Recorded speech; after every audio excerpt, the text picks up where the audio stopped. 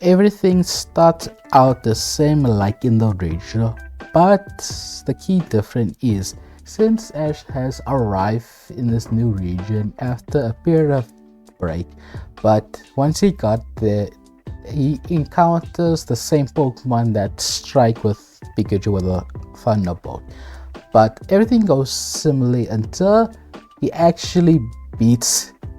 the trainer with a level 5 Snivy. I don't care what you say, it is dumb how it went. So we're gonna record it. Ash definitely won that. But the rants aside, the key difference is here Ash won't caught PG here. And also encounters Iris still. But he would still catch Ashura here. After finding out that he was following Ash, clearly wanting to come with him in his journey here, and being officially, not really, but his first Pokemon in the Unova region.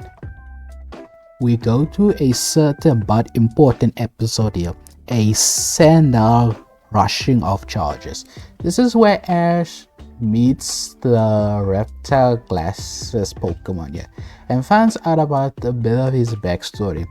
and everything plays out the same where Ash did save him and Team Rocket tries to grab Pikachu and then stop them. But the key difference is that Sandile here wants to come with Ash after saving him, and Ash has no problem in capture Sandile, officially capturing his second Pokemon, you would say, which means this changes quite a lot here. But we're gonna continue ahead too. Before we could continue, I just want to point out, since Sandile is here, and originally it wants to battle Pikachu because it sees it as a rival, so being with Pikachu around more often, he has more opportunity, as Pikachu and Sandile have a practice battle, giving more opportunity for Sandile to showcase his prowess and doing some training. There's also effects on Ash's other Pokemon. Since there's a rival between Sandile and Pikachu, this rubs on Ashura here. So much so that Ashura actually wants to battle like Pikachu and Sandile, which leads him to be a bit stronger than the original here, just by bit. And going forward, any Pokemon Ash capture at this point might be motivated because Sandile and Pikachu have a rivalry and to prove one another who's stronger, which means Ash will get a bit stronger here, but who knows how much. But we'll begin the next episode as we go to with the dancing with the Ducket trios. There's a certain duck Pokemon that has been capturing accessories around other trainers, as Ash and Iris finds out where they're trying to have Pignite and Sandile's glasses is captured by a Ducket, and this is where Ash it reveals to Ash that without Sandile's glasses it's pretty scared without them, so much so that Ash tries to grab them but unfortunately fails to do so, and Sandile tries to get them but is too scared to do so, which means there's a moment for Ash and Sandile to get closer, as once Ash meets the Ducket again, he uses Pikachu here trying to get his glasses, but since this was a heated battle, because surprisingly Ducket is surprisingly decent, which leads Ash wanting to capture it, especially if Ducket could fly, because he doesn't have a flyer yet. So which means Ash managed to capture a Ducket here and also retrieving his glasses. However, this leads to a certain point. If Ducket and Sandile are in the same room, Ducket will try to steal his glasses, and Sandile will attack him. These two do not like one another. They're like cats and dogs. You don't want them to be in the same room, which leads Ash a bit of a problem in his hand going forward here. Our next episode goes to the Battle Club and Tepig's choice, and this is where Ash meets Tepig, and nothing changes much because Ash still captures Tepig here, because I don't see Sandile doing anything against getting Tepig caught by Ash, which allows Ash to capture Tepig with a very diverse team, weirdly. But anyway, so let's go to the next episode as we go to. The next episode we go off is the Triple Leader Team Threat. This is where Ash first attained his first gym badge, and he has all the Pokemons here like in a similar. So once Ash finds out he has to choose, he obviously choose all three of them. And since he has pretty much all the Pokemon here, everything plays out the same. But the key difference is here, Ash won't use Ashwad here. He would use Sand Slash against Cyrus Simisage here. And this played pretty similarly where Iris replied that grass types have advantage against ground type like Sandile. But the real reason why Ash wants to use Sandile because he's pretty confident on Sandile's prowess and to allow him to carry the battle here. But he doesn't want to let his guard down and not get arrogant just like his previous battle with his Pikachu. So he's pretty cautious on this one. And I would say it goes pretty similarly where Pinscher has advantage on Sandile, but since Sandile, as Pinscher tries to do the attack a long distance away against Sandile, he shuts down a powerful bullet seed here. Luckily, Sandile can avoid the attack completely by using Dig and going underground behind Pinscher and unleashing a powerful bite attack, crunching on the monkey's head here. But Pinscher has an upper body strength here, allowing him to grab Sandile and throw it and manage to get him off of him for the moment. And once he has a moment, he tried to use Solo Beam here. And Ash quickly and smartly tried to use Sand Tomb here, and not towards Pinscher but to the sky, which gives Pinscher a much slower time to recharge Solo Beam, which means Sandile has an opportunity to do some damage. As Sandile conjure a powerful Sand Rock Tomb here, crashing into Pinscher here and managed to knock out the little monkey here, giving an Ash a victory here and earning his badge here. Pretty similar to the anime, but differently how it went here. In the next episode Snivy plays hard to catch. It go pretty similarly, right? He did capture Snivy, right? Unfortunately, no, because Ash doesn't have PG here. Because what help Ash? Because it's the one Pokemon that's a girl. And right now Ash doesn't, even though he had Ducket, but it's pretty clear that Ducket is not a girl at all. And because of it, Ash lost a first time capture, and somehow Iris of all people managed to capture Snivy. But how? Well, it's because Iris managed to befriend Snivy here. And this fair capture leads Ash devastated, but most importantly a certain reptile, Sandile here. He's pretty hurt by this. He really wanted for his trainer to capture Snivy, but failed to do so by the stupid attract move, which gets to him and pretty much hates the move how it ended. So he promised to himself that he won't get defeated like that ever again, which drives him forward to do more training here. And because he's driving to more training here, this leads a effect on his other Pokemon here. Even Ducket here, and Ducket here is not a fan of Sandile here, one bit. However, there's one thing he does like about Sandile here. His determination on overcoming his fear here, which even though Ducket and Sandile here are pretty much unspoken rivalry, this will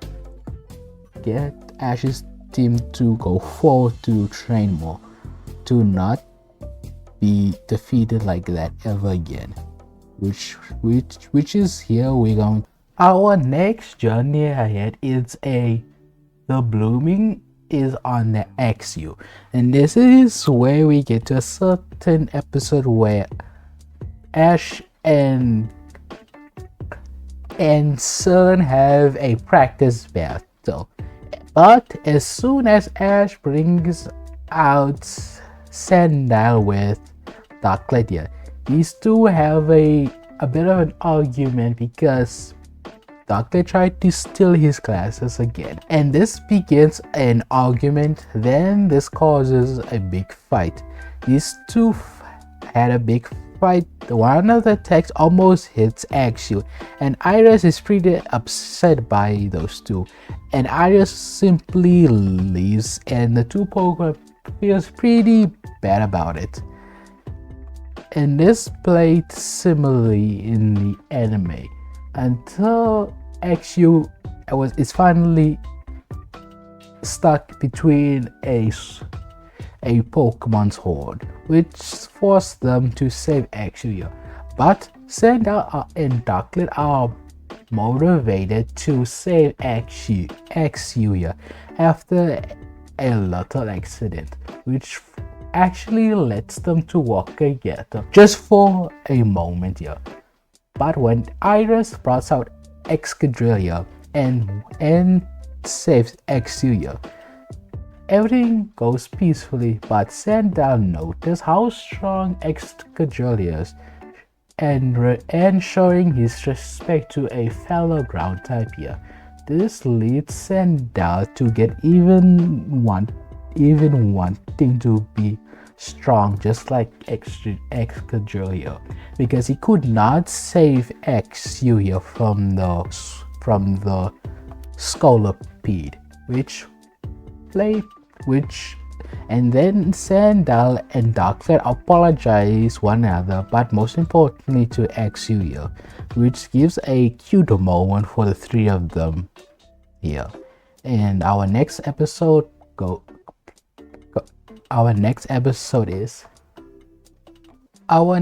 and important episode is a rival battle for the club champion. This is where Ash and Trip have their second battle here. But the difference is, since Ash defeated Trip actually wants to challenge Ash for their rematch for a redemption for him. And Ash eagerly accepts this, and the referee will a 4-on-4 battle here, and Trip and Ash are ready, as even though this played similar, but Ash has a few different Pokemon here than the original, and also they are slightly stronger here, which means it's going to have a different battle here. Ash and Trip were sent out their trusty flyers to battle, as Trip sends out Tranquil and Ash sends out Ducket for battle. Tranquil will rush forward with a powerful aerial ace, striking the duck Pokemon as it tackles it full force, as Ash notices how fast Tranquil really is, as Ducket retaliates with a good solid hit with a powerful water gun, but Trip easily isn't worried about this at all, and he simply commands Tranquil to change up with a powerful S slash as the pigeon Pokemon took a hit head on and uses a powerful air force towards Ducket as it knocks out from its feet. Ash knows that Ducket is not a good flyer because of the previous practice battle with it, but Ducket is quite stubborn and won't just take that easily, as Ducket tries to use a powerful wing attack, but Tranquil does a complicated aerial move to dodge it, and leading him to use a counter attack with S slash as it knocks out Ducket pretty easily. And Trip points out that how easy it is, and he knew the fact that facing Pikachu was just a fluke, and this is much more different than last time. Ash isn't too worried, and he returns Ducket, praising it and sending out Tepig and commanding him to use Flame Charge towards Tranquil with a powerful headbutt, smashing him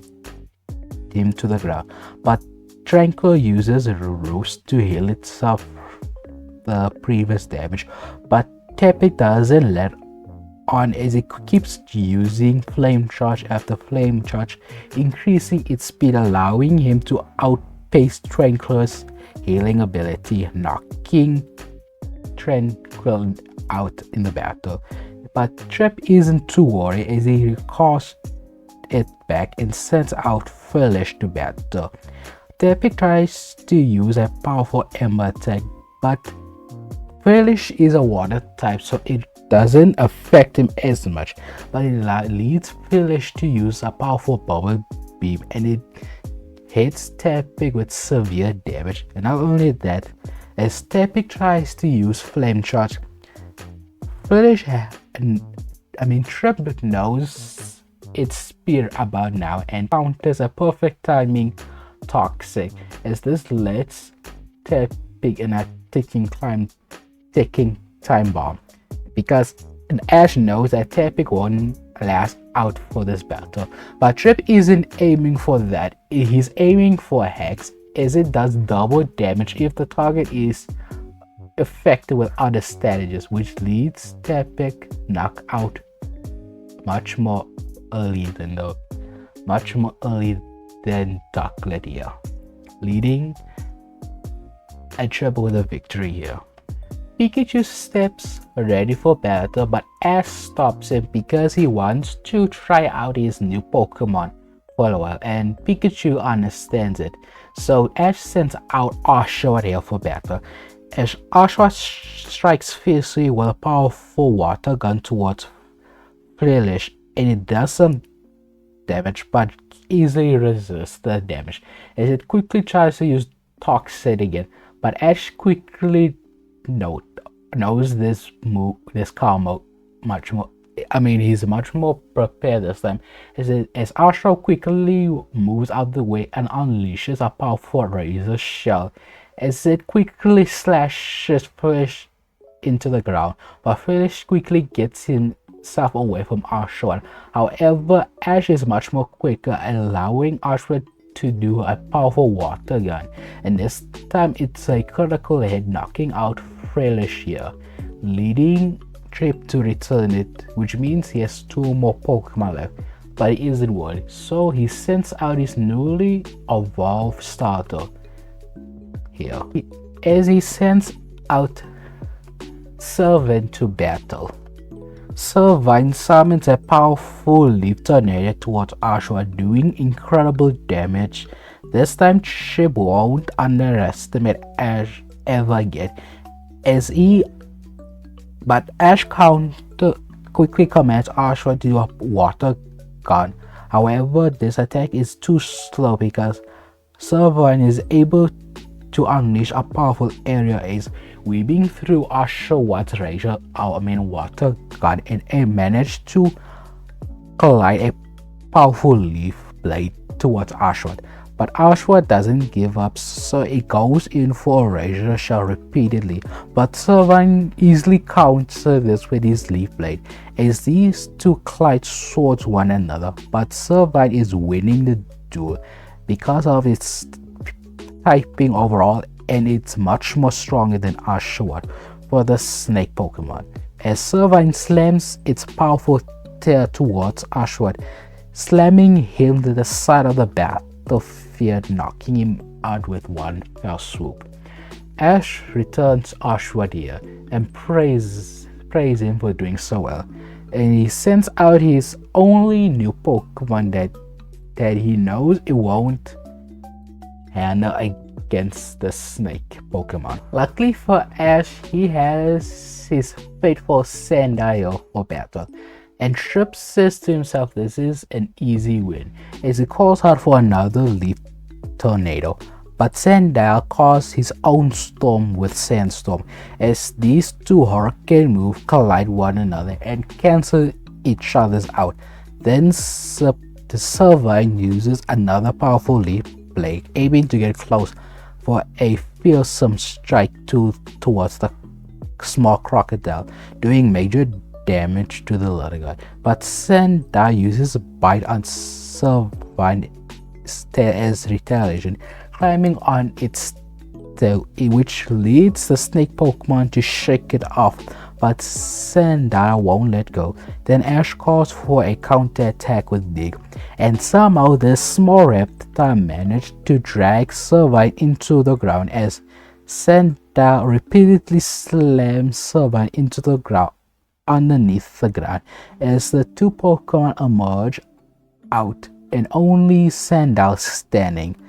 tall, as Servine is knocked out, and Trip is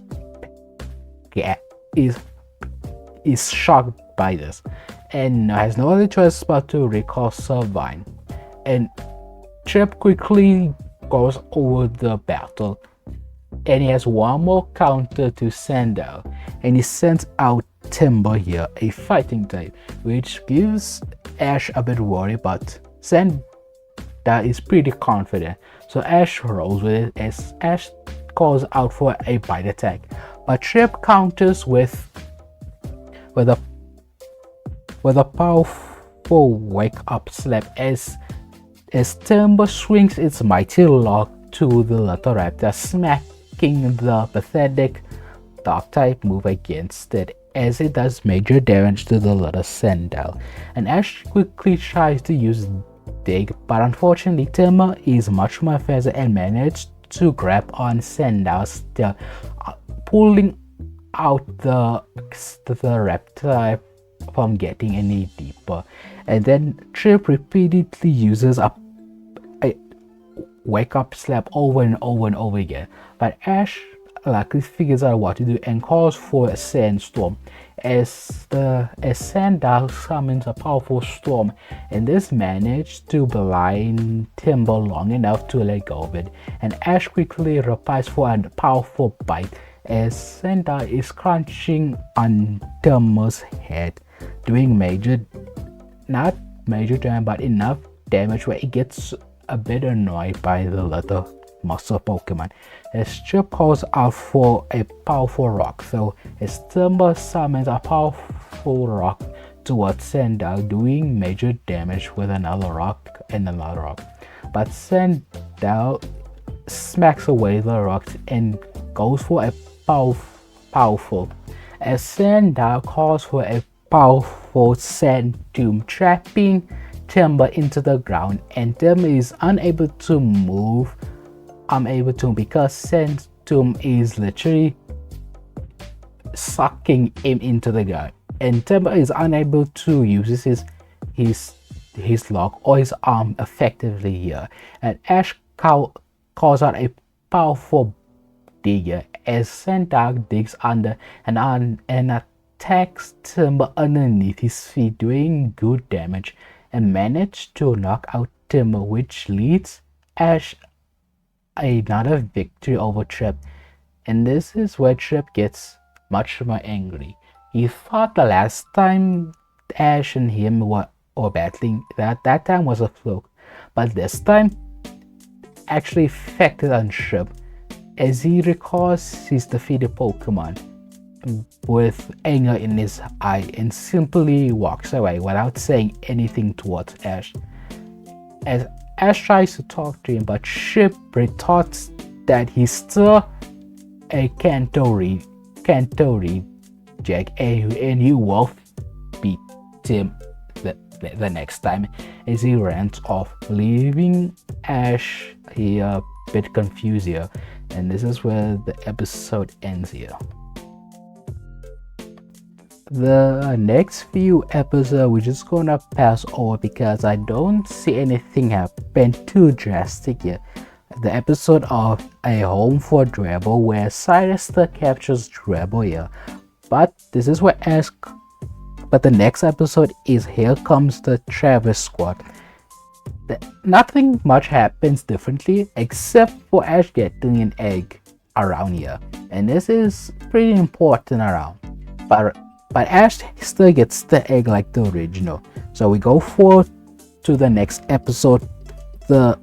next episode is A Night into the City Museum, and this is where Ash meets the gym leader here. And nothing changes much until the next episode, until the actual battle with the gym leader. We go to the next episode here. A battle according to Unova. And this is where Ash will change out here. He won't use Tepic or Ashwood here. He will simply use Ducket and Sandile here, because for reasons that the previous battle, since Sandile is his strongest Pokemon besides Pikachu, he wants to keep using Sandile. And secondly, he wants Ducket to have a bit of a redemption after battle with Trip, which allows Ducket to take on Lilipop, and Sandile takes on Watchog here. And it plays pretty similar, which means this forces Ash to have a rematch next time. And this time it goes much more favorably to Ash here, with a few moves for Ducket learning Feather Dance and Aqua Ring, and Sandile learning Rock Tomb here after a bit of some training from the last battle, which means once any Ducket and Sandile have their fated rematch, it played pretty similar in the anime, where Ash wins overall, earning his second deliverable episode here. Make sure you guys tune in next time. So the next episode begins with Suella and Brandon in the Pinwheel Forest, and this is where Ash gets to capture his next Pokemon here. And fun fact, did you know Lavanny is Ash's first grass type that isn't a starter? Just really look back. It's the only grass type that Ash that isn't a starter, which is crazy. And luckily Ash still gets water here. I don't see anything happening with Sandile prevents him catching, allowing Ash to add water to his team here. Our next episode is the Venipede Stampede, and everything plays exactly the same, but Ash does have Pignite here. He has Ducket, which at this point does evolve like the original, and this is where we get a moment where Trip uses Strength Frill and Ducket gets frustrated what the previous lot it had with it, enough to the point that he did evolve just to prove himself to that Pokemon, which allows Ash in first evolution earning him a powerful flyer here in the Unova region here, and played pretty similar into the end of the episode here. We get to Ash's third badge, the battle for the love of the bug types. It played pretty similar at the beginning where the gym leader chooses Dwebble and Ash uses Tepiga. It played pretty similarly, but which allows Ash to keep Tepiga, but he refuses to send out Sawato to battle with the gym leaders. Is SWAT sending out Whirlipedia, and it's a pretty battle for SWAT here, but like in the anime it evolved here and evolving into SWAT Loon here and earning Ash a victory. But as soon as the gym later sends out Levani here, the final evolution of SWAT Loon here, it's pretty defeated by her powerful bug moves and grass typing move, and Ash tries to send out Tepic, even though it did some promising damage, but it's unable to go over Levani's speed here. Even though Tepic is pretty fast, especially with flame charge, but Levani is much more graceful, and thanks to her tricky bug moves, allowing the gym leader to have a victory here. And Ash was sent out his only option here. His newly evolved Pokemon here, Swanna here. And even though both of them have typing that could easily win over here, and this is a much even battle because of their typing here. But luckily for Ash, Levani battled 3 of Ash's Pokemon, even though it's not a hard battle, but it is enough for Swanna here to earn her a big win here. Thanks to her move Aqua Wing and Feather Dance to lower down Levani's attack and giving her much more endurance battle here, allowing Ash to win here with his bug badge here. The next episode, it's going to be a big change here. This is originally Oshawott big episode, but we're going to replace that with Sandile because it could play pretty similarly where Ash battles Brandon, whatever his actual name is. They have a battle as the Stefan will use Blitzel and Ash will use Sandile. This is gone very well for Ash because Sandile has a type advantage over here, but the moment that it lost his glasses, and this is where it played pretty similarly because it lost his glasses and it really needs it. So Ash tries to find a good replacement, but it couldn't find that sweet swagger here. So it played pretty similar at like how Ash and Ashwa played here. But this time, Sandile and Ash gets much more closer, and Ash pretty much says to him he doesn't need glasses to be strong. The strongest thing he has is in himself. And after getting his sunglasses and getting pretty emotionally with Ash, this allows Sandile to beat Blitzidia, and it realizes how strong it really is without the glasses here, but it still brings it because he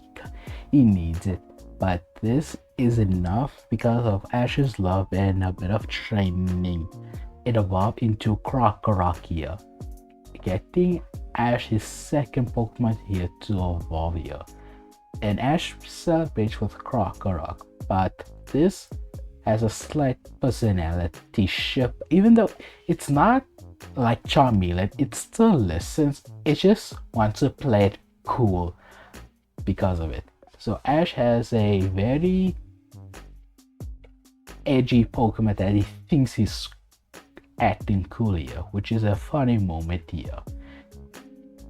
At this point in the what if, this is where the egg that Ash had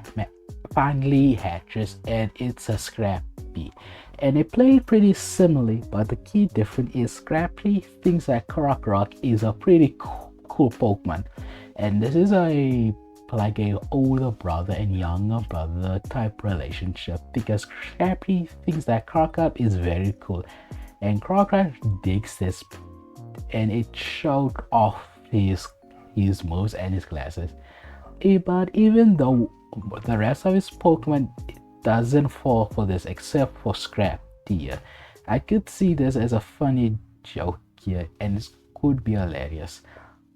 But everything else played the same way, but the two dog types have sometimes had mischievous things in Ash's party here now and then.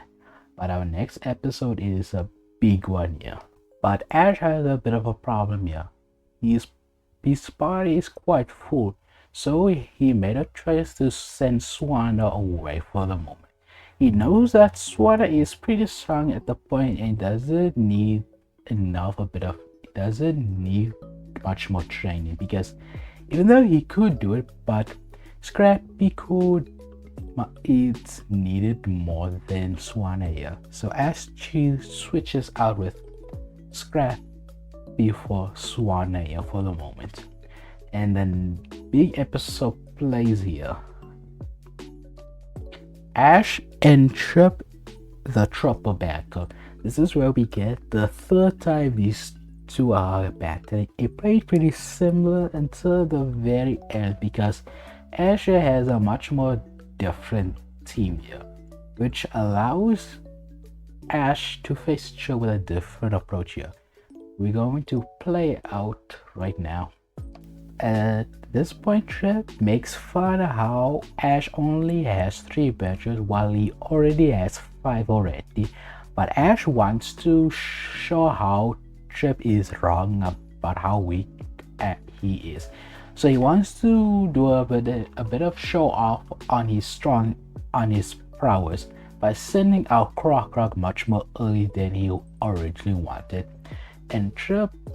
quickly gets quiet and sent out Vanillice, and he has a perfect Pokemon ready to shut down Krokorok from the last battle. And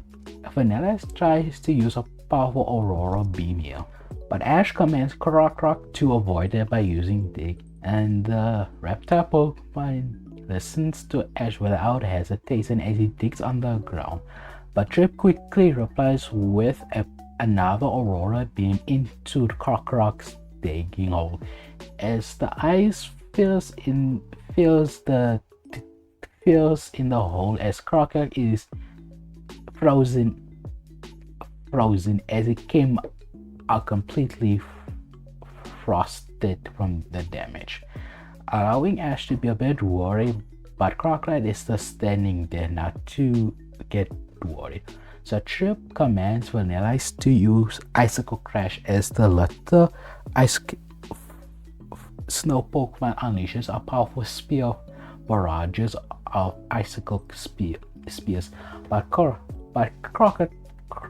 learns a few new moves after evolving, like learning a much more powerful move, Rock Slide, allowing him to reflect the icicle spears with a powerful counter, and leads Krokorok to use another move with a powerful and more improved version of Bite Crunch, as it crunch down Vanillice, even though it hates ice typing, but it needs to do this in order to win this. And it's quite of a battle brawler here, showcasing it. But Trip quickly replies to use another roar inside of Krokorok's mouth, and it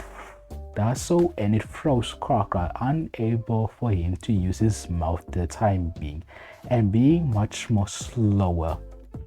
but this doesn't turn Ash from doing else. So he commands Krokorok to call up upon a powerful sandstorm, as Krokorok commands a powerful sandstorm in the battlefield, covering the field and harder to see what's happening. but it's clear that Trip and Vanilla is struggling to see, but Ash knows what he's planning as it tries to use another rock slide, and because how Vanilla is unable to see in the storm, it's unable to dodge or even see the attack coming as rock slide is literally coming down on top of him, knocking it out with one move here. Trip calmly returns his Pokemon and sends out Gyarados to battle, as the muscle Pokemon has evolved into a much bigger Pokemon here. And Ash is surprised by this, but doesn't deter by this, as Krookodile is ready for the battle. And immediately as Krookodile tries to use Crunch here, Gyarados simply replied with a powerful earth-shattering hammer arm as it uses its BT beam, crashing down on Krookodile head, doing major damage to Krookodile. Ash has no other choice but to recall Krookodile, noting he has taken a lot of damage here. And Ash sends out Oshawott here, and the two Pokemon stare one another, and Oshawott doesn't feel being a bit of a coward, but he wants to show off its prowess after learning that Ash and Krookodile are getting more closer, and it's getting a bit of a jealous, but that he doesn't show it because it wants to show how strong he can be by knocking out this huge Pokemon here in front of him. But Trip simply replies with a powerful bulk up as the muscle Pokemon bobs up with pure muscle powers, as Calder uses Dynamic Punch, doing devastating damage to Oshawott, but Oshawott uses its shell like a shield, reducing the damage but not as much, as Oshawott retaliates a powerful Razor Shell crack, slashing through Goddard's defense and then unleashing a powerful water gun towards it. But unfortunately for Ash here, Gyarados is much more of a powerhouse Pokemon here, because it simply reflects to move and unleashes a powerful slam attack by using its beamer like a sword here, crushing down Oshawott into the ground and doing major damage as Oshawott struggles to get up here. And Ash couldn't think of anything else what to do, so he tries to call a powerful Razor Shell. So it does so, but it quickly hits the Gyarados. Oshawott tries to slash in at Gyarados, but it keeps blocking with its beam here.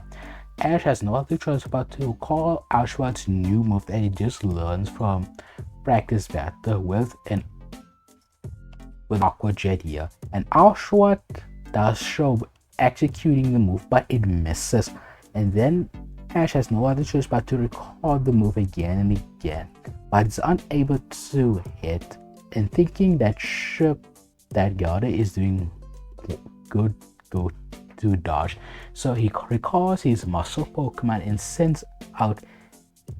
Servine here. And this time Trip is not holding back by using Leaf Tornado as it spins upon and does a powerful tornado towards Oshawott here.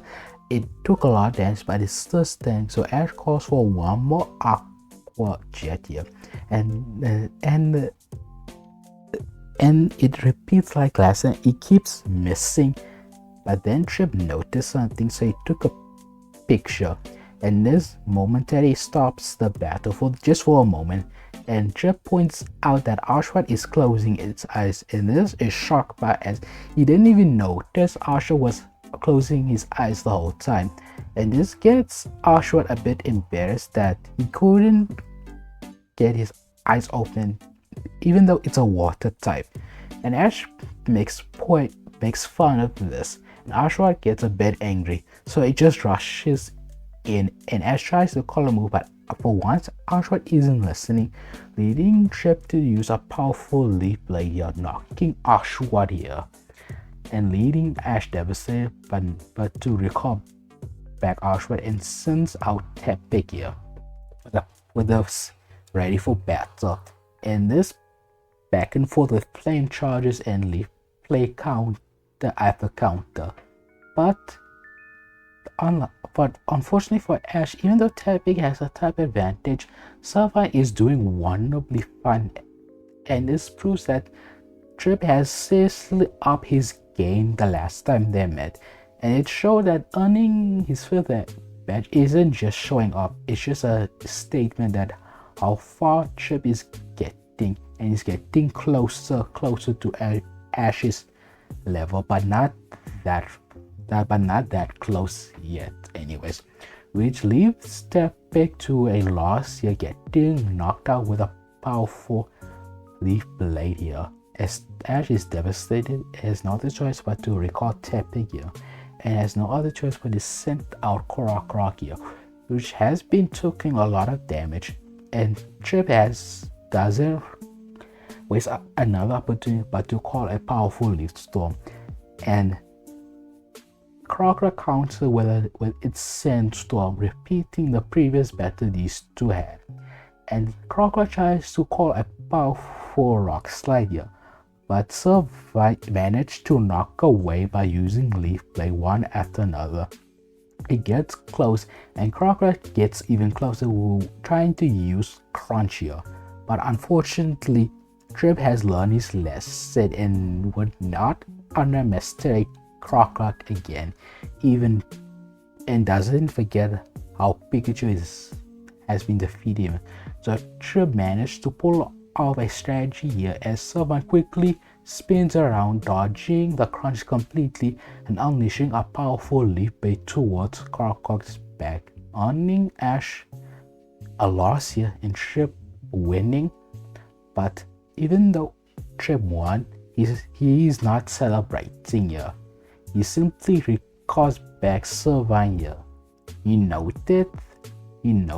that it took if it wasn't for Ashwat not able to open his eyes, Ash could have an upper hand here. And not only that, Ash has 2 victories over him while he only had 1, which this isn't good enough for him. So he says to Ash, this isn't over. I'm only going to get stronger and stronger until I defeat you and your Pikachu. And I will get my revenge with Krookodile. And he just walks off as he's dumbfounded. And this is going to leave out the episode here. So what do you think when Ash gets his defeat by Trip for the very first time? Our next episode goes to that conclusion, facing your fears within wide open. This is where Ash gets to trade Ashwa to get over his fright of over water. It goes pretty similarly, but Ashwa is a bit more motivated because Ashwa is getting a bit of jealous of Ash and Krookodile in this one, because Ashwa fat out because he really wants to showcase how strong he is, but Krookodile keeps stealing the spotlight for him but doesn't show it. So Ashwa is much more willing to train with Ash,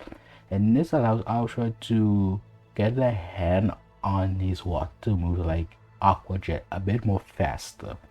But unfortunately, this is also the part where Ash gets Papa Toad here. But unfortunately, Ash doesn't get Papa Toad. Now, before I get comments, get a comment for this. It's quite simple. Ash has 2 water Pokemon already at this point with Ashwat and Swanette, and Ash already has a very solid ground type like Krookodile, and he doesn't need the extra typing that he knows that he won't be using as much, even though Papa Toad is a strong Pokemon. But to Ash, he already has that type of typing coverage. So unfortunately, Ash doesn't get Papa Toad here. But luckily, we'll go to the next episode of Gotta Catch a Rocket. And this is where Ash captured his first rock type in the whole series. I think, because it's pretty shocking that this is the first time Ash gets a rock type. So Ash the catches rock and roll in here, and I feel like rock and roll would be a would be a fan with Krookodile, thinking it's a cool Pokemon on Ash's team, kind of like Scraggy here. So Ash still gets rock and roll here because Krookodile being here much more early doesn't interfere. So Ash still gets rock and roll on here. And this is where we get to pass through a couple of episodes here. Like where did you go, Arno and Archibs in the modern world, then a fishing contest in the fishing competition. I think we could let Ash and Ashwad here to have a much more screen time here, having a little more bonding moment here. And the next one is a movie set with movie time Zora in the Legend of the Pokemon Knight. I think we could have Ash and Krookodile here because I could see easily how Krookodile wants to be a movie star. So sorry Pikachu, you're getting step aside for this one. But luckily for the little mouse, the next episode he gets to showcase why Ash is his most reliable Pokemon on the reunion battle in Nemesis. This is where Ash gets to go to this little tournament here where he needs to pick 3 specific Pokemon here and needs to choose one of them for a one-on-one battle. Ash obviously chooses Pikachu here. And his 2 new capture here, like Rock'n'Roll and Swatloon here. And this is where Ash meets Burgundy the second time. After Burgundy insults his Pokemon, he's wanting to get a little bit of a revenge here. So he's happy as he sends out Rock'n'Roll here and Burgundy sends out Scoutland here. Originally, Ash still won this battle. This still plays out, but luckily for Rock'n'Roll, his rock type thing allows him to resist Scoutland's normal type, as Ash managed to end the battle with a powerful rock blast here, earning Rock'n'Roll a first win here, and a very important one since it's first debut in the battle.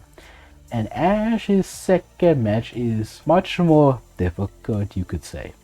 On Ash's second match, he faces with Georgie here, a Dragon Buster here. And since Ash doesn't have Snivy here, but he still has a Grass type with Swatloon here. And once Georgia sends out Pon here. And now in learning, this Pokemon is a Steel type. And Ash is realizing that Swatloon's Bug and Grass typing is no match for the Pokemon's Steel typing. It's a pretty tough battle, especially for Ash's Pokemon Swatloon. So once Ash finds out that Swatloon could get defeated, Ash tries to plan out in his move and realizes that he could use String Shot to trap the Steel type Pokemon a bit, and this allows Ash to have a small opening as Swatloon unleashes upon a powerful Razor Leaf. Even though it doesn't do much damage, but it managed to do a critical hit on Pania, allowing Swatloon here to win here. But it's shown that Swatloon is very tired here,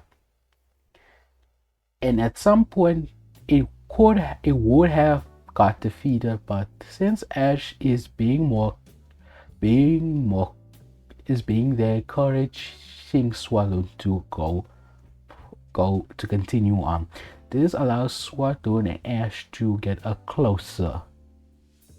and much more trusted towards one another, and Swatloon still wins here, no problem. However, it's the third match that gets Ash a bit, where he finds out he's going to bet the Iris and his Excadrill. And Ash finds out how powerful Iris really is when Excadrill finally listens to her. And this impresses Ash quite a bit that he's actually struggling.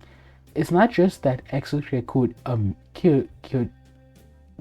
immune to his electrical typings. It's the fact that Iris and Excadrill are very in sync,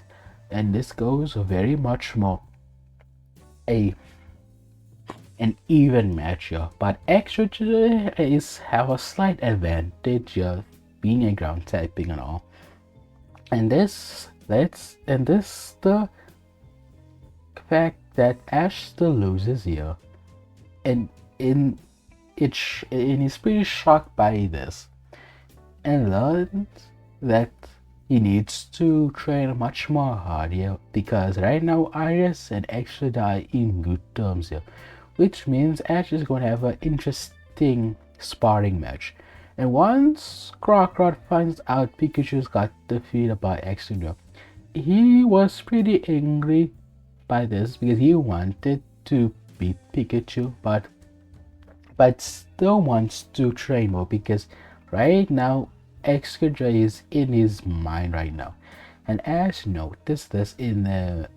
sparring match, and Ash thinks that this could be a good motivation that his rival got defeated by another Pokemon that he admires a lot. This Ash gets him thinking and smiles a bit. But unfortunately, that's going to be a next time for the next day. Our next episode goes to Meowth's crafty tactics. This is where the episode where Meowth temporarily joins Ash and the gang, but unknown to them, Meowth is tricking them, but they don't know that. But there's one Pokemon that doesn't fall for this, Krookodile. For some reason, he just has this feeling that he can't trust the mouse, including Pikachu. So, for the rest of the few episodes, Krookodile would hesitant listen to Meowth every time he tries to help. But that doesn't stop from Scrappy to learn high jump gift from its evolution counterpart here. So we go past through the episode until Meowth betrayed them. And this is where Krookodile is very angry of him and he wants to battle, and it played out pretty similarly where Krookodile manages to save the Pokemon, and played out pretty similarly in the anime. But our next episode is a very important one. Enter the electrical gym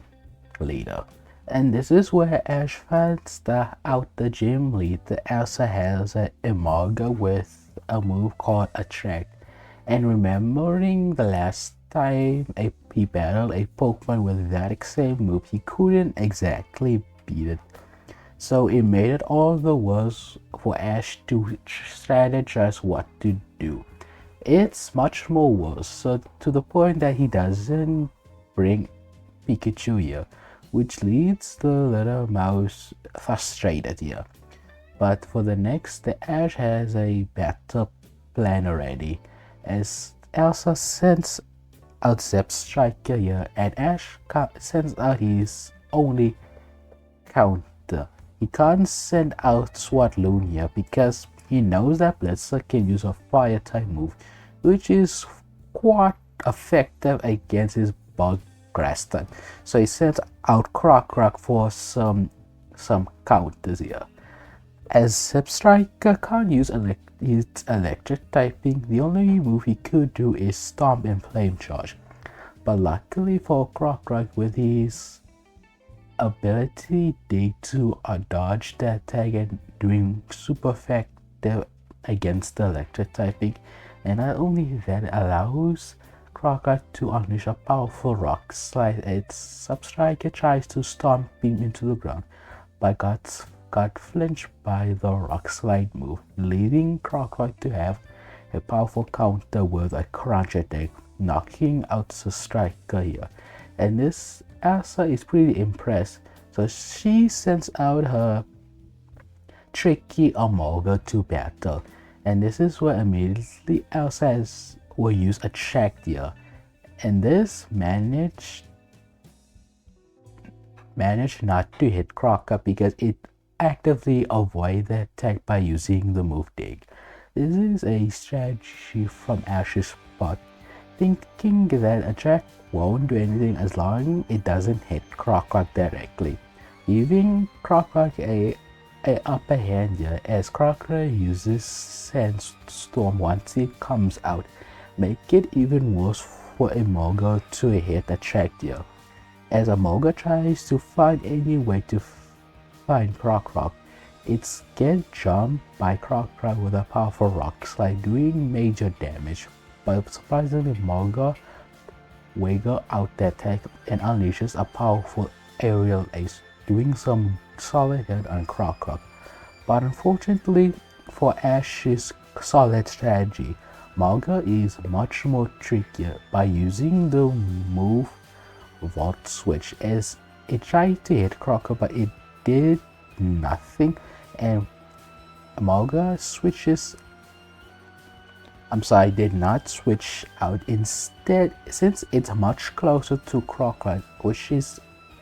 Elsa's strategy to get close, as she tries to use a check once again, and this does manage to hit Krookodile. And Ash has a bit of a panic because he has no Pokemon that could counter this move, as Emolga took the opportunity to do aerial ace after aerial ace, as Krookodile is taking a lot of damage to the point where it's almost knocked out, forcing Ash to return Krookodile, and has no other choice but to send out his second Plania, Swatlunia. Even though Swatloon hasn't battled much, but the grass typing could give him some advantage on the grass electric type. But unfortunately, the flying type is another problem on its own. As Elsa tries to use a tractor, Ash tries to command Swallow to dodge, but unfortunately Swallow is much more slower than Krookodile, so it got hit. But to Ash's surprise and the rest of his friends, Swallow isn't effective, which means there's one key thing here. Swallow is a female, and Ash had no idea that fact, which leads a silly thing happen where here. But regardless, thanks to that, it gave Swallow an opening here, unleashing a powerful razor leaf towards Emolga here, getting critical hits after critical hits, and then Swallow tries to restrain the squirrel Pokemon by using String Shot, and it does so, and then Swallow goes in for another razor leaf here. But unfortunately, Emolga unleashes a powerful discharge, hitting everything, allowing her to free herself in a sticky situation, and also unleashes a powerful aerial ace here. And unfortunately for Swallow, it can't overcome the 2-time powerful move against it, meaning it's knocked out in 2 hits here, leaving Ash with no other choice but to send out Krookodile here. And thankfully, the attack faded away thanks to switching out, and Krookodile charges in for a powerful crunch attack. But unfortunately, Emolga quickly dodges the attack and quickly uses an aerial ace, and Krookodile simply took the hit and does for another crunch attack. But even though it's literally in his mouth, unfortunately Emolga is literally in his face, allowing her to do another powerful attack. And Ash calls out for Krookodile to call a move while it's still in its jaws. And this is where Krookodile remembers that Pokemon that he battled, and he failed Ash so miserably. And as soon as he remembers that memory, he literally snaps out of it, and allowing Krookodile to use a powerful rock slide as Krookodile throws Amoga into the air, and rock slide crashes down Amoga into the ground, leaving Amoga knocked out here. And Ash and Krookodile celebrate the fact that they defeated a Tractor. But unfortunately for the Krookodile, he defeated two Pokemon here, even though they're electric typing, but Krookodile is very tired at this point. And Elsa took this opportunity to send out the electric sealed Pokemon here. Even though Ash feels a bit too cocky, but still knows the fact that Krookodile is very tired. So it tried to use Dig, but once it tried to come out, Ash quickly finds out this Pokemon has to move Levitate because it's unaffected by Krookodile's ground typing, which allows electric to pull out a powerful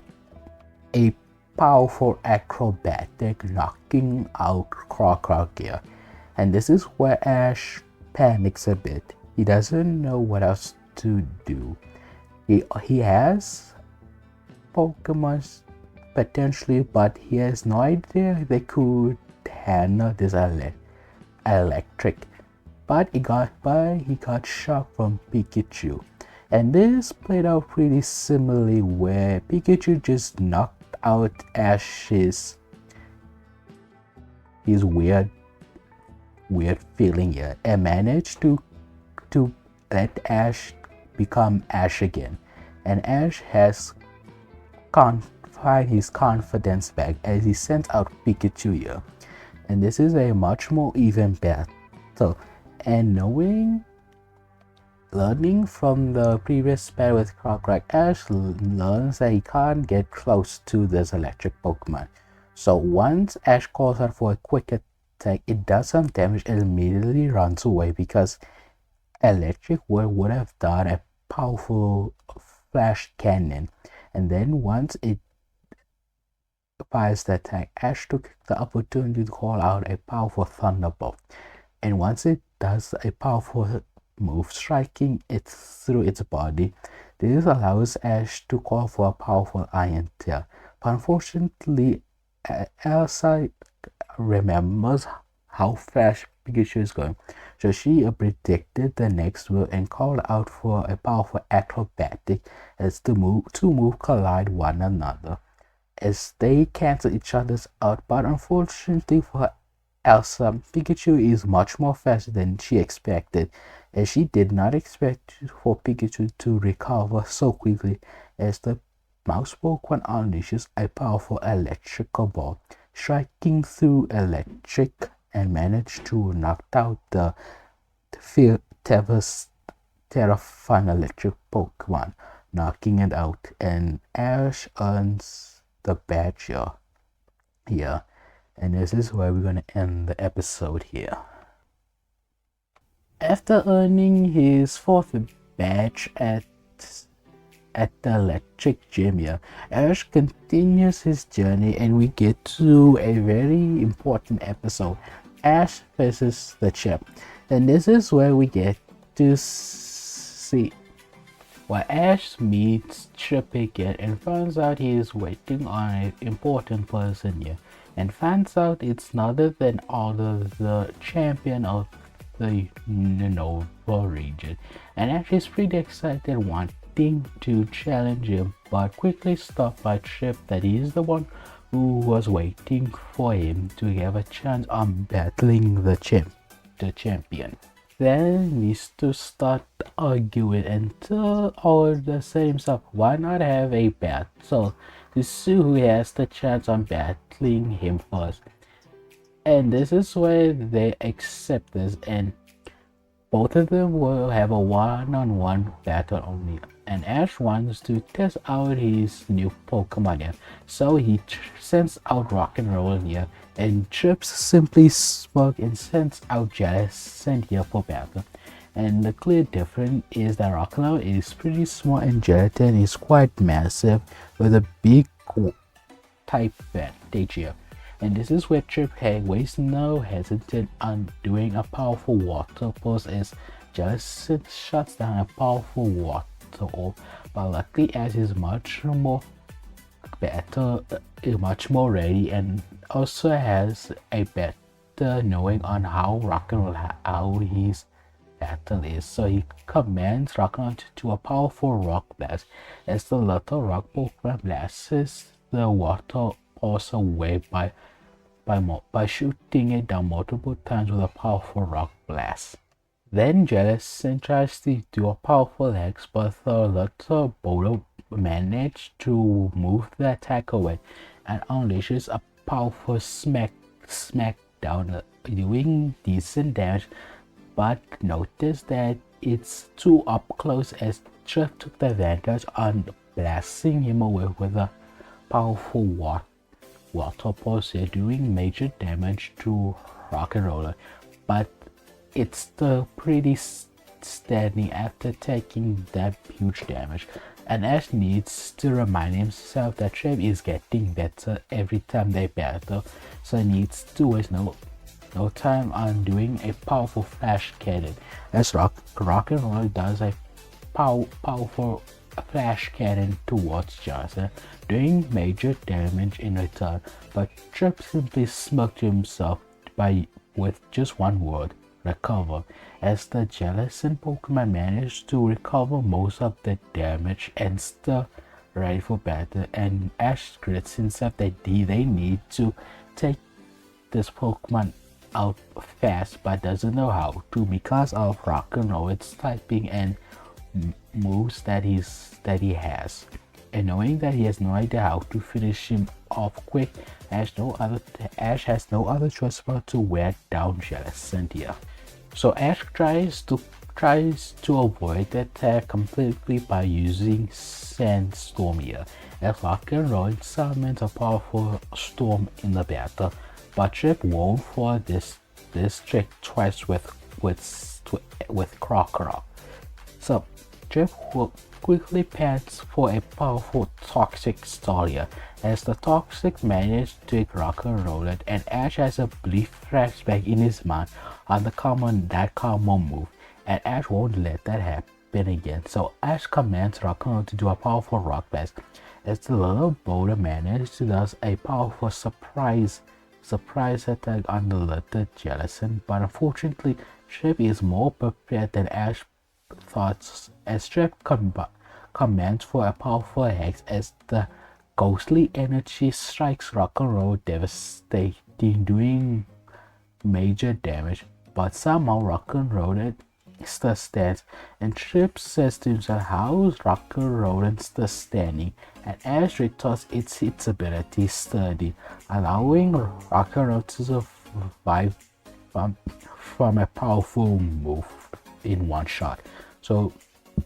Trip realized that one more move is going to take out Rock and Roll, and Ash knows this too, so they both command a powerful move, Flash Cannon and Water Pulse, as Jellicent blasts a powerful water orb towards Rock and Roll, and Rock and Roll attack the powerful Flash Cannon, but since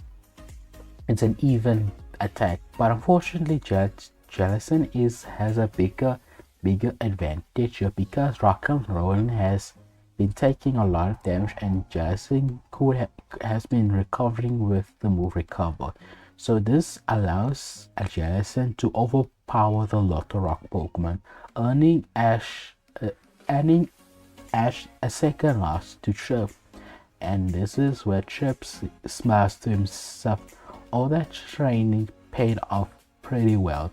and he has earned him a little match with a powerful trainer here with Auto the champion. Once Trip has defeated Ash and challenged Alder to just a one-on-one battle, Trip thinks to himself that he has grown such over the course of his journey that after getting his 7th badge, he is confident that he could defeat Alder while sending out Superior. But quickly, Trip finds out that Alder is sending out Buffalo and remembers it's his ace Pokemon, and he's very cautious, so he battles Alder while he commands Superior to use Frenzy Planet on a super powerful grass type move straight away. And the super powerful grass type move managed to hit Buffalo, but to Ash and his friends and Trip are completely in shock that Buffalo just took that attack with no problem, and Alder didn't even call out a move, and Buffalo is just standing. And Trip realizes he needs to be more careful, so he tries to use a Dragon Tail, but Alder finally calls out a move with a Giga Impact, and the little ball Pokemon just simply charges in much more faster than Superior could ever done, as it really crushed Superior's head, knocking it out in one move, and this leaves Trip devastated. Trip at this point is pretty devastated. He didn't know what to do else because he thought that since he could handle Ash, he thought he could be more than at least try to have a good chance against Alder, even though he knows that he's not ready. But he believed him, he had a somewhat of a chance, but Alder just simply crushes his spirit here. And Alder says that Trip is a very talented trainer and should not give up on his training. So Alder wants a battle because it didn't give Buffalo a good stretch. So he asks Ash if he could battle him, and Ash accepts this and Alder and Ash does a battle, and Ash sends out his trusty ace and his partner Pikachu here. And unlike Trip here, Ash is a much more experienced and Pikachu is way beyond higher level than Superior, which means Alder actually has to command Buffalo to actually dodge and do a move. And once Buffalo tries to use a Giga Impact and nearly knock Pikachu, but the little mouse Pokemon simply recover in the air and strike him with a powerful Thunderbolt, doing surprisingly damage, which Alder remarked that actually did some damage to Buffalo. And this revelation made Trip very angry. He gritted his teeth and saying to himself, what the hell is going on? And Pikachu is much more faster than the ball Pokemon, doing a quick attack and then a powerful Iron Tail blocking Buffalo's Iron Head. And once Pikachu recovered the Iron move Clash, Pikachu quickly retaliated with a powerful Electro Ball. But unfortunately, Buffalo just charges through the Electro Ball and does a second Giga Impact. Even though this is doing major damage, but Pikachu is still standing very strong, and this surprised Alder yet again. And replying that this Pikachu has seen a lot of battle, he praises Ash on his on raising Pikachu very well, and Ash simply thoughts that him and Pikachu has been through a lot, and we are now giving up as he commands Pikachu to do a second Thunderbolt, and Buffalo managed, but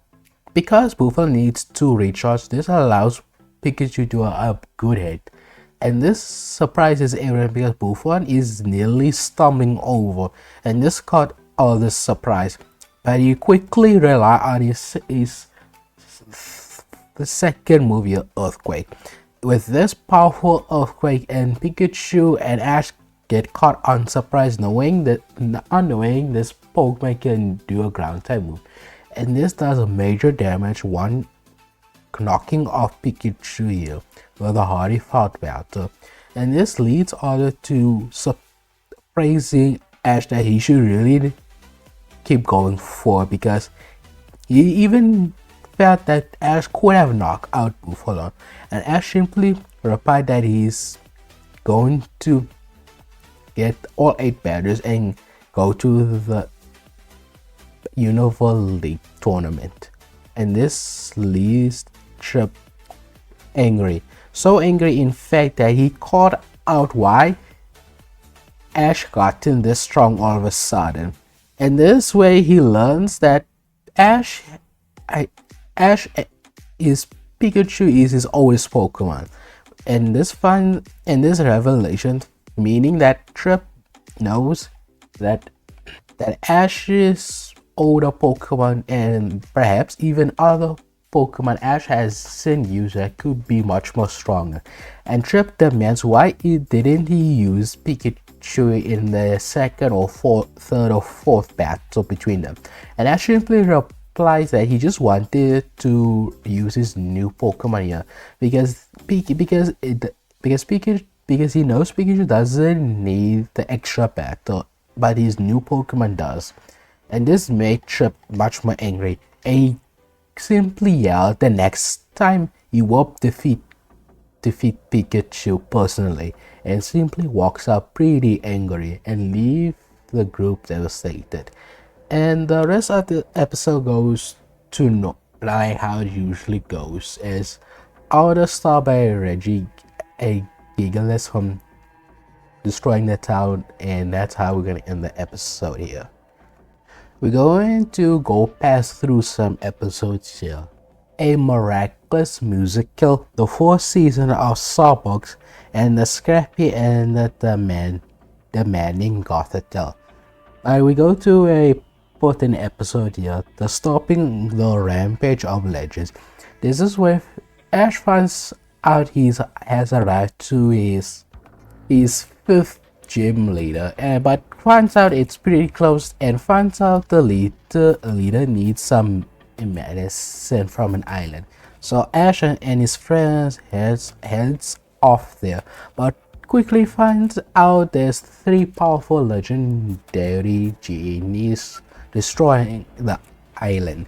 This played out pretty similarly until one moment where Krookodile protect Ash by taking Thunderbolts from the Thunderous' Thunderbolt attack. But then when it uses Hammer Arm and knocks out Krookodile in a moment of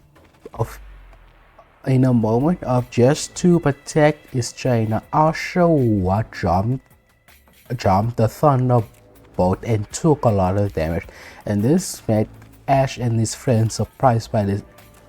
revelation. But then Oshawa isn't knocked out, but simply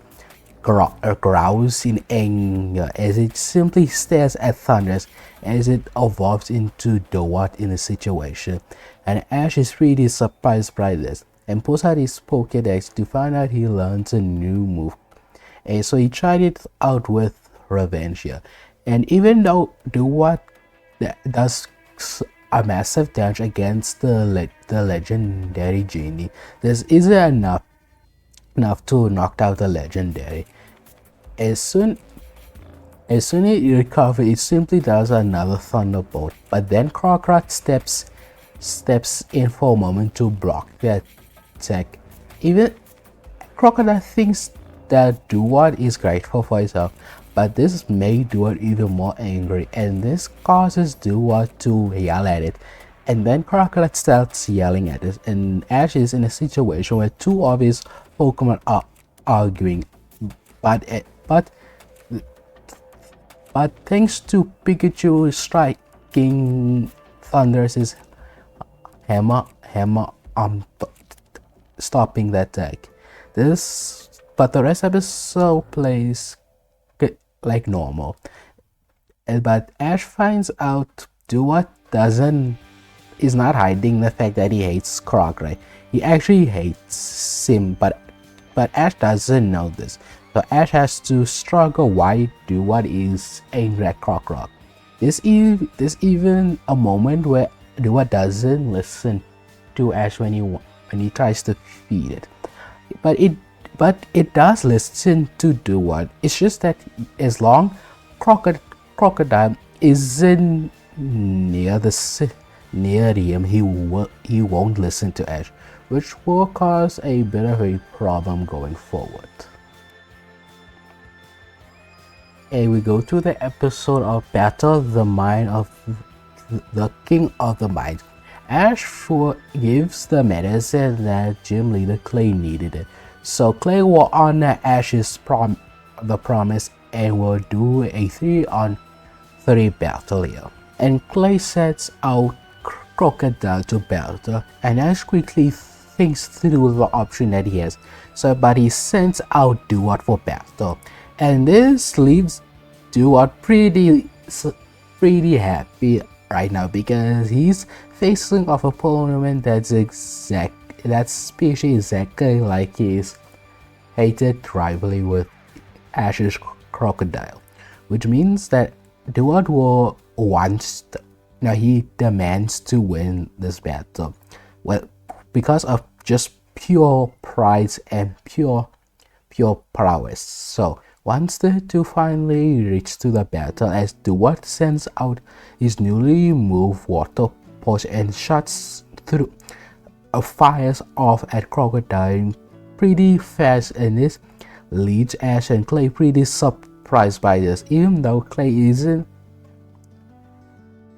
didn't expect that move to go so fast, but it won't be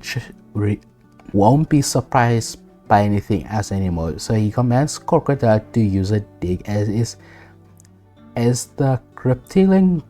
dives in underground, and Duat simply scans it to look out for an attack. But Krookodile surprised Duat with a powerful bite, then slams its tail to it, slamming him to the sides of the battlefield. But Duat is undeterred and simply crawls back to the hole that he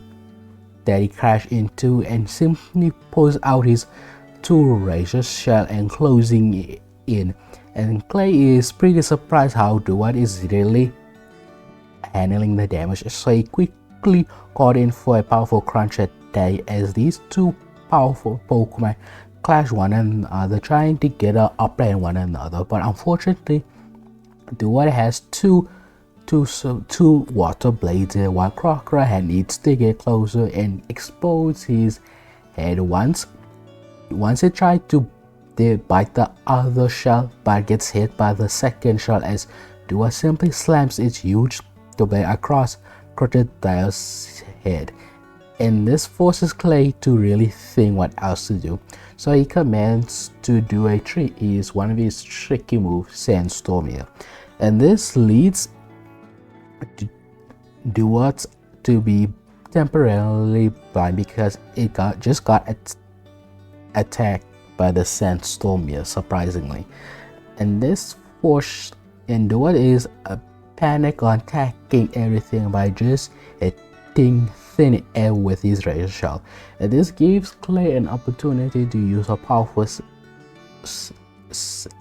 stone edge, doing solid damage towards Duat. But Ash simply replies with the Aqua Jet, and all of a sudden Duat can suddenly see because he's literally covered in water as it quickly strikes fast at Krookodile, and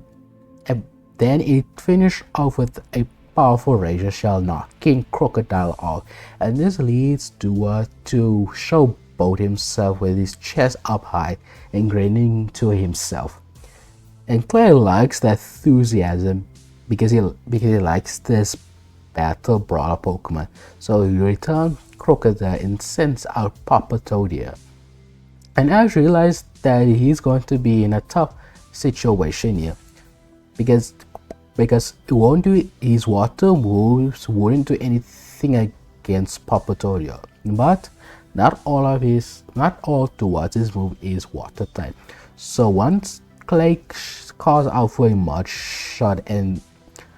Duat tries to block the shot with his shots, but the mud shot came in too fast and managed to hit Duat, doing solid damage.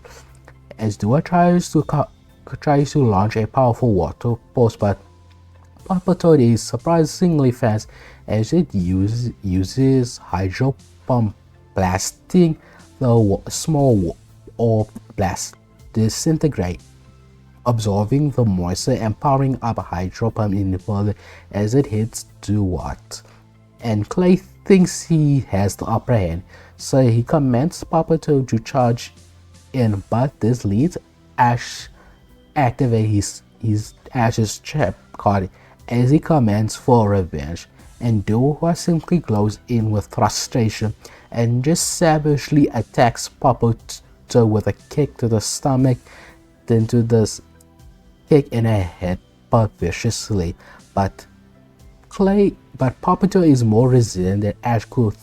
predict as it took that damage pretty heavily. So Ash has no other choice but to recall Duadia. So he sends out Rock and Roll here, and this shocks Clay, thinking Ash is making an idiot move. But Ash is weirdly calm right now. So Clay thinks that this is going to be an easy KO, so he commands Papa Toad to do a hydro pump. But to his dismay, Rock and Roll managed to his dismay, not only did Rock and Roll survive the attack, but then it unleashes a flash cannon because Clay and Papa Toad think they knocked out Rock and Roll, but to their reward, they got hit by a powerful flash cannon as Rock and Roll knocks out Papa Toad here. Then Clay realized that it just used its ability study, allowing him to survive a super effective move, but it's at low health. And Ash simply replied that was his plan to make Clay think as an easier win and gives Rock and Roll a big opening for a counter strike. This praises Ash here because to him Ash has tough Pokemon, so he returns Papa Toad, then sends out Excadrill. But Ash knows that Rock and Roll is at very little health, so he needs to do something before it's knocked out. But unfortunately, Clay didn't waste any opportunity as it uses Iron Head, knocking the Little Rock Pokemon in one shot. Ash didn't expect Excadrill to be that fast, so he sends out Duat here. And this is where Duat is struggling is breathing heavily but still standing for battle. As Ash calls out for Duat to use Razor Shell, so the Auto Pokemon takes out his two shells and is attempting to slash down Excadrill, but Clay simply retorts to counter with an Iron Head as the Drill Pokemon counters Oshawott Blade with its Iron Tail. Then this gives Excadrill to do a super powerful move, Drill Run, as it literally goes into its drill form and spins so fast that is doing a lot of damage to Duat here. He tries to block it with his shell, but they are simply way too weak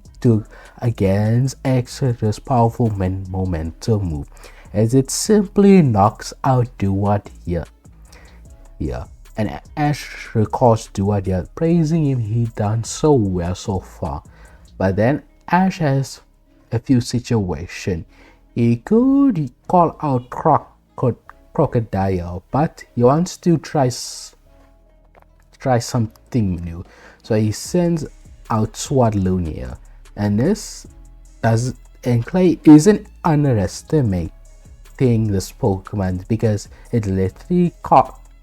gets his Pokemon knocked out, so he won't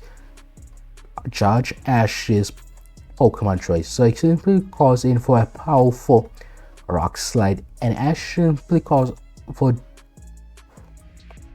Swadloon to use Protect, as the little bug Pokemon managed to protects himself from the onslaught of damage. Then Ash replies with a powerful Razor Leaf as multiple leaf strikes a lot through Excadrill. Even though it's a ground type, it's still an Steel type, which means it's neutral damage, but the Razor does cause critical hits after critical hits doing major damage. So Clay tries to use a powerful Drillrun, but it's quickly gets stopped by Swaloon's String Shot as Excadrill is forced to stop because it's literally stuck into the ground in his ball from covering in the String Shot, giving Swaloon a second shot on powerful Razor Leaves after power Razor Leaf. And Ash thinks to himself that Swaloon got this, but Clay is much more angry at this, that he refused to get defeated by a bug, so he quickly calls out Excadrill to cut out to the String Shot with his Iron Head, and Excadrill managed to cut through and strikes a powerful Iron Head through Swaloon, doing a lot of damage than Ash already thought. And since it's getting a lot of damage, Swaloon is crying out, but Ash simply called Swaloon to keep fighting. But all of a sudden, Excadrill stopped all of a sudden because he thinks that he knocked out Swaloon. But unfortunately for the literal drill Pokemon, Swaloon simply glowed in aura as it simply evolved into Lavanny. And this surprises Ash and Clay for a second, and Ash quickly checks out on his new Pokemon Lavanny and finds out he just learns a new move, and Ash is going to use it to win in this battle. But Clay won't give him the chance as he simply calls in for a powerful Drillrun. But to Clay's surprise, Lavanny simply moved out of the attack pretty easily. And Clay tried to use a Rock Slide, but to his surprise yet again, Lavanny simply moves out the Rock Slide one after another, and realizing Lavanny is much more elegant, allowing her to dodge the attack and leaving Clay in an opening chance as Ash calls for a powerful Leaf Blade. As Lavanny's arms glowed in tremendous power and doing an X motion as it does major damage to Excadrill as it knocks out the drill Pokemon in one move. And this leads Ash the victor and earning his 5th badge here. And this is where we're going to end the episode here. Our traveling hero has walked out of the turn where Ash has earned his 5th badge and is on his way to his 6th badge here, but quickly is stopped by a bunch of Gargantuous attacking them. So they find out the cause of it, and the episode plays pretty similar, but I want to add a few things here. Since Rock and Roll has experienced much more ever better, and here this allows Rock and Roll to evolve here. The same with as Celine has gotten his new fully evolved Pokemon as well as Crustle, and Rock and Roll evolves into Boulder here in his pure evolution state, and Ash is pretty excited. While Ash and his friends are managed to stop Team Rock'em from catching a bunch of electric spiders here. But the next episode is pretty important. This is where they found out that Bianca is here to evolve one of her Pokemon, and in this episode is Evolution Exchange Excitement, and this is where Burgundy and Professor switch their Pokemons to help Burgundy's Pokemon, allowing her to attain a very strong Pokemon, a new Excavalier here. And this is where the professor points out these two should have a practice battle since they have new evolved Pokemon to try out, and both of them agreed to this. Pretty excited to try out the new fully evolved Pokemon here.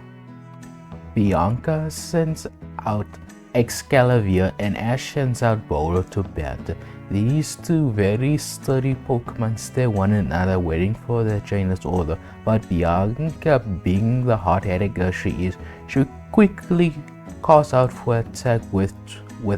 Twin Needle, as Excalibur puts his two lands together and charges Boulder, while Ash quickly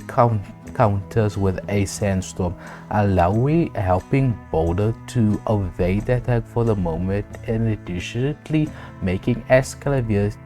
blinded for the moment. But Bianca isn't too worried because she knows the Sandstorm wouldn't do any damage to her Steel-type Pokemon. As Boulder comes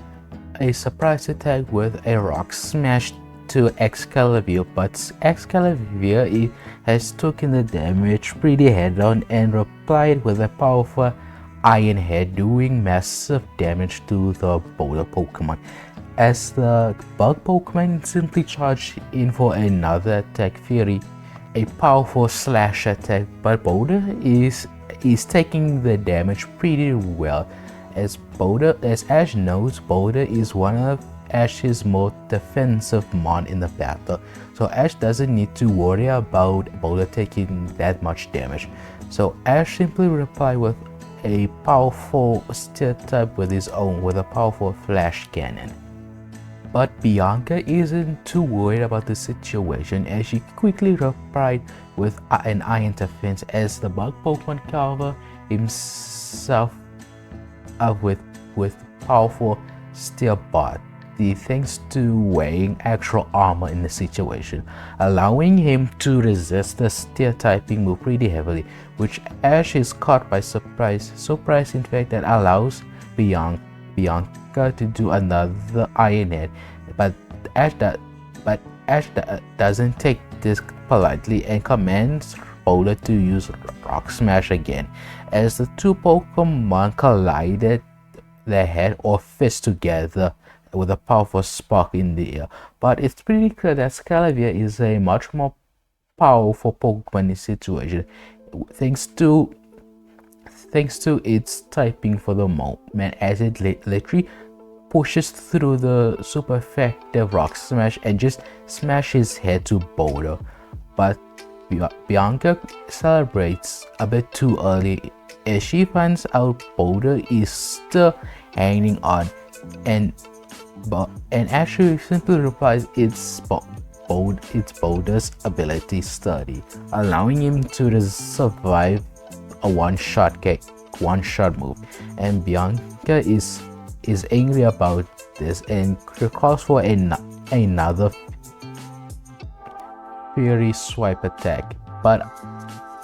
Ash simply replied for a Rock Blast, as the Boulder Pokemon shoots out large boulders towards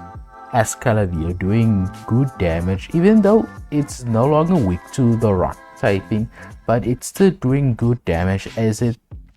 Boulder managed to launch all 5 boulders directly to it and quickly charges in for another Rock Smash, but Bianca quickly replied with a powerful slash attack, as the two Pokemon slam their powerful arms together. But Ash thinks the Rock Smash would do good damage, but quickly finds out that Excalibur has the hidden ability Shell Armor, preventing any critical damage to his way, and allowing Excalibur to finish off Boulder here with the slash, as Boulder fell unconscious for the moment, and Ash is pretty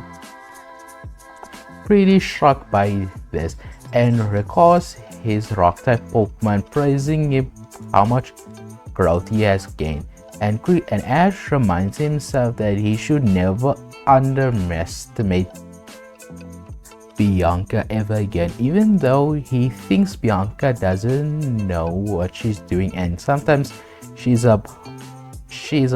airhead, but she knows what she's doing in a Pokemon battle, and Ash will promise to himself that Bodo will get his revenge. But that's the end of the episode, and we're going to the next one. We're just gonna skip a few episodes here called Exploring of the Heroes Ruin and Buffalo and the Buffalo. But the most important one is a special episode where Ash captures Krookodile here, but since he already caught it, things are gonna play differently here as we enter battling the bully. After Ash's rock-type Pokemon evolves into a much bigger rock-type Pokemon, Ash decided he wants to do some training a bit with his trusty ace Pokemon in the Unova region, Krookodile. However, this causes a slight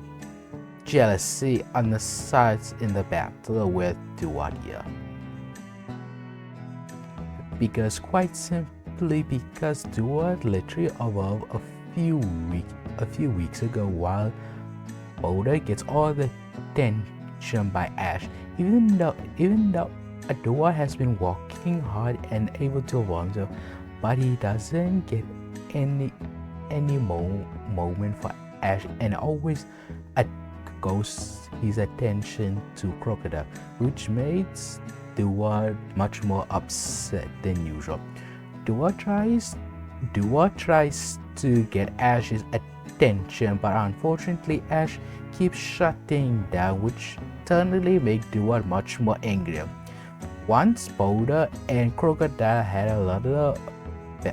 a small battle, this causes Ducket to freak out and finally let his rage explode as Ducket tries to fight Krookodile in the middle of the battle, as Ducket tries to launch a powerful water pulse towards the Krookodile. And internally, the Krookodile doesn't like that his fellow teammate is just attacked him for no other reason. So in return, Krookodile launches a powerful crunch attack as the two move collide. Unfortunately, this causes Krookodile to take a lot of damage, and Ducket charges in for another powerful razor shot. However, Ash tries to calm down the two, but is unable to do so because Ducket is feeling a lot of rage inside of him.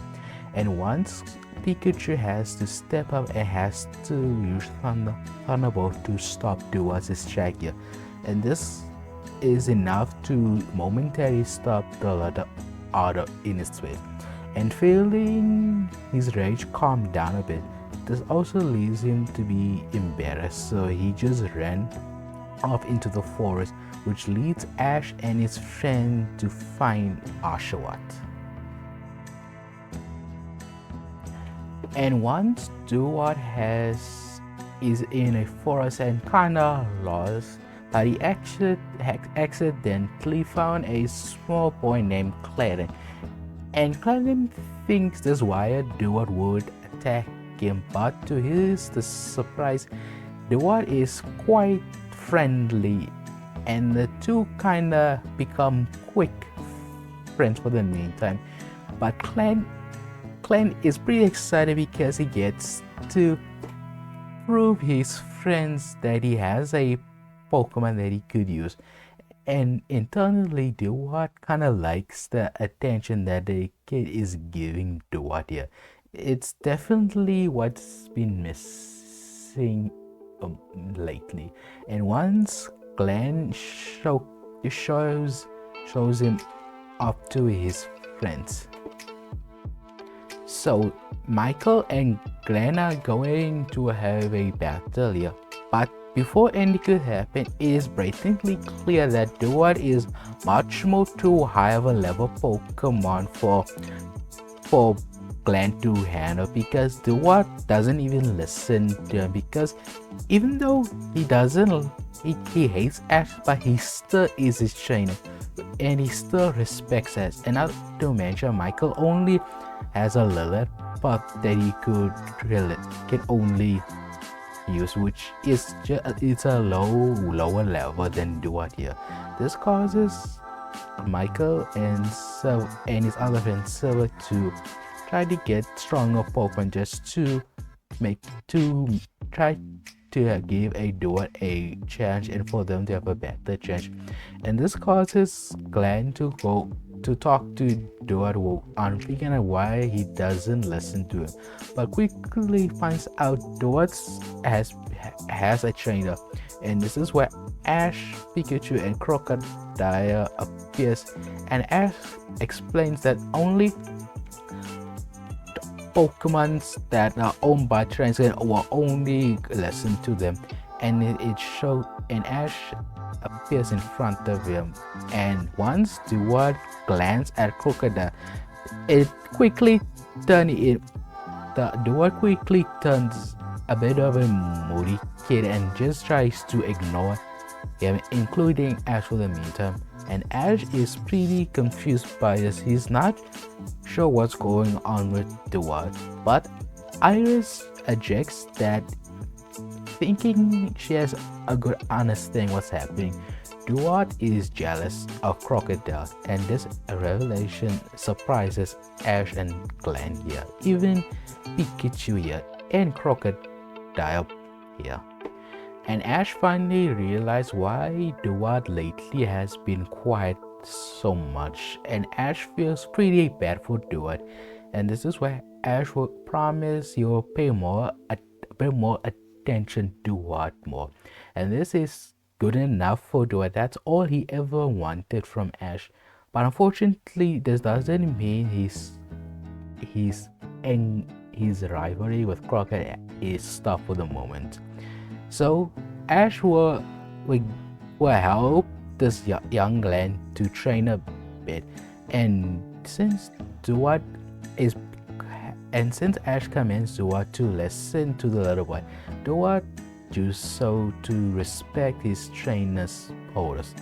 And once Duat as a practice battle with Pikachu, as Ash is coaching Glenn about the battles and the type matches, and once the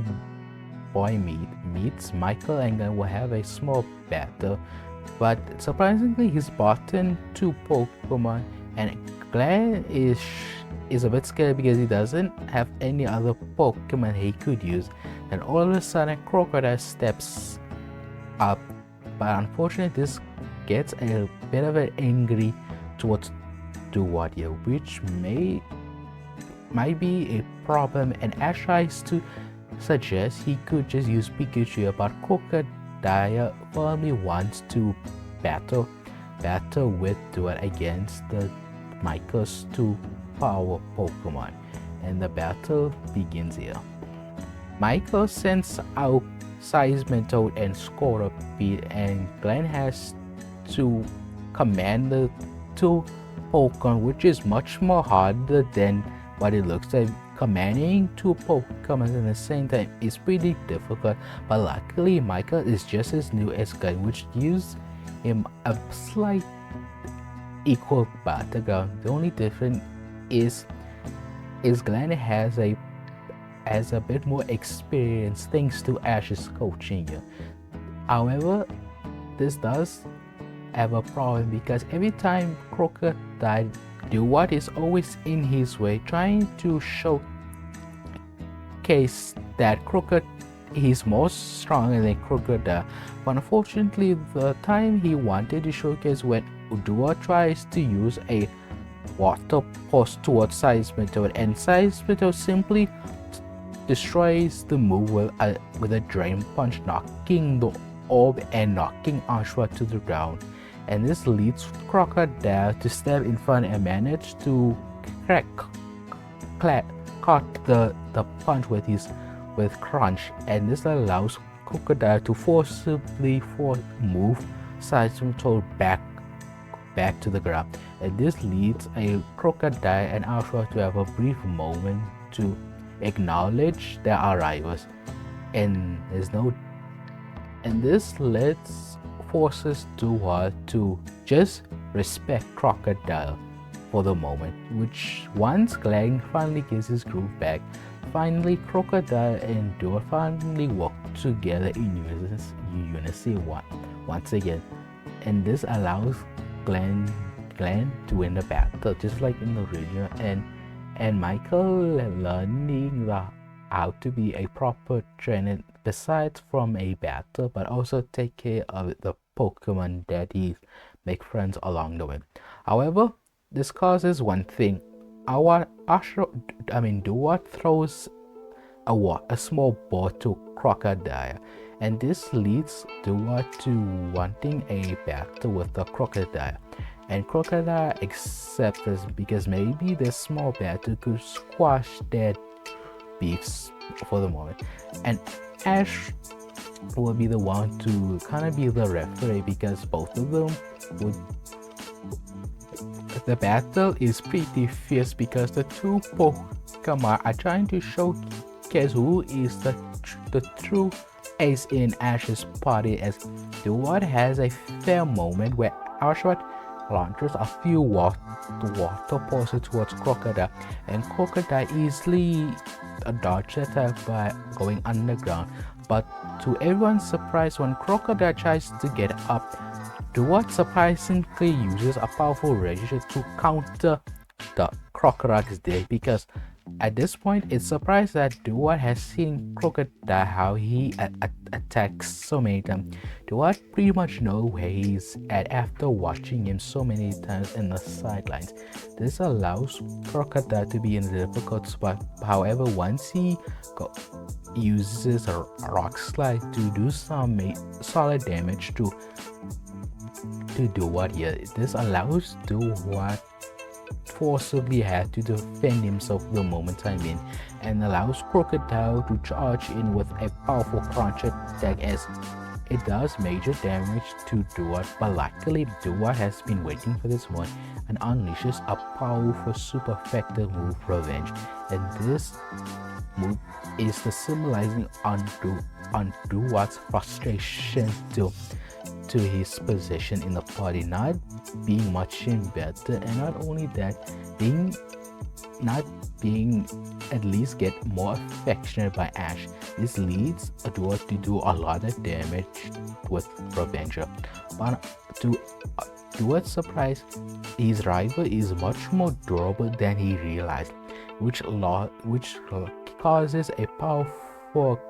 crunch attack for Krookodile to do a lot of damage and easily knocking out Duo to a surprise. This allows Duo not for once to be angry, but to have a reflection on things, and this is where Krookodile puts out a handshake, and Duo, slightly annoyed and a bit angry, Red Rock shakes Krookodile's hand because even though Duo hates Krookodile, but Duo does respect Krookodile a lot, and Krookodile understands why Duo is angry to him, which leads a pretty good episode here.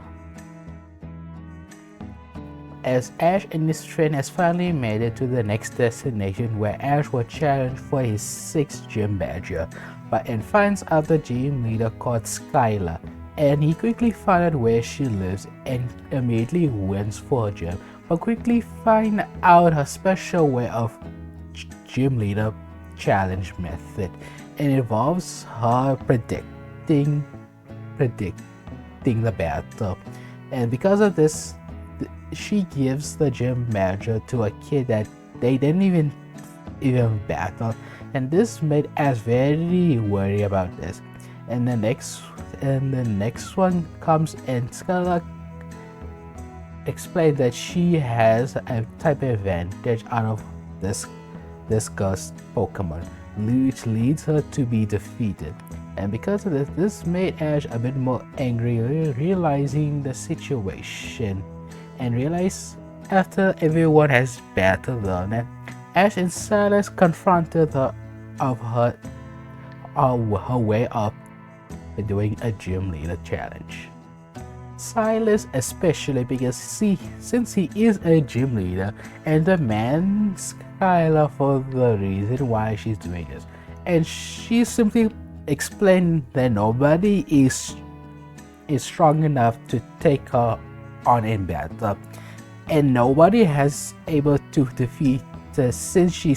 first started up the started off with her being a gym leader. But this simply doesn't fly with Ash and Silas. So Silas demands for a battle just for a true statement that gym leaders needs to challenge the challengers Pokemon if they're even worthy to battle. Because of this follows pretty similar like the anime, but unfortunately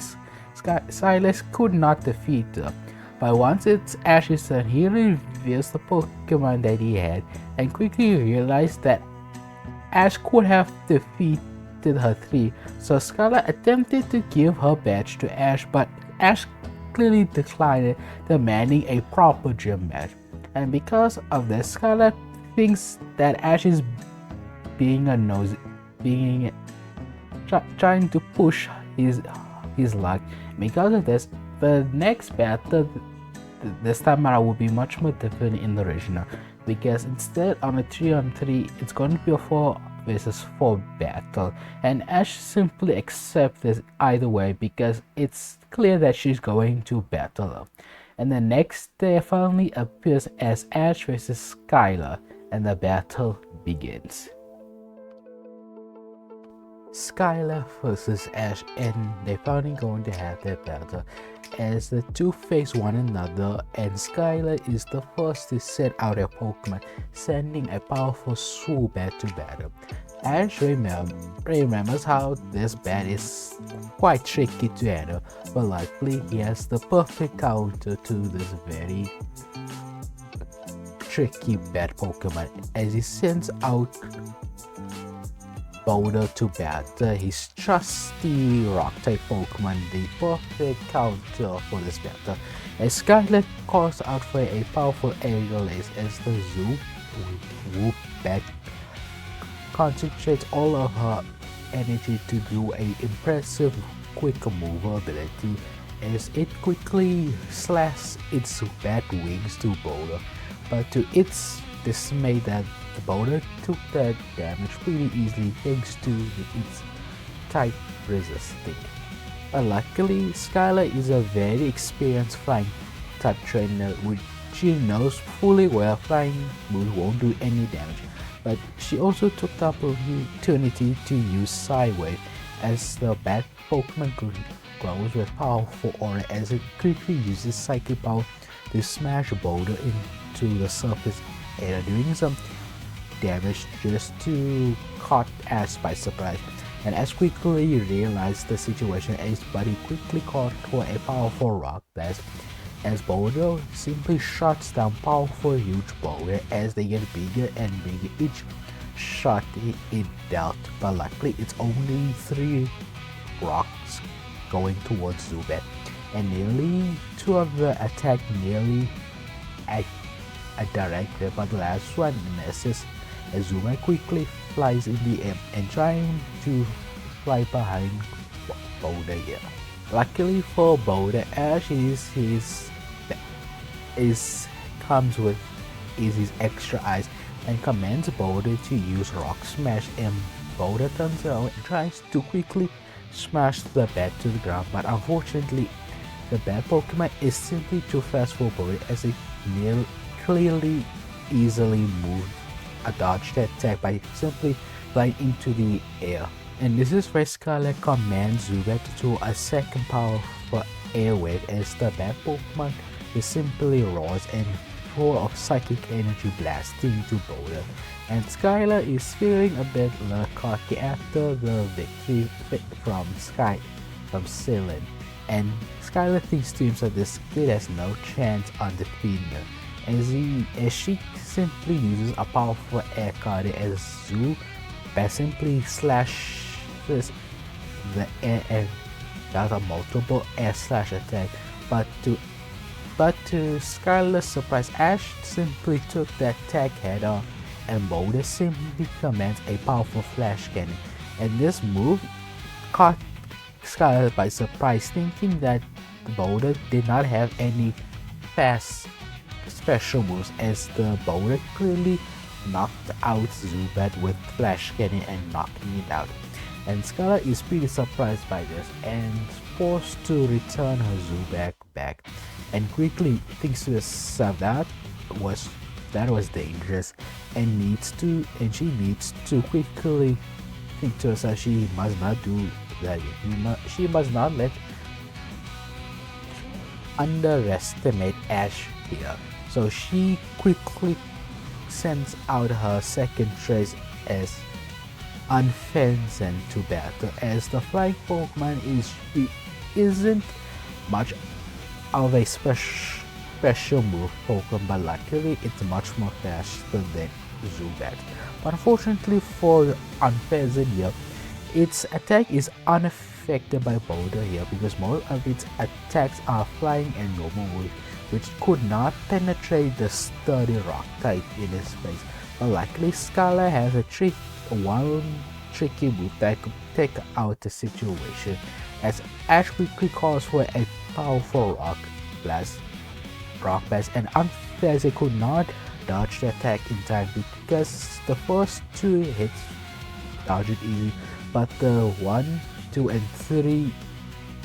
rock blast is going towards it, and each of them is doing a lot of damage, and it hits Unfenzen. But luckily Skylar's choice of using a very tricky move U-turn, as the Unfenzen goes into a small ball and charges to Boulder, but Boulder didn't take that much damage, and Ash is shocked by this, but quickly finds out that Unfenzen quickly switches to Swanaya. Skylar takes no opportunity to command Swanaya to do a proper Skull attack, and the scalding boiling water is nearly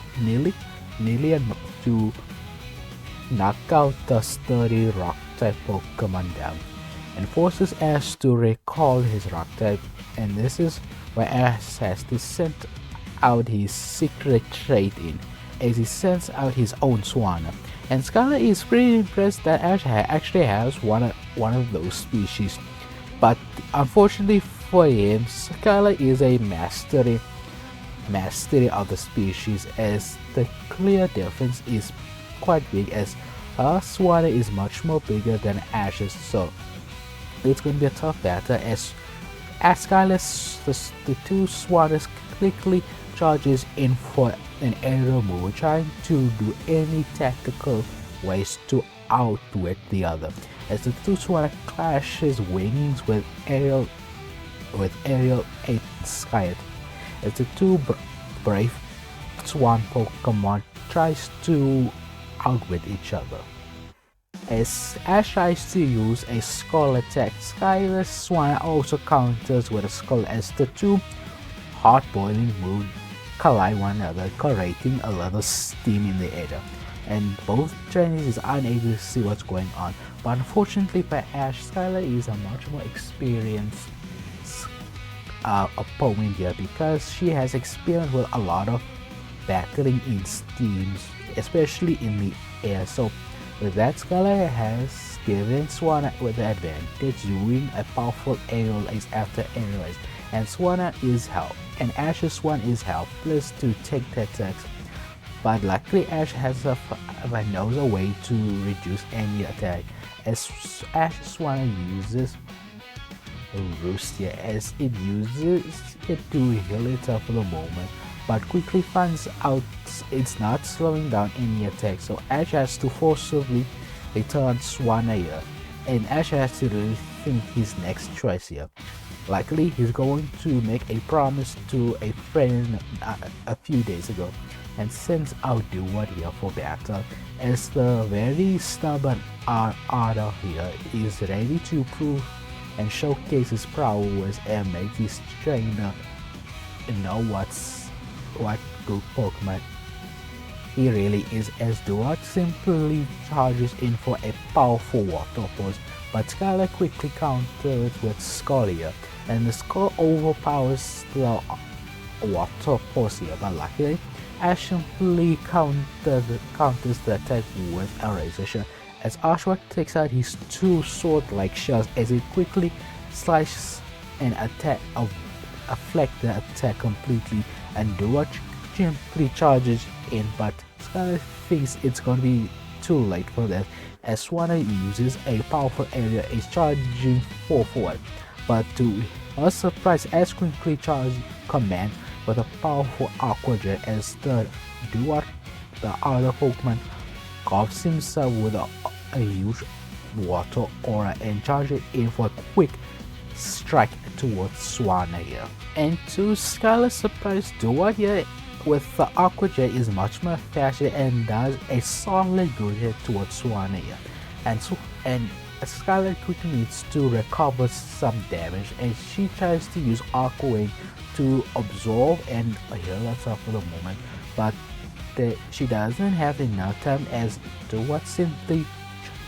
charges in for a double Razor Shot as it critically hits Swanna and claimingly knocks it out pretty convincingly. And this forces Skylar to return her Swan Pokemon and sends out Unpheasant here for battle.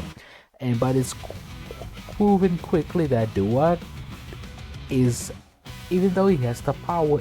at his side, but is clearly out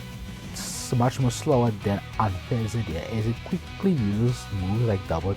Tip, Quick Attack, and Sky Attack, doing aerial maneuvers to avoid Duart's most of his attack. And Ash knows that he has no other choice but to use a quick situational move, Revenge. He knows that it won't do much damage, but he has the best other choice, so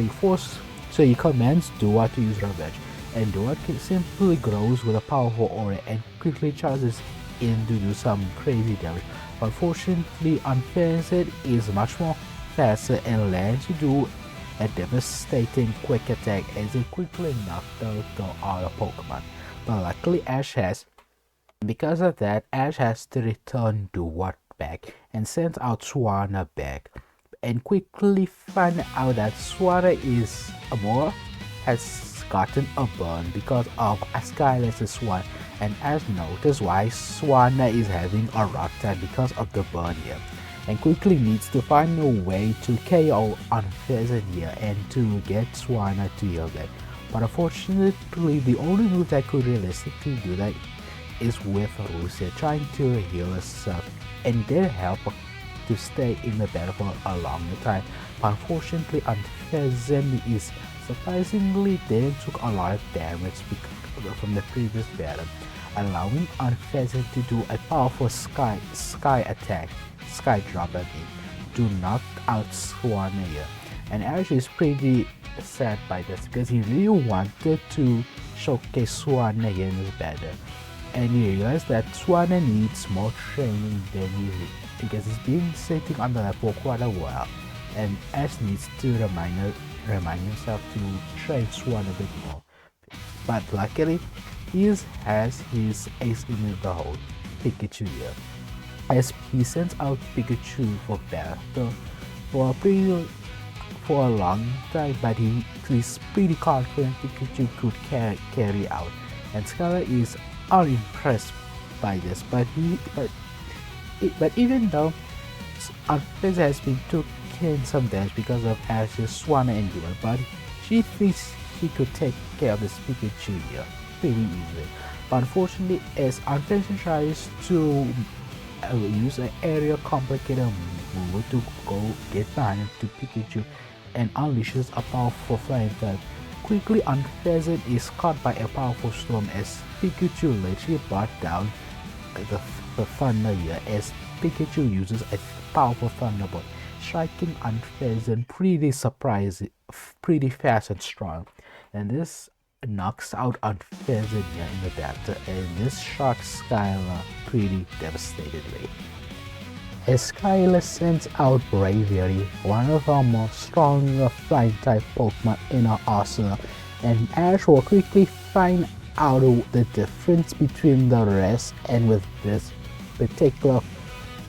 frightened bird here. As bravery, it moves so frighteningly that Pikachu can't even react in time, as bravery unleashes a powerful brave bird that caught Ash by surprise and sends Pikachu flying across the data, but luckily Pikachu managed to land on his feet but took a lot of damage from it. So the little mouse kindly returned with a thunderbolt. But however, the little mouse will find out this braver is terrifyingly able to dodge the move and also to do a powerful slash attack, as it uses its large wing like a slashing motion and trying to slash down the little mouse Pokemon, but luckily Ash reacts just in time to counter with an Iron Tail, and with the Steel typing it manages to reduce any of the damage, and luckily Pikachu retaliates with a quick attack. But then Bravery conjures up all the stamina it could get and unleashes a powerful superpower, as the Bravery bulges its muscles and feathers to bills and strikes Pikachu with its claw, beak and wings, doing a lot of damage to the little mouse Pokemon. But luckily, Ash retaliates with a thunderbolt, and it did caught Braviary in the move. The typical is literally in front of Pikachu. But unfortunately for Ash, Pikachu has taken more damage than Braviary because Pikachu finally hits a move while Braviary is doing some work on it, allowing him to wear down Pikachu for the moment. But luckily, Pikachu is just as stubborn as his trainer, so Pikachu allows him to get himself free away from the flying fry Pokemon and unleashes an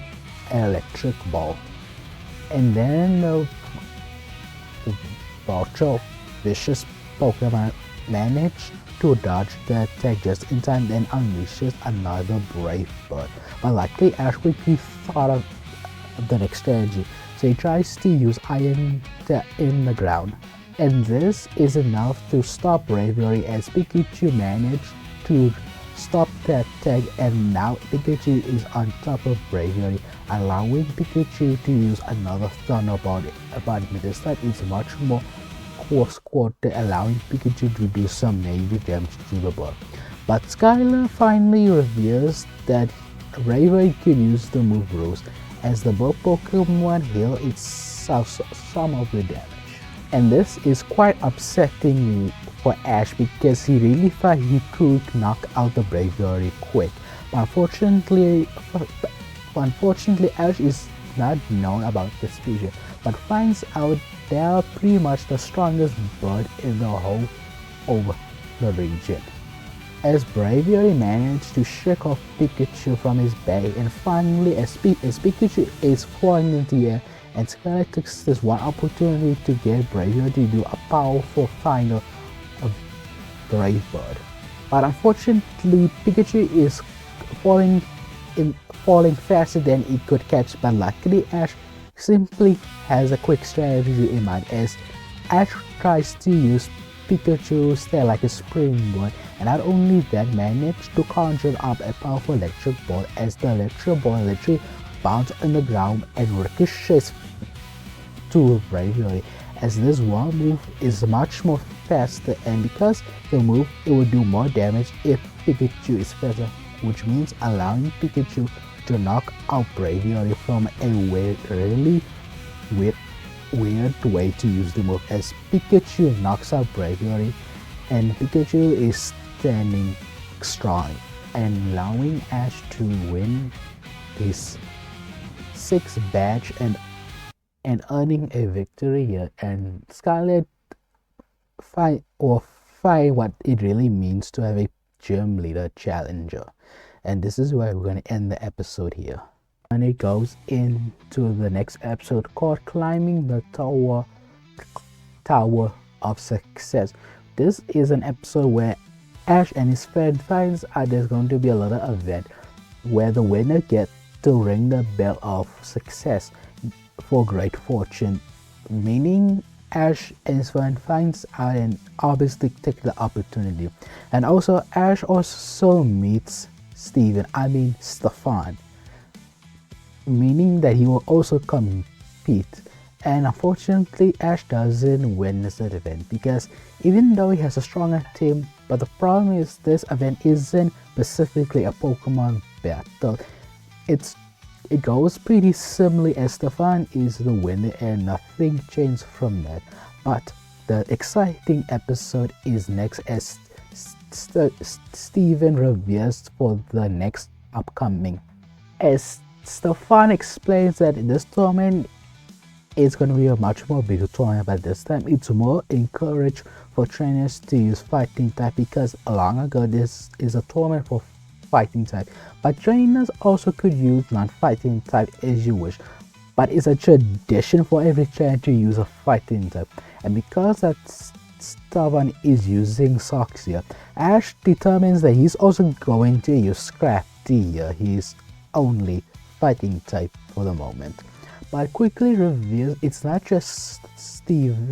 competing here, but it's also Bianca here,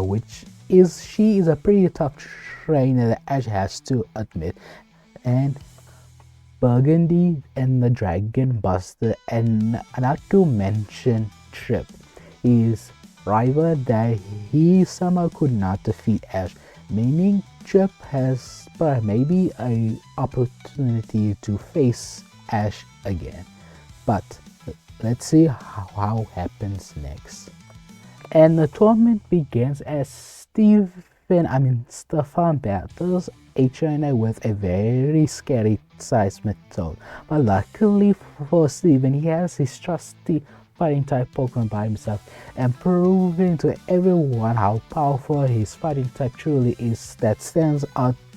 of the trainers as his trusty Soxia is able to manage to defeat this very imposing Seismitoad, earning a victory for him. And Ash is pretty impressed at how much Stefan has proven so much in the past few months lately. Everything plays out like in the tournament, but once Ash is his turn and meets a trainer called Ennis, and with his strong and scary looking Sinisage, Ash will use Scraggy here like in the original, but the key difference is that Scrafty is much more stronger because the influence of Krookodile being the older and tougher brother, and Scrafty wants to be like him, also trying to get his own glasses but unsuccessfully couldn't find any shades that fits it. But in the meantime, Scrafty is a much more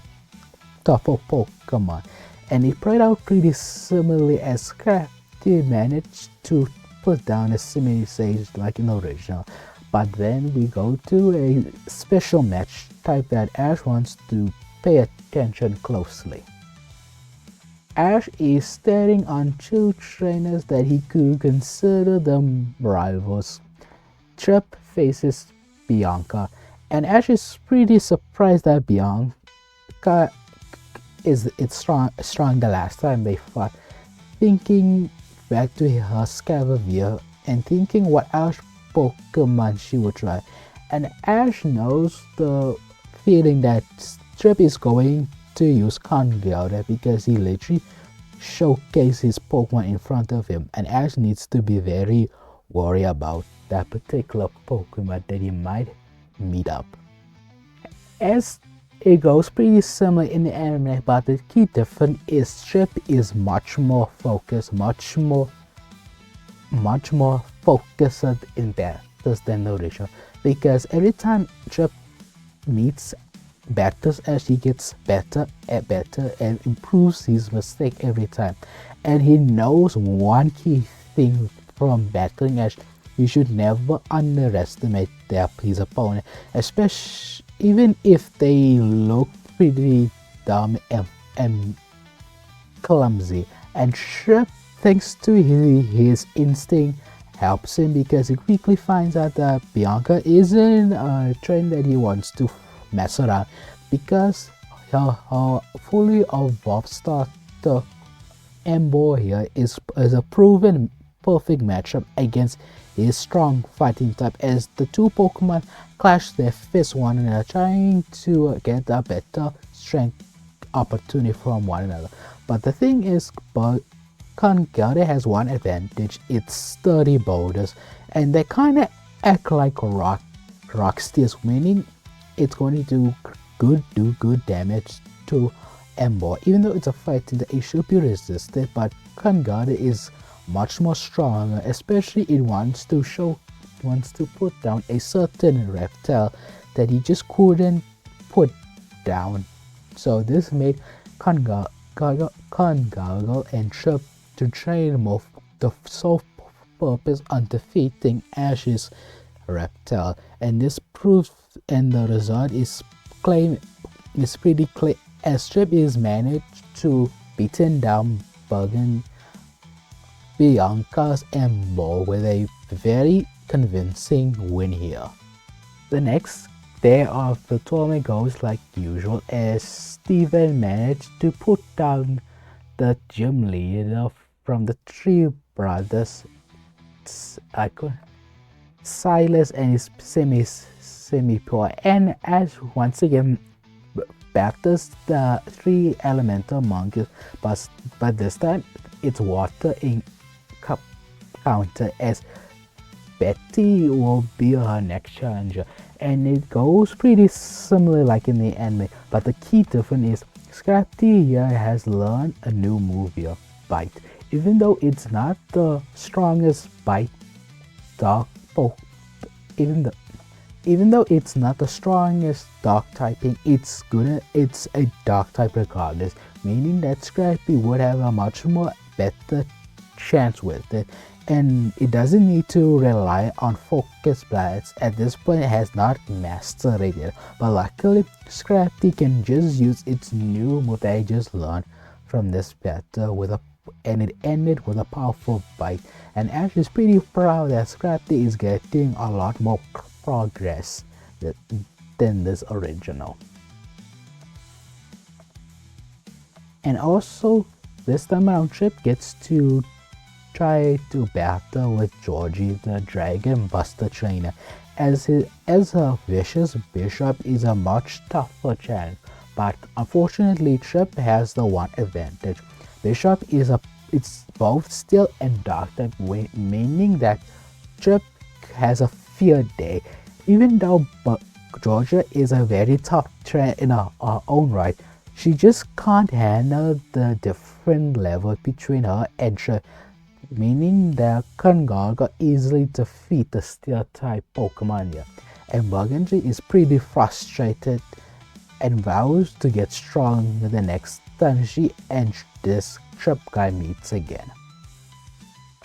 Iris gets to meet a very tough trainer that with his mighty throw Burgundy, and it shows just like in the original that his throw is nothing to mess around, and it showed that his devastating fighting type who could easily put down Excadrill, a Pokemon that Ash struggled against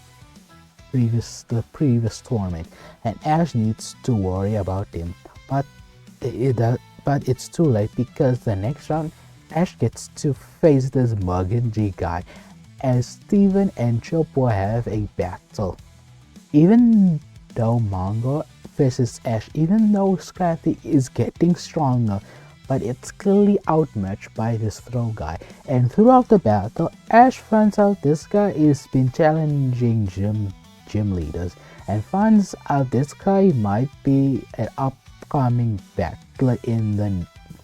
next Unova League, and Ash has been put down, and Ash is defeated here, and thinking this guy is pretty tough, and even comparing to Trip, because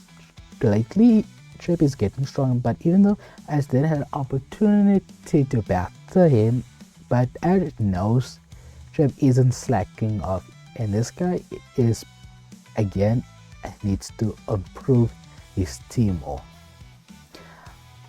Steven versus Chip, a very heated battle, and this is the first time these two characters will have a Pokemon battle, and it showed that Steven has the power and stamina with his Pokemon, but even though Chip doesn't have the strongest Pokemon to conquer,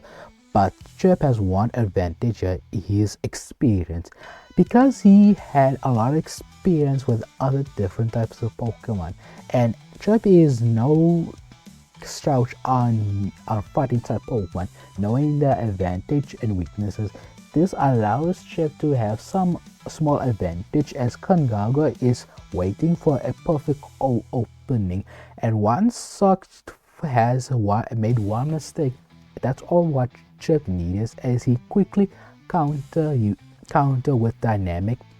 punch, and this one move managed to knock out Sock here. And don't get me wrong, this is a much heated battle between these two fighting Colossal, but it's just proven time and time again that Chip is getting better every single day, and Steven has to respect Chip because his fighting type is much better than him, and Chip wants to get better and feeling disappointed that the belt didn't work on him, having good luck. But this made Steven much more focused, much more battle hungry to win. As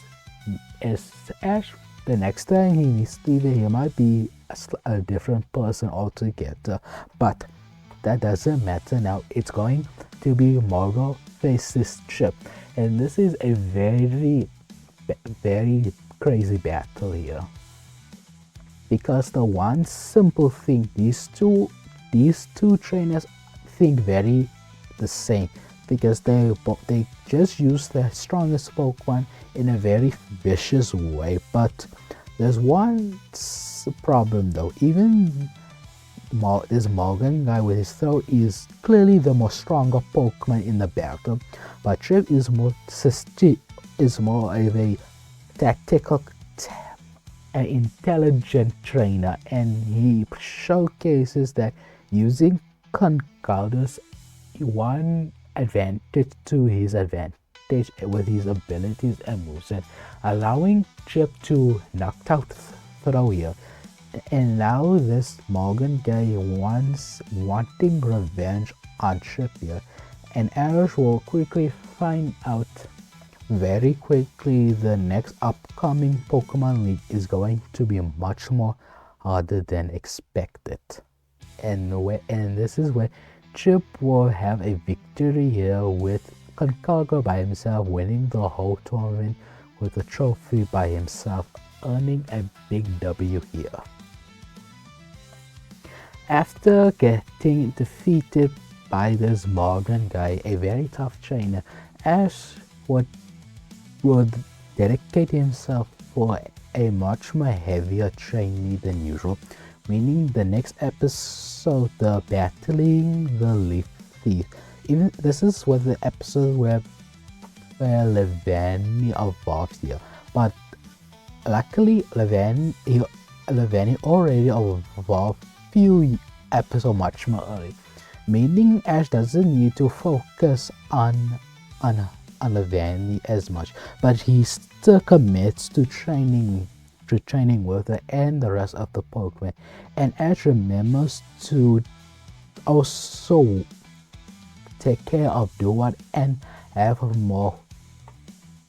and focusing him much more, and this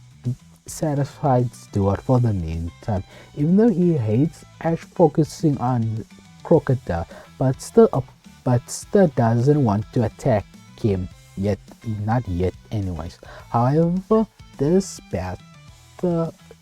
training battle has some great result, as Ash gets his Pokemon to a much more higher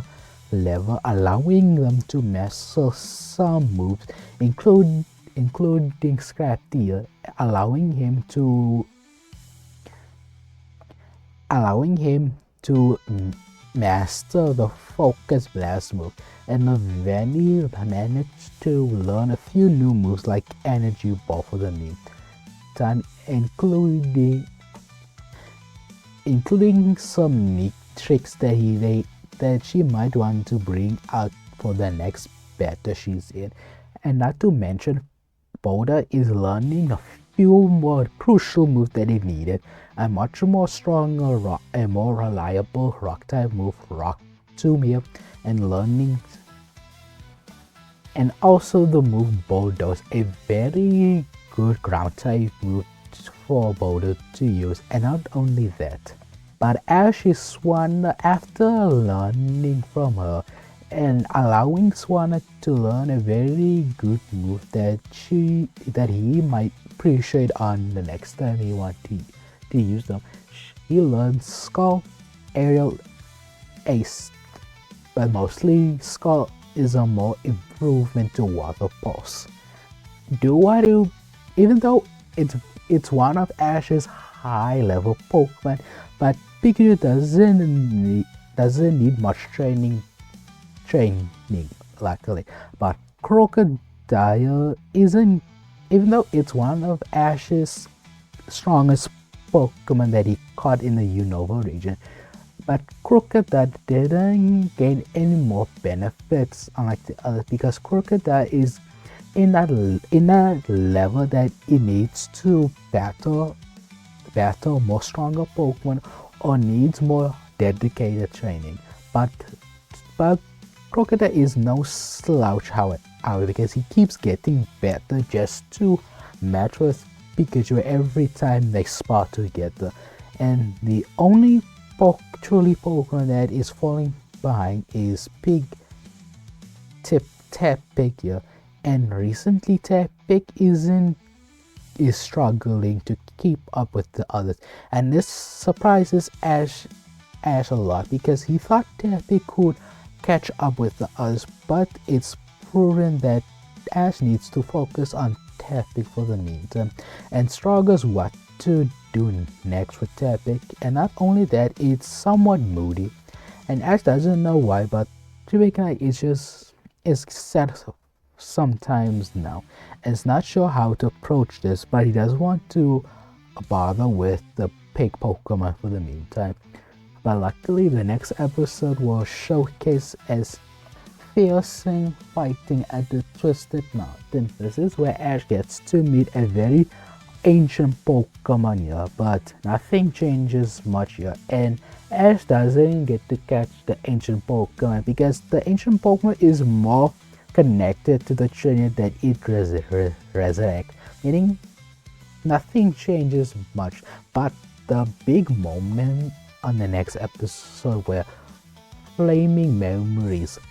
Tepig versus Embolia, a very crucial episode for Tepig here that he desperately needs, as Ash and his friends have a quick nice dinner, and Tepig notices his old trainer that he thought that he abandoned it for being too weak, and Tepig was pretty excited. It followed just like the episode here, but the difference is that Ash doesn't have Snivy here, but Snivy is here. But the thing is, Iris has that Pokemon, meaning there's one Pokemon that will encourage Tepig to not be weak, which is the man himself, Krookodile, once again showcasing the leadership here, and trying to encourage Tepig to get back at his trainer once they're in a battle. And it played out pretty similar like in the anime, where Tepig teams up with Krookodile as the trainer uses Embo and in another fight idea, and the trainer teases Lee. Seamus is teasing at Tepig for not being a stronger trainer for Tepig, but it gets surprised that this trainer is much more of a douchebag than everyone else thought, because he intentionally abandoned Tepig because it's apparently for he said too weak. This made Tepig very angry, and this anger forces an evolution to appear, allowing Tepig to evolve into a Pignite. And thanks to its power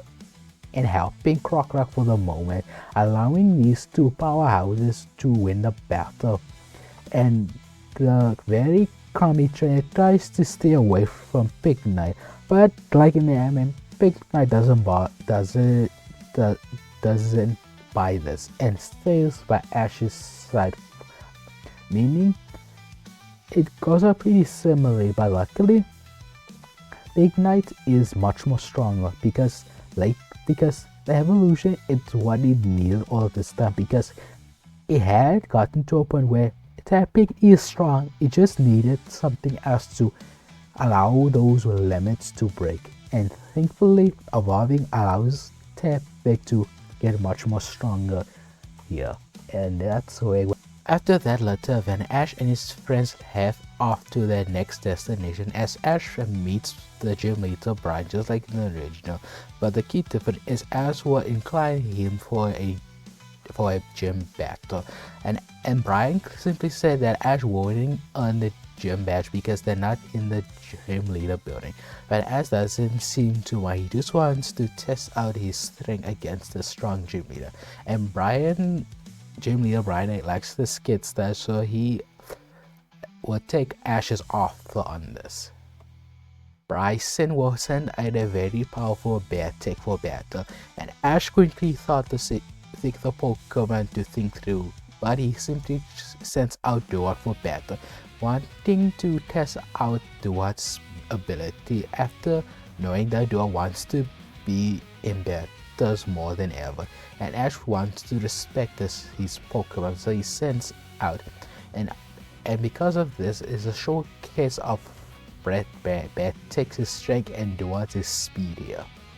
With a few powerful razors shares an awkward jet to Beartic, but unfortunately Beartic is a much more higher level Pokemon than Ducket here, earning Beartic a powerful Ice Punch, landing on square face on Ducket that Ash didn't see that coming. He thought to himself this Beartic is much more faster, so he will take this more cautiously, as Beartic simply uses Icicle Crash, and because of the move hitting much more faster, Ducket is unable to dodge this, however, but it is starting up to build up Ducket's rage, and because the Ash was lean to this strategy, as Ducket simply tries to get away from Beartic by using Water Pulse and after Water Pulse, but it doesn't seem to affect the bear Pokemon, as it simply charges through and uses a powerful Ice Punch, nearly knocking Ducket out here. But to the gym leader surprise, Ducket is still standing surprisingly, and because of this, however, Ducket is able to unleash its full strength of rage. Because of this, Ducket is able to unleash frustration, doing massive damage to Beartic, doing a powerful headbutt to elbows and knee shots, and even a powerful uppercut to Beartic, doing a super effective damage. But unfortunately, Beartic simply shook off the damage and unleashes a powerful Ice Punch, but this time Ducket is unable to get dodge this and or able to buff that take the damage, because it simply knocked him out, leaving Ash the loser defeated here. And because of this, Bryson is willing to train Ash Endeavor. He quickly points out there's a flaw in Ducket's strategy. The revenge move focuses relying on the user's frustration in battle, and because of it, Ducket is unable to really focus in our opponent. It seems like Ducket is focusing somewhere else, and Ash thinks himself he's probably thinking of Krookodile, but Ash scratched that aside, so he's planning on to focus towards his rage a bit of revenge here, and Bryson is willing to help Ash train towards his move here, and this goes pretty similar like in the anime, but the only key difference is Ash doesn't need to train with Krookodile as much because it's already so close to Krookodile, and Ducket it seems to be distant lately after they fight. So Ducket appreciates the training, and because of this, Ducket will face on that hunter with its gelatin, and because of that, Ducket managed to put up decent fight and actually win here. But unfortunately, it couldn't showcase its revenge because of the hunter's Pokemon being part ghost typing. Because of this, however, Ash will simply focus on the move and train with Ducket much more study. And the next day, as Bryson patiently waits Ash and his friends to the gym leader. For the next day for our heroes, Ash simply enters the gym leader, patiently excited for his battle. And this time the gym leader goes pretty like in the anime because Ash pretty much has all the Pokemon here. But the key difference is that Ducket will be replacing Krookodile here because simply Ducket really wants to showcase, and Ash simply sends out. It went pretty well at first, but like Bryson quickly shut down Ducket's strategy with ice beams, and because of that, Ash has to forcibly send back Ducket and sends out Scraggy, his very first gym leader. And Scraggy has been improving a lot lately after his showcase in the fighting tournament, and because of this, and also the influence of Krookodile wanting to be like his big brother, allows Scraggy to have a easier match with Bryson, but it's still a hard battle for the Bryson tough baby Pokemon, and it still wins here. And it goes pretty rigid, pretty the same as Krookodile is sent out and defeats Scrap here, and Ash sends out Pignite for a pure counter, as Pignite does much more better than the other because it's much more stronger. Because of that, Pignite earns a victory here. But Bryson simply sends out Ducket, and the difference is so shockingly here. Even though Pignite should have the type advantage, Pignite still feels intimidated by this very large bear Pokemon. But Ash simply grins and excitement in the air because he knows he has this, and simply charges in for a powerful flamethrower. But unfortunately, this cockiness will get Ash in the butt, as Bryson simply uses a powerful Skull attack, as Ash did not see this coming, as this Pokemon can use a water type move, which quickly counters Pignite's ability to get faster, and simply took the 4 damage from Skull here, nearly knocking it out. And Ash realized he needs to be much more careful, but unfortunately Pignite tried to go in for a couple of breaks, but unfortunately Bryson's bad they didn't took much damage and simply used the opportunity to use a powerful Ice Punch here, landing a victory here. So Ash simply returns Pignite and sends out Ducket here. Knowing the fact that Ducket has already been better, Ash has to be much more worried. Careful, but lucky he knows revenge has been or get more powerful from the previous battle with the ice Pokemon here. When Ducket charges in for a quick flurry of Razor, unlike the previous battle, Ducket has been able to do much more damage and able to dodge takes Ice Punch more effectively, leaving Bryson impressed and praising Ducket's ability. However, it's still not easy for the little water Pokemon to weave in through the takes powerful fist because lucky for Ducket here, he could distance himself with a couple of water pulses after a couple of washing, forcing Beartic to keep away from the little water Pokemon. But Ash quickly realized the perfect opportunity as Betty tries to charge it for a powerful Icicle Crash, but luckily it's a good opening for Ducket to unleash its powerful move Revenge, doing major damage. And unlike previously, Ducket is much more focused on the ability to focus on Beartic and forgetting his rivalry with Krookodile for the moment. But unfortunately, this still is not good enough for Ducket because it simply got knocked away from Beartic's powerful Ice Punch, leaving almost knocked out for the battle. And Ash is almost scared by this and almost afraid to see what happens to Ducket. But after when Ducket looks at Ash, his face looking very worried for the first time, he quickly realizes that he does not want to, he never wants to disappoint Ash ever again, because after he couldn't be strong enough for Ash, Ash seems like he's using a much more stronger Pokemon, which means he's using Ducket less and less and better over his journey. Because of this revelation, Ducket simply stands up struggling and quickly picks up his Razor Shell. But before he could use the revenge move again, Ash got notified in his Pokédex that Ducket learns a brand new move, Secret Sword, as the shell usually glows with a powerful water aura, but this time it's glowing with a fearsome fighting aura. And Ash simply grins. Okay, Ducket, let's do this now. Use, as the little Pokemon grins and charges in fearsomely as Bryson tries to counter this with a powerful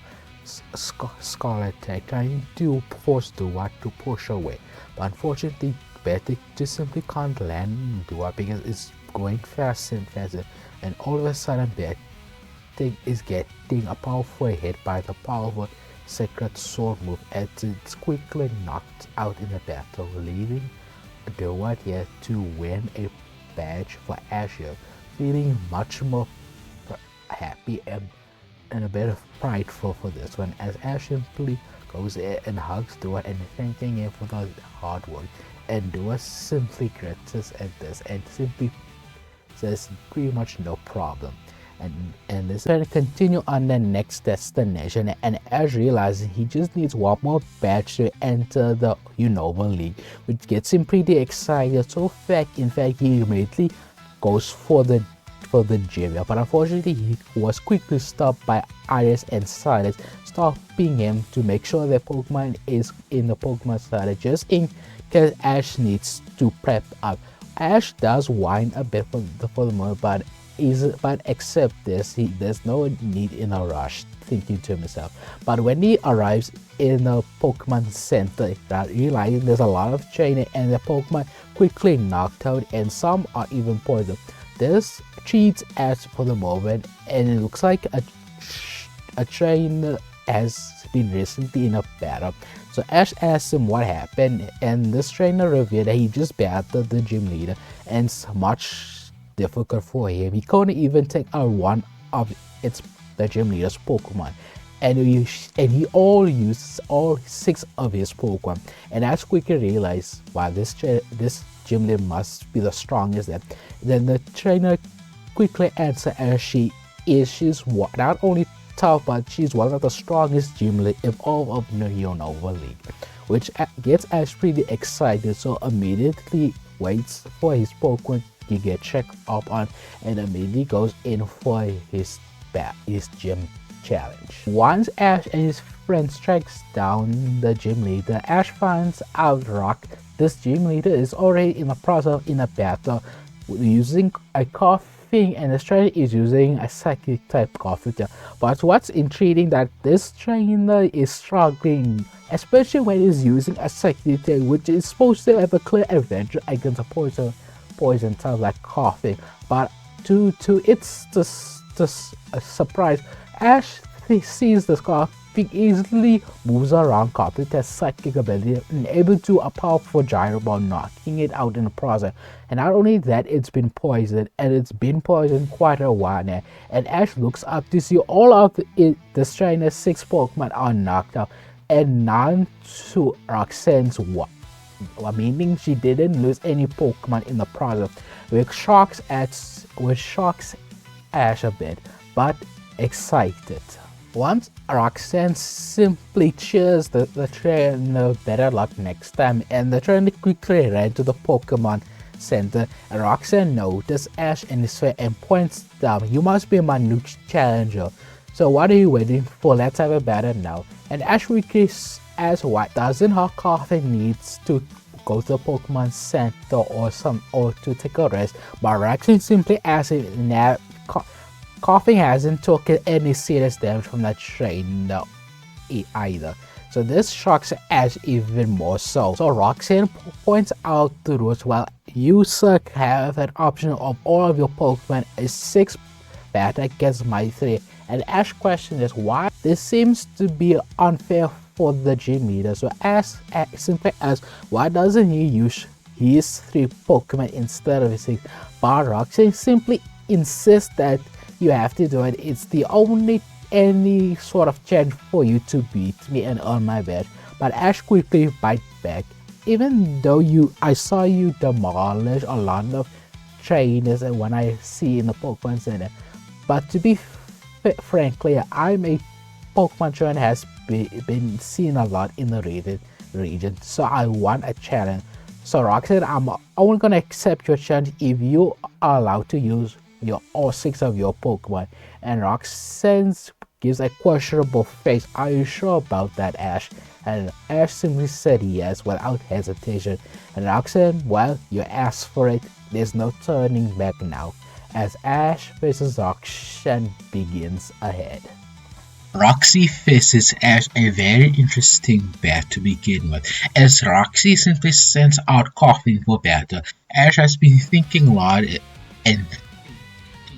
finding which Pokemon is the right choice, and he sends out Boulder just like the original, but he knows that Boulder can do this, and this Boulder is much more different than the original because this Boulder has been with us much more longer and has been developing its power over time, which might gives him surprisingly results in here as the battle continues. As Roxy commands her Coughing to do a powerful Gyro Ball and Ash counters with a Rock Smash, but unfortunately Ash has been underestimated his Coughing speed, which surprises him as Coughing managed to do a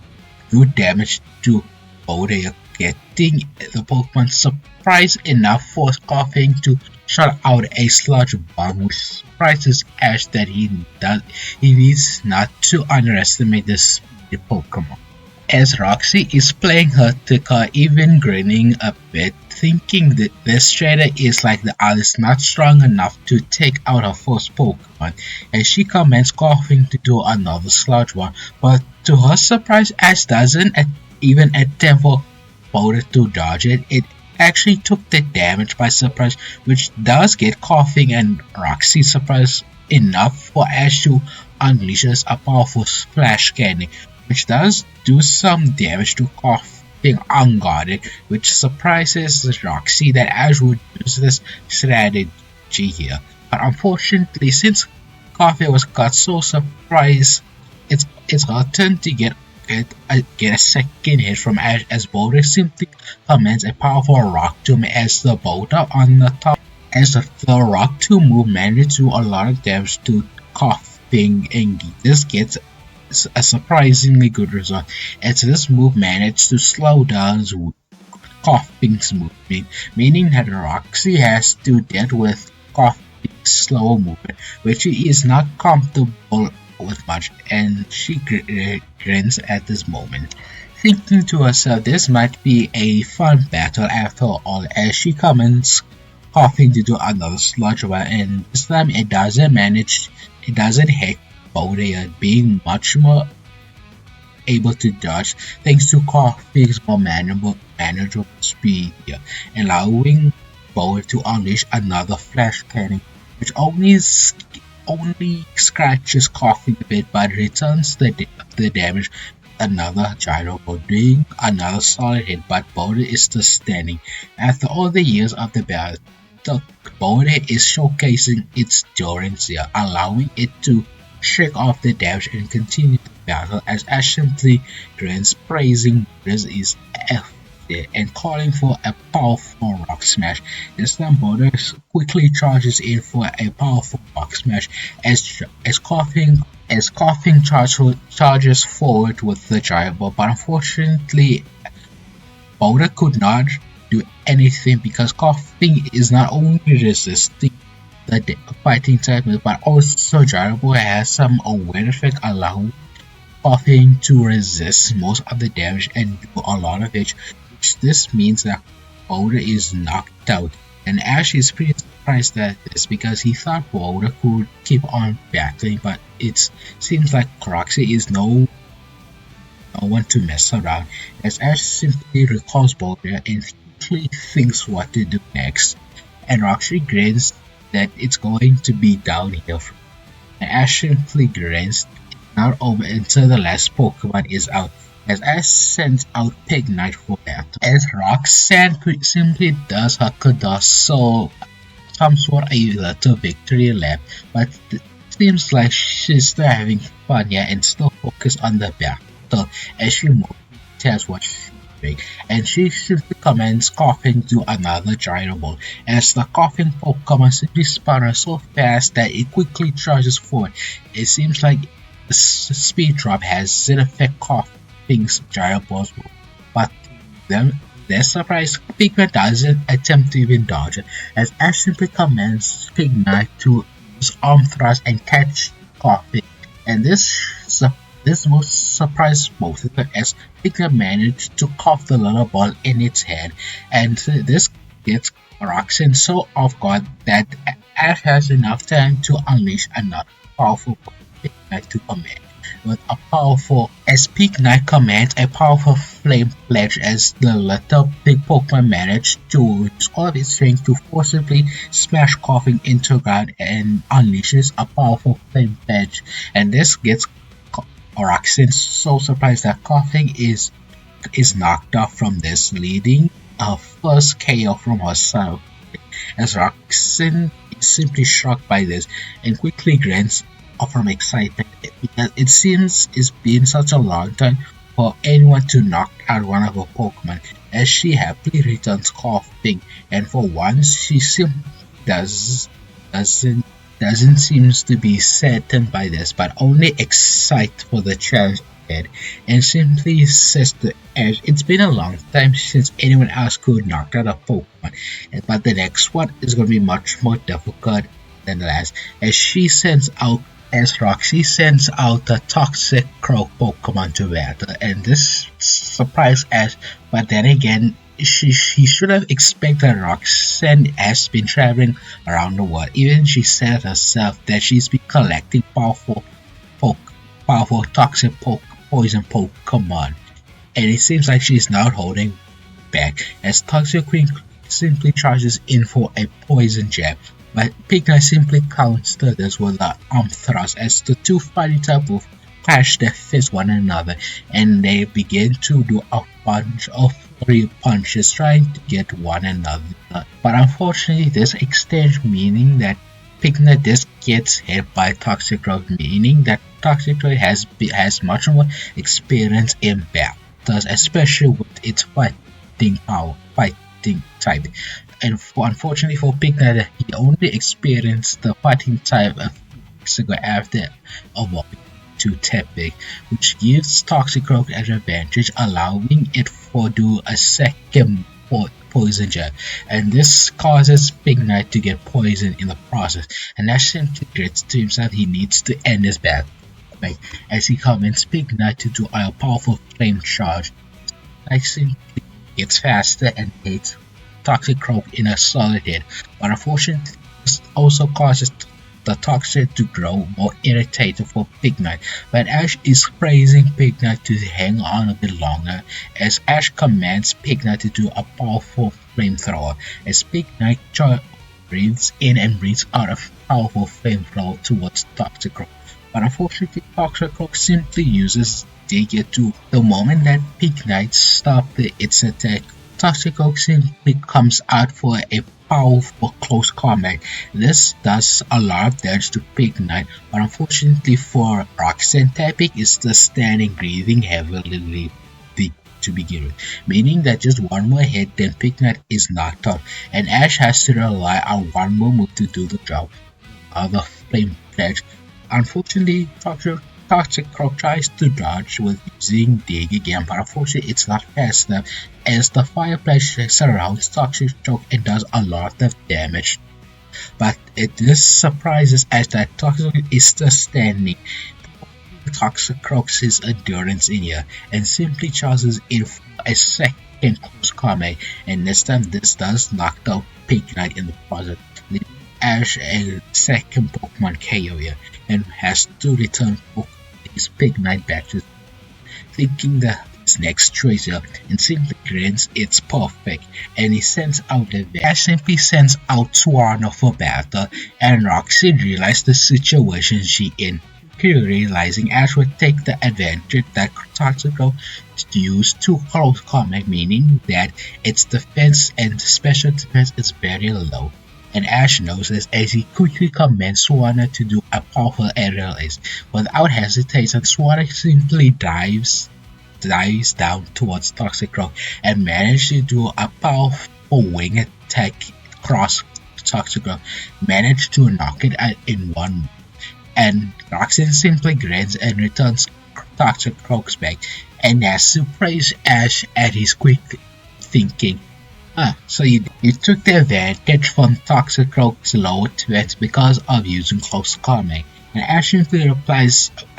you're not the only trainer that has been traveling across the world, experience all types of Pokemon and different battle styles. And Ash and Roxy simply grins at this, good, because it is getting excited as she sends out the Pokemon for battle, and it's quickly revealed to be Crobat to battle, and it's quickly revealed to Ash that this is going to be an air-to-air combat battle. And Ash replies with another aerial ace as the Swanna Pokemon charges in front, but Crobat returns with a powerful Brave Bird as Crobat channels all of the flying type energy and charges for Swanna, and the two quickly clash one another, but this is simply taken off because Swanna is taking more damage than Crobat, because Crobat is using a much more higher level flying type than Swanna, and Ash quickly knows this as she quickly uses Skull for distance, as Swanna quickly stops and quickly manages to do such in a way that Crobat gets off surprise as Swanna unleashes a powerful Skull attack, point blank range, doing a lot of damage in the process. Again, surprise Roxanne again and things on her feet for a cross chop as Crobat quickly uses all of its four wings to do an X motion and quickly charges Swanna for a powerful cross and doing a lot of attack damage in the process, and this does manage to get Swanna toxic again. And actually begins to herself, what's with this toxic? This is getting annoying to himself. He simply replies for Swanna to counter with the Steel Wing, as Swanna unleashes a powerful Steel Wing and quickly dives in for a second try, as this time thanks to the Steel type being allowing Swanna to resist the damage much more and exchanging powerful wings one another, but this time it's going much more favor Swanna, even though Swanna is in a condition of toxic, and Roxanne realizes this and quickly commands for a second powerful Brave Bird as Crobat simply dives in again, but this time doing much more harder and this time doing much more peacefully, and this time Swanna is knocked into it and crashes hard, but Ash replies to Swanna to use a powerful move from his experience against the gym leader Skylar. Ash quickly learns that the healing move is much more favorable in a long-term battle, and this is showing good results because one is allowing her to not only heal but to calm down the toxin that she got from toxin. And the toxin in her seems to calm down just a bit, but it won't last for long, as Swan quickly dives in for a second alien ace here, and this time Crobat could not outpace Swanna here because of the healing move, and Swanna getting much more faster in the battle, knowing that Crobat is not much faster, knowing it's not fast enough to keep up with Swanna, and this leads Swanna to knock out Crobat with powerful Skull attack, earning a third KO from Roxanne here. And this time Ash is in a lead for the Pokemon, and Roxas simply gets excited. No one has ever knocked out three other Pokemon since he was a gym leader, and she simply in excitement so much she begins to do a solo rocker Kataya that she's playing by herself and doesn't have any other on Anastasia. She returns Crow back for battle, praising her for the hardware battle, and then she sends out Amogus to battle, and this is a Pokemon for Ash that he surprisingly sees for the first time. He quickly takes out of his Pokédex, finding out it's a grass and poison type as well. Ash thinks himself Swanna has this in the bag. As Roxanne sends out Amogus to battle, and Swan looks very tired in the situation, but simply continues the battle head as Amogus calls for a powerful sludge bomb, but lucky Swan is much more faster compared to Amogus being much more bulky but slow, allowing Swan to easily move the attack away and unleash a powerful aerial that is doing good damage to Amogus. But unfortunately, Swan had gotten a bit too close for comfort as Amogus unleashes a powerful paralysis spore, meaning that Swan is paralyzed throughout the battle, meaning it's going to be much more harder for Swan throughout the battle. As not only that, Amogus also took the opportunity to use a powerful energy ball, even though it won't do much being a neutral move against Swan as being fought water and like that, but regardless is doing enough damage to push Swan away for the moment. But Ash quickly thought of a good situation and called for a roost to heal any sort of damage while being paralyzed. As Swan does manage to pull off the move as she heals all of her health back in the process. When Swan is fully good and ready, she quickly charges Diving Bomb Amogus with a powerful Skull attack. Because of Amogus is unable to avoid the type being too slow. Luckily, it's a water type, meaning Amogus could take the damage pretty comfortably and attempt to unleash a powerful, devastating Giga Drain. But unfortunately, yet again, Swan is moving the attack too fast here. But unfortunately, the second she tries to do a powerful area as the paralysis kicks in, meaning Swanna is going to be stopped for the moment, giving Roxanne a good open, commanding a powerful sludge bomb. And with this very effective move, Swanna is taking a lot of hits and also getting much more chance. Ash quickly needs to think the next situation, and he quickly realizes what to do next. Swanna dive in high, fly in high, and dive in fast with a powerful steel wing. As Swanna simply flies in the high as if she could be in the building and diving in with the steel wing. But unfortunately, the paralysis still kicks in. But luckily, since Swanna is literally flying down, the momentum is still carrying on the move, allowing Swanna to hit directly at Amogus. And Amogus is taking a lot of damage, but unfortunately, Swanna is looking much more tired of this, and luckily enough, Amogus managed to do some major damage with the energy ball, and this time Swanna could not dodge after all the paralyzed and getting more tired throughout the battle, which took another powerful hit in the process, meaning one more hit would do Swanna good for now. But luckily Swanna is too stubborn for that as he quickly flies up once again, but this time aiming for a quick knockout with a powerful air raise, which this move does seem to knock out a mover, but unfortunately that one ditch effort managed to put on Swan in a sticky situation as Roxanne simply returns Amogus and sent out her devastating Scolopy to battle, easily being much more larger than Swan here. And unfortunately for Ash, he attempted to call for a rooster, trying to make sure that Swan stays in a battle a bit more, but unfortunately the paralysis is kicking in again as Roxanne simply commands a Mega One and using its weight to its advantage and the speed allowing knocking out Swanna here, meaning Ash lost Swanna and needs to recall him back in the meantime. as Ash returns to and praising that all the hard work that is put into Scolipede and promises the next Pokemon will finish off Scolopedia as Ash simply sends out Lavender here for battle. Roxanne is being much more cautious here and quickly commands Scolipede to charge in for a Mega Horn. As this large vicious Pokemon charges towards Levani, but it's the surprise Levani managed to dodge that by a few seconds as Levani simply throws away from the attack, and because of this, Scolipede quickly needs to stop and then charge in for a second Mega Horn, but for the second time, Levani again managed to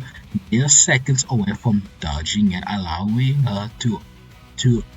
dodge the attack completely, and this does give a good opportunity for Levani as Ash commands a powerful string shot here, and this does manage to slow down Scolipede as it's likely in a sticky situation as the string is preventing Scolipede to use all its momentum to its advantage here. And because of this, Levani has a bigger opportunity here, allowing her to use a powerful move of X's here as Levani charges in and does a cross motion doing devastating damage to here. And Scorpion has no other choice but to take the damage, but luckily retaliates with a vicious Venom Shot which does hit Levani here, but it doesn't seem to affect as much as Levani seems to take the damage pretty well, but then manages to fights with a powerful energy bomb as this move nearly launched towards Scolipede and does do major damage towards it. Luckily for Ash and Levani, Scolipede is occupied from freeing from Stringtrap, giving Levani a good opening with a powerful excessive motion, and this time this does a critical damage, allowing Scolipede to really feel the damage, but luckily it managed to shake off the string shot and continues its attack with a third Mega Horn, and this time it really hits as Levani is taken back from the attack, taking a lot of damage but still willing to battle on for Ash. Then Roxy is going to do a much more desperate as she commands another screech attack, and Scolipede shouts out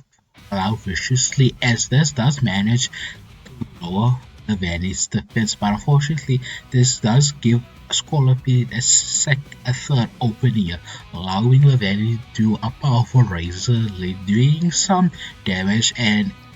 making sure that Levani doesn't get too close to Scolipede as it does do major damage, but luckily Scolipede has a good opening, charging in for a powerful Venom Shot,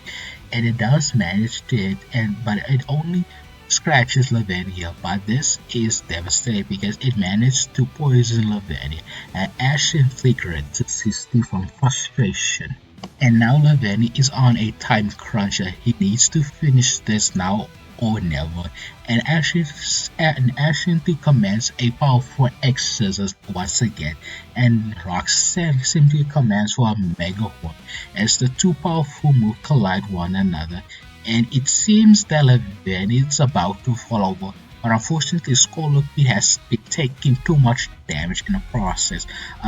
getting knocked out from Levani, leaving Roxanne one last Pokemon to Ash's 3 Pokemon here, and Ash simply grits to himself and praising Levani's his hard work, and Levani seems to be happy from Ash's praise here. Roxanne simply grins, returning Scolipede and brings out one of her ace Pokemon. Ash, this is my strongest Pokemon. It's been with me since my whole journey here, since I was young and became a gym leader. Without this Pokemon, I wouldn't be here today, as she sends out called Boulder here, and Ash has never seen this Pokemon before, learning that it's a pure poison type, but it's not the size that scares Ash. It looks like this Pokemon has been a lot. It seems like he's been through a tough battle, and Ash realized that it's going to be an uphill battle for this one, as Ash tries to attempts to slow down this large Pokemon even further with a string shot, but unfortunately this is not good enough as Garbuto uses his long arm to Ash's surprise, holding Leavanny by its arm and launching itself with a powerful body slam as it literally squishes Leavanny into a painful motion. But luckily, Leavanny managed to give herself some distance as Garbuto tries to use body slam again, but luckily Leavanny managed to push herself away the powerful energy ball, but it seems like the energy ball didn't do any effect to Garbuto, and Roxanne simply commands one move, Stockpile, as Garbuto simply bulks up, meaning that its defense and special defense has been increased, and Ash simply grits that it's going to be much more harder to take down Garbuto while it's keep defending itself, and commands Leavanny to attempt to use string shot here, and it does manage to do so, but unfortunately this doesn't seem to affect Garbuto as much. It does seem a bit slow, but not as much because it's already much more slower, and because of this Roxanne commands a powerful gong shot as Garbuto uses its tool to launch a powerful poison type block, doing crazy damage to Leavanny. Not to mention the poison Television already has is been stocking up, and this does manage to pull down the moment. As simply returns and quickly thinks what to do next, and realizing that Garbuto is a very high level Pokemon, so it makes sense for him to send out his most experienced Pokemon for this, as he sends out Pikachu here for battle. And Roxanne seems to be happy because this is a Pikachu for the longest time she could fight against me, which makes her quite excited. Especially Ash has been time and time again how different he is compared to the other trainers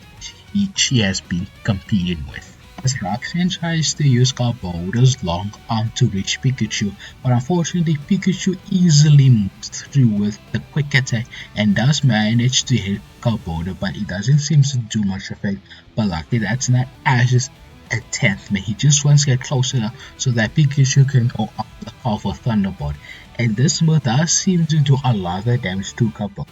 but Roxanne simply uses Stockpile again, and for the second time Garbuto is raising defense much more higher, meaning that the next Thunderbolt won't do much next time. Garbuto wants to catch Pikachu off guard with a powerful Gong Shot again. But luckily Pikachu is a much more speedy Pokemon, allowing to weave through the attacks and doing a powerful Iron to doing some damage to Garbuto. And then Pikachu tries to ricochet against the wall and shot through Garbuto with a powerful quick attack, but unfortunately Garbuto is simply too tanky for Pikachu to do any sort of damage, and because of this it gives Garbuto to do a powerful body slam, and this does manage to do solid damage to Pikachu. And not only that, Ash tries to command for another Thunderbolt, but realizes that Pikachu could not and quickly is confused in the situation, and Roxanne doesn't waste any time and commands a powerful Gong Shot as Garbuto simply shots through one of its tube and launch a powerful Gong Shot, doing much more major damage to Pikachu. And Ash quickly demands what's happening to Pignite there, and Roxanne simply grins and simply asks, "What's wrong, Ash?" Not too comfortable with Garbuto's special hidden ability Stench. Every time Garbuto lands a land on Pikachu, there's a 10% it would flinch, meaning giving Garbuto a bigger opportunity to do some damage. And Ash simply grits the situation and quickly realizes the situation is in, but doesn't bother by this and commands for Electro Ball. And this time Pikachu jumps in the air, commanding a powerful small ball to its tail and launching it. And because Garbuto is much more slower and it has been slowed down thanks to Leavanny's stranger,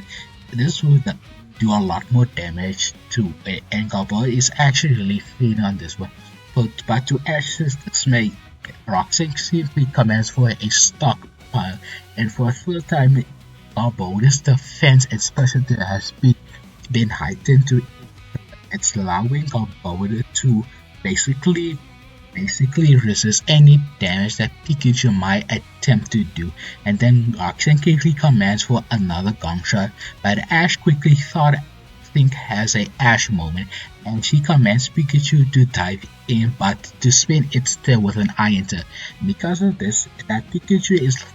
is landing in the sky and uses its tail like a propeller, blocking all the gong shot, and because of its steel type being its thanks to this, Pikachu is immune to the attack and allowing for Pikachu to land a powerful iron head to Garboda's head, and this does somewhat critical damage as this does slow down Garboda a bit, doing major damage. Ash simply grins. Now this is the perfect chance. Now Pikachu uses a Thunderbolt, but to Ash's surprise, not only that Garboda took that damage, but also Roxanne uses her fourth move slot as she commands commanding Garboda to use the move Swallow. As Garboda swallows something, and all of a sudden all its injury disappeared, and Ash quickly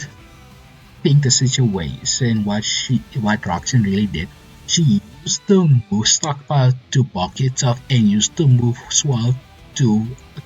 heal itself all that damage that Pikachu has been putting on. But luckily Garboda doesn't have all that defense, but unfortunately it's not good enough because Pikachu is really feeling the pressure in this intense battle. As Garboda uses Gong Shot again, but unfortunately Pikachu is too tired to use the Iron Tail trick again, meaning that Pikachu gets an opening shot from Garboda, and Ash begs for Pikachu to strike for another Thunderbolt, but unfortunately Pikachu seems to that Garboda allow Drax to another as Garboda simply grabs Pikachu and uses all of its body for a powerful body slam, which thus this move seems to knock out Pikachu. Ash enough. He only has one more Pokemon left, but luckily it's one of his strongest as he quickly picks up Pikachu laying down by his side and sends out Krokorok to battle as Krokorok simply is sent out in battle wearing its signature glasses ready for his intense battle, and Krokorok simply looks at Pikachu for a moment and realizes it just got defeated by this Pokemon. Because of this, Krokorok is determined to defeat this Pokemon that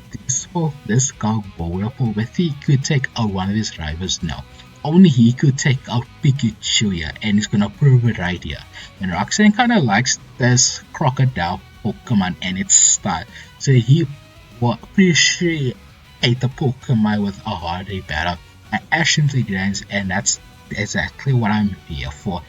Not only that, Krokorok simply flashes its deadly eye towards Garboda, activating its Intimidate ability, and Roxanne realized this and thinking that it's going to be much more harder for Garboda to do any damage to Krokorok because most of Garboda's attacks are physical, meaning it's going to be just as hard for Garboda to knock out this Krokorok. And Garboda tries to use a powerful Gong Shot, but luckily Krokorok is much more faster, and Garboda has been really feeling the battle, and it's much more gassed out, but it's fully hit though. But the problem is it's too gassed out to speed up its attack, allowing Krokorok for an opening as it weaves through the Gong Shot and landing a powerful Stone Edge as Krokorok simply commands all the stone in the ground and launches itself to Garboda, doing major damage to Garboda. And Garboda tries to use stock and it does do so, bulking up its defense, but unfortunately it gives it an opening to Krokorok with a powerful crunch and does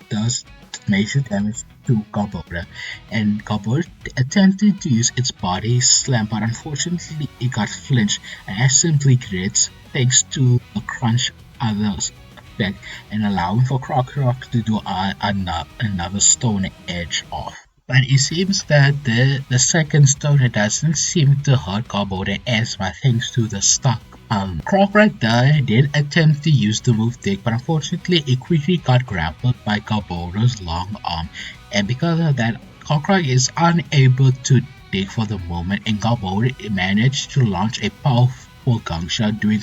close quarters, and because of this, Krookodile seems to be poisoned in the meter, which is going to make the battle much more harder for Ash and Krookodile. But luckily Krookodile is too stubborn for that, as he simply lets go of himself using Crunch to bite down on Kongoga's hand and forcing to let go of Krookodile, as Krookodile quickly digs in the meantime. But unfortunately Garbodor will simply use Stockpile again, and Ash quickly thinks he needs to stop Garbodor's third stockpile before he could use the move to heal itself. So Ash quickly commands to Krookodile to get up and command another Stone Edge. This time Krookodile simply attacks Garbodor and then launches a powerful Stone Edge, doing major damage to Garbodor and literally failing the super effective against Dig. And because of that, Roxanne needs to be much more careful, because Ash has a Pokemon that could do super effective against her tanky Pokemon, leaving her no other choice but to use Swallow to a bit more earlier than expected. But luckily Garbodor has no longer have the tense up, but this gives Krookodile to land down a second or crunch attack. But unfortunately Garbodor managed to learn Krookodile's movement, allowing it to catch it and unleashing a powerful gong shot against close quarters. And this seemed to slow down Krookodile, as for a few seconds it struggles to get up. Then it simply took anything, taking too many damage in the process, and it's also French because of it. And Roxanne grants a commanding Garbodor to stockpile again, and Ash quickly looks down, thinking this is going to be impossible for them to win. But to Ash's surprise, his friends Cyrus and Iris is cheering on Ash, just like how Roxanne's fan is cheering her. And because of this inspiration, Krookodile Ash does not give up. They force themselves to get up and continue to better. Because of this, Krookodile is really feeling the battle right now. And Roxanne really likes their fighting spirit and commands Garbodor to do a powerful body slam, as Garbodor is slurring its arm towards Krookodile. Unfortunately, Krookodile simply uses Dig to avoid the attack, but it didn't attempt to attack with Dig, it just did it so it could be behind it, so that Garbodor couldn't sense it, and allowing Krookodile to do a powerful sandstorm. Even though it's a bit too late for Krookodile to do this move, but Ash is doing something much more favorite. He isn't going to attempt to chip away Garbodor this late. It's going to use the sandstorm to blind it. Strikes Roxanne again, seeing Ash's quick Ash tricks again, and because the Garbodor is finding much more difficulty, Ash grants at this. He learns this move from Gym Leader Clay and commands Krookodile to do a powerful Stone Edge, and Krookodile sends a powerful boulder here, and because of Garbodor's blindness, this gives Krookodile a powerful critical hit, doing major damage. And at this point, Roxanne realizes using Stockpile again won't do any fair, because she knows that one more hit will do the job done. So she commands Garbodor to spare all the damage with Gunshot, and Garbodor rapidly fires Gunshot everywhere it goes. But unfortunately, because of this risky move, this does give Random a hit from Croc's powerful second crunch attack, and with this move, this does manage to do the job, knocking Garbodor out, leaving everyone surprised by this, and Ash doesn't know what to do. But Iris and Sai simply cheers for Ash, realizing getting Ash out of Once the battle is all over, Ash tended to praise Croc in the meantime, but unfortunately Crocker seems to be frozen a bit, and Ash looks a bit worried, thinking Crocker might have taken too much damage in the process, and thinks there's something really wrong with it. But to Ash's surprise, Crocker isn't frozen from the battle. It's frozen and then starting to glow in a pure light of aura, meaning that Crocker finally evolved into a Krookodile, its final evolution, and Ash is pretty excited about it and quickly charges in Krookodile for a hug, praising it as Croc is excited in his new evolution, and Roxanne simply praises Ash for his effort and clearly earns her badge, and clearly Ash is the only one to manage to get her badge, and Ash simply regrets this and showcases her badge in the sky ready to take on the Unova League. And this is where we're going to end the episode here. Make sure you leave a like and subscribe so you can check on the Unova League arc here. And the events of Ash battling Roxy in a 6-on-6 battle and managed to pull out a win with his Krookodile and evolve into a mighty Krookodile in the process. Ash and his friends would have left already for the Pokemon League here so that Ash can prepare and train his rest of his Pokemon for this very hard battle. But unfortunately, he's going to be in a slight detour here because he finds out there's going to be a tournament, and whoever wins the tournament could challenge the champion of the Unova region out here. Because of this, Ash doesn't want to give up the chance to battle all over again, and because of that, Ash and his friends will head to the east coast of the Unova region. And speaking of champion, they managed to cross upon Cynthia trying to order some ice cream here. In this process, it goes pretty similar in the anime. Yeah, and pretty much everything stays the same, but the one key difference I want to change here. Malware did crash and get very aged by Team Rocket, so Cynthia, Ash, Iris, and Sarge will try their best to heal the mythical Pokemon in the process. And Dora managed to pop himself out of the Pokemon and volunteers to stay on watch for the mythical Pokemon, and definitely isn't having a crush on the Pokemon at all. And this went pretty similar into an anime where Ash and his friend head to the house where Cynthia is going to stay at the weekend. But surprisingly, Dawn came as a little surprise, knowing that Ash should introduce Dawn to everyone behind his head and Silas, and once they catch up on what type of person Dawn is, Silas requested that he needs to see Dawn start her contest performance and suggests that Ash and Dawn have a 2-on-2 practice battle, not just for these two just to gauge the level how far they can, and Ash and Dawn agree to this stuff. As Ash and Dawn simply sent out her Piplup and Mamoswine to battle, while Ash will send out Pikachu and Krookodile for the battle. As Pikachu quickly runs off through the outer battle with a powerful quick attack, nailing Piplup in the process. But unfortunately, Piplup is been battling over the contest over its journey, allowing it to reply with a powerful bubble beam, which does hit Pikachu but not as effective. This does allow Pikachu to launch off a powerful Thunderbolt, but unfortunately Dawn quickly applies for Mamoswine to block the Thunderbolt, as it's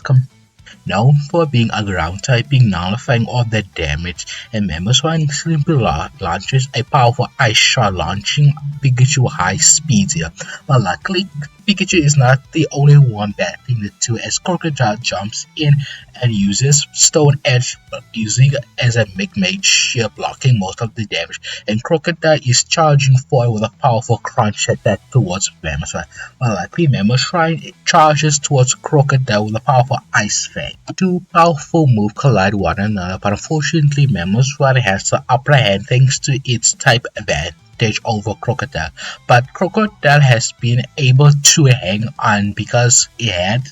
tougher battles than a little pool of ice in its way. also Mammoth launches a powerful ancient power towards Krookodile, but likely Pikachu has its back only unable to block the damage thanks to the move Iron Tail blocking most of the, and Krookodile managed to launch another powerful stone edge to Mammoth Swipe, and this time it does do some damage, but luckily it has Piplup by himself, and using a powerful wall pull allowing it to absorb most of the damage and manage to hit Krookodile of the whirlpool, leading Krookodile to be trapped here. Luckily, Ash has a quick move to get away from it using the move Dig, and also comes Pikachu to follow Krookodile, as Krookodile managed to avoid the whirlpool and going underground while Pikachu grabs its tail and follows it. Dawn simply grants this a good opportunity. Piplup used Hydro Pump in the hole, and Piplup managed to do a powerful Hydro Bash towards the hole, but this leads Ash to grin, leading Dawn to realize he entered Ash's traps. Pikachu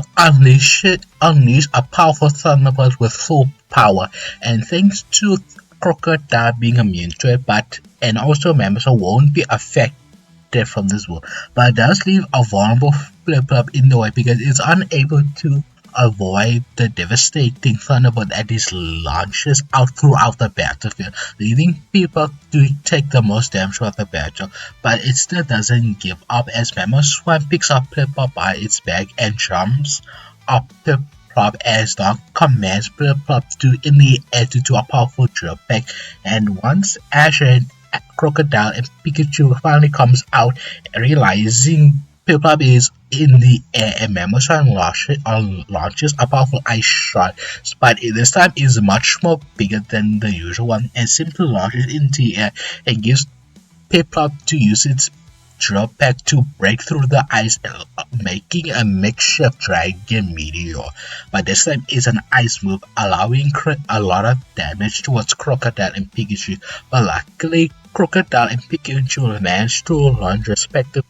the powerful Stone Edge and a Thunderbolt, and this move seems to not only destroy most of the Ice Shard moves, but also make a beautiful explosion as this move managed to glitter in the battlefield, leaving everyone pretty surprised by it and watching the beautiful move throughout the battle, leaving Metawear to appear in the middle of the battle. Dancing in the battle, and not only that, it is also dancing with Piplup in the midst. Not only that, Ash's Pokemon is pop out, revealing Duo to be very angry, especially from this water Pokemon, thinking he could steal his crush. He launches a powerful water pulse towards Piplup, and this causes a big fight of the two and forces their respective trainers to remove them, trying to stop them from tearing each other apart. And this closes day one in their somewhat vacation here. After Ash forces Duo to apologize to Piplup, the next day sees Ash and Krookodile battling Dawn's Mammoth Swan, and the two really likes battling each other, wanting to test out this strength. But it's been a very heartful battle, and they stop for Silas to stop for the battle for a desperate need for a break time, and Ash and his friends go to the bridge like in the region and wants to find out this weird Onyx who's completely green. After everything goes pretty similar here, except for the key difference is Duo wouldn't master Hydro Pump. He would have learned a new move, Water, for allowing to defend him and also defend his crush for the moment. And this closes day 2 on their small vacation here. The next day sees Ash and his friend having a nice little breakfast, but gets interrupted by Officer Jenny looking for the champion Cynthia, but unfortunately Cynthia is not here right now. And Ash and his friends volunteer to stop this Dragonite, and Alice doesn't seem to like this, determined to figure out what's really going on. After they went through the building and finding Dragonite, and Dragonite is simply on a rampage trying to defend itself, and Ash and his friends are clearly in a difficult situation as they are forced to send out their strong Pokemon to hold down this powerful dragon type. But luckily, Meta has been following them this whole time and managed to calm down Dragonite for the meantime. And this causes to play out pretty similarly at the end when Officer Jenny sends out powerful trainers to capture and subdue this Dragonite. In pure panic, Iris caught Dragonite in pure panic, wanting to protect it from the trainers. And this closes day 3 on their vacation as Iris captures a very powerful pseudo-legendary Pokemon. Ash and his friends have finally made it to their destination, where the date has finally came for the Unova's Eastern Tournament, where the winner has an opportunity to battle with Oda here. But unfortunately for Ash and his friends are surprised to notice a few similar faces in the crowds here, like Ducket and the Dragon Buster Georgie, and of course Ash's rivalry with Trips deep in the crowd. And this is going to be a very interesting tournament. They didn't just enter, but they also witnessed the champion Cynthia battling one of the Unova's Elite Four members, and it was a spectacular battle to witness. And Ash really hopes one day he wishes he could battle like that, like one of his Pokemon thing. And Ash can showcase a few of his Pokemon that he's been stepping up the gameplay after winning all 8 badges here. Ash is doing much more better because the Pokemon that he has on in this What If is much more strong compared to the actual anime here, which allows Ash to easily climb up the ladders in the tournament. And everything goes pretty similar, just like how Iris Dragon will refuse to listen, and it plays pretty similarly. But the most interesting part is when Iris and Ash battle. Once everything is set up for the two, they send out their Pokemon. They sent out the same Pokemon in the anime, but the difference is that Ash has a Krookodile, a much more powerful one in fact compared to the anime. And because of this played out a bit differently, because different enough to the point where Dragonite didn't dominate Krookodile at the beginning of the match. It goes pretty equally, but unfortunately Ash and Krookodile has a slight advantage, because the simple fact that is Ash has been with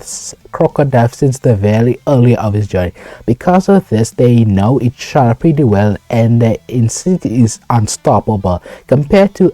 Iris and Dragonite, who only started to battle a week. Not only that, Dragonite has some hesitance on listening to Iris, and this fact played out pretty big here, because this allows Ash and Krookodile to catch their weaknesses and allow them to do some major damage. But once Dragonite had enough, it started to rampage here. And because Krookodile already evolved here, this lets for Krookodile and Ash to dominate the rest of the match, and it goes even worse for Iris in the regional here, because Krookodile is so much stronger, and this made Dragonite to be more frustrated. And because of this allows Krookodile to learn the more powerful dragon type move, Dragon Claw, and knocks out Dragonite here, leading Ash for a dominant win here. But there's one thing different here for Ash. Ash has been noticing Trip has been dominating the other trainers with just Superior alone. And not only that, Superior has been facing Fire-type Pokemon, which clearly had a disadvantage, but it's pretty clear that Superior hasn't took any serious damage throughout the battle, and nearly one-shot nearly all of the battles here, which Ash quickly thinks the different Pokemon that he intended to use differently. He wanted to use Pignite, but quickly realizes Trip has been seriously upgaining his ability in battle, which means Ash is forced to use one of his higher level Pokemon, and he intends to win this time, unlike the previous tournament, because he's desperately wants Pikachu to have a redemption after unable to defeat Iris's Excadrill. And battle sets are pretty differently between Ash and Trip here, a rematch you could say. The next day has arrived as Ash and Trip stay each other waiting for the match to begin, and Ash immediately sends out for Pikachu here, and Trip quickly grins and sends out Superior, and Trip was really hoping to get some revenge over Pikachu's Ash's Pokemon here. And the battle begins as Ash quickly commands for a quick attack here. And this does do some damage, but unfortunately Superior didn't took much damage and actually took the opportunity to wrap around Pikachu immediately. And Ash is quite worried immediately, but luckily Pikachu is fast enough to get out of the Superior's grip, and Ash has to breathe aside. That was too close for comfort. Ash needs to be a bit more careful. It's obvious that Superior has been training quite a lot to do that, especially to Pikachu, and it's pretty hard for Pikachu to get surprised. Even when Krookodile evolved, it still couldn't get Pikachu's an upper hand here, and it's clearly the difference between Superior and Pikachu here. And Trip simply replies, "What's wrong, Ash?" Uncomfortable with the fact that I'm able to be equal and not just equal, surpass you, as he commands Superior to do a powerful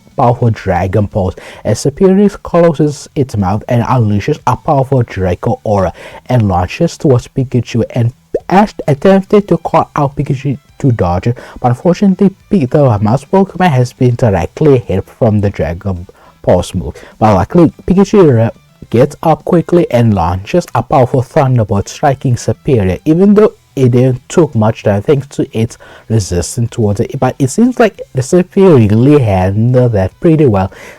acting like a ground type, and Ash is worried that Superior has took that damage too well for comfort. So Ash is panicking a bit and launches a powerful Iron Tail as Pikachu runs around Superior, looping around, hoping to get Superior's blind spot. But unfortunately, Pikachu is unable to find a blind spot and lets Superior to wrap around Pikachu again, using the powerful move Wrap to slow down Pikachu's health by literally choking out from it. And Pikachu attempted to use a powerful Thunderbolt again, but Superior seems like it did took damage, but not much enough to let go of Pikachu. Ash quickly questions this, what's the meaning of this? Superior should have taken damage, especially if it's that close to Pikachu, and notice Superior's that is literally sticking into the ground, and realizing Superior is using the ground as a lightning rod to flow all the lightning back to the ground, nullifying any sort of damage. And Trip speaks up, so you finally catch on, but unfortunately Ash, it's too late for you, as Superior is squeezing Pikachu much more tighter, and Ash quickly needs to figure out the solution and quickly note he has a plan here. He calls for an Iron Tail and Electro Ball combo, and this move does seems to let go of Superior's grip here, allowing Pikachu to get a lot of distance, but unfortunately it's not good enough for Pikachu because Superior immediately goes in for a powerful Leaf Storm, and Pikachu is unguarded from this move and allowing doing a lot of damage towards the little-mouse Pokemon, and it's shown that Pikachu is nearly at its end here. But unfortunately Pikachu stands back up after the years of battles. Even Legendary isn't enough to take down Pikachu here, and Trip simply replies, I must have underestimated Pikachu's endurance, but I won't make that mistake again, as he commands Superior to do a powerful Frenzy Blast, and Ash widens and commands Pikachu to use Quick Attack to move the attack away, and thankfully Pikachu is able to dodge that attack, but only gracefully enough for it to dodge some of the damage from it, and allowing Pikachu to ricochet off the ground with a powerful Iron Tail. And this time it does some damage to Superior, which is the first serious damage that Superior has been taking all throughout the tournament. And Trip is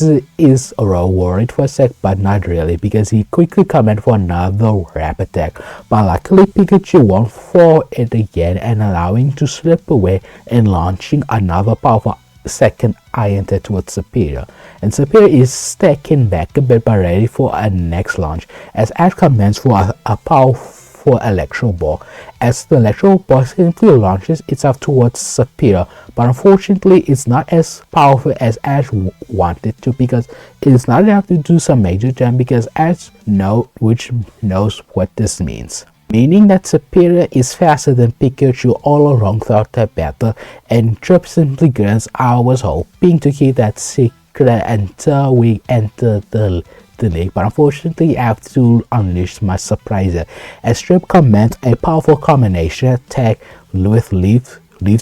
Storm and a powerful Frenzy Blast, and with this combined move, and Pikachu is really unable to dodge this, because apparently Sapphire has been hiding its speed all along, and because of that surprise factor, it allows Pikachu to be knocked out in the battle, meaning Trip has won the tournament, and Ash is losing ahead in victories here, leaving Trip for the first time to be ahead of Ash here. And the rest of the tournament pretty much similarly, it was pretty similar like Trip faces out here, but the key difference is that Superior has been doing much more well thanks to Trip's ability to drive to defeat Ash, and that's enough for Trip to surpass his previous limits in the anime. And Order gives Trip a little more praise in the anime, but it doesn't lead Trip to win over the year, leading a pretty similar loss here. This isn't all bad for Ash, and because of the fact that Trip finally beats Ash here, and this drives Ash to be more motivated to beat Trip.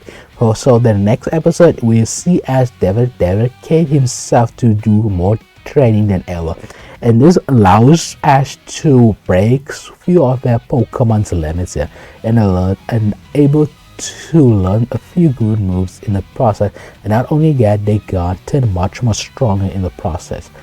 But even though our heroes are relaxing and Ash is picking up his training, this leads for them to finally say goodbye, because that's how vacation time is running out and needs to continue on a contest journey. But before they part ways, Ash simply asks for a quick battle, and Dawn agrees to this as a farewell battle. As Dawn uses her newly evolved Pokemon Unova, and Ash uses Ducket. And this is, I'm not gonna get into it, it was a pretty equal footing, but it seems like Ducket is slightly at advantage, not only for its typing but clearly its experience in battle here. And this is where Ash and Dawn says goodbye, and Dawn has to say bye to everyone here, leaving a very sad moment, but not the last time. At the rest of the episode, when Ash and his friends need to stop Team Rocket from unleashing the powerful 3 genies, but there's one key difference I want to change slightly here. Ash doesn't have Unpheasant here in the final battle, but he will use Krookodile because it's clearly the second strongest Pokemon on him. And that's where we're going to end the episode here. So guys, what do you think that Trip finally beats Ash and finally got them much more stronger Ash equally? And do you like it, dislike it? What would happen if these two face in the leagues here? One way to find out is leave a like, subscribe, and leave a comment on your favorite part. Until Eastern Unova tournament has finally ended, Ash attempted to head back in the league, but unfortunately a very spirited trainer finally appeared, thinking that he's just on time for the tournament. But unfortunately, it's pointed out that Ash is way too late and the tournament's already ended. And also this begins to happen just like in the original, where Cameron attempted to quickly get his 8th badge, but Ash will come with him so he can witness how he wins. Meaning towards that point everything happens the same until the point where Cameron and Ash split off, and in the next time they meet they will be in the league. Ash Before he could make towards the league, he met Virgil like in the original, and this time Ash noticed how strong Virgil is, and not to mention his EV evolution team, meaning that Ash would know Virgil would be part of the league, meaning that Ash has to be much more worried about Virgil here. In a long-awaited journey for the next step for Ash and his friends, and they finally made it to the destination of the league. It's a much more spectacular league than any other tournament Ash and his friends has entered, and noting there's a lot more trainers than Ash expects, and noting that Unova seems to be a popular league, and Ash is not sure why, but he doesn't question because it's more exciting that way. And once he entered the building and registered, and not to mention he saw Cameron, and Cameron almost missed the reservation like in the original, but luckily Cameron made it in time to put on his entry, meaning he's going to be part of this huge tournament. And Ash seems to meet up with the other trainers that he met throughout the journey, like Bianca, Stefan, Trip, and even the Mongolian guy with that very tough fighting type Pokemon throw. Before Ash could enter his room and get a good night's sleep and ready for the tournament tomorrow, but someone entered his room and wanting to talk to Ash. Seemingly it's Trip here, and Ash simply is surprised by his appearance and asking why is he doing here, and Trip quickly simply replied, "You better not lose, because all day throughout my journey I've been thinking non-stop how I should crush you,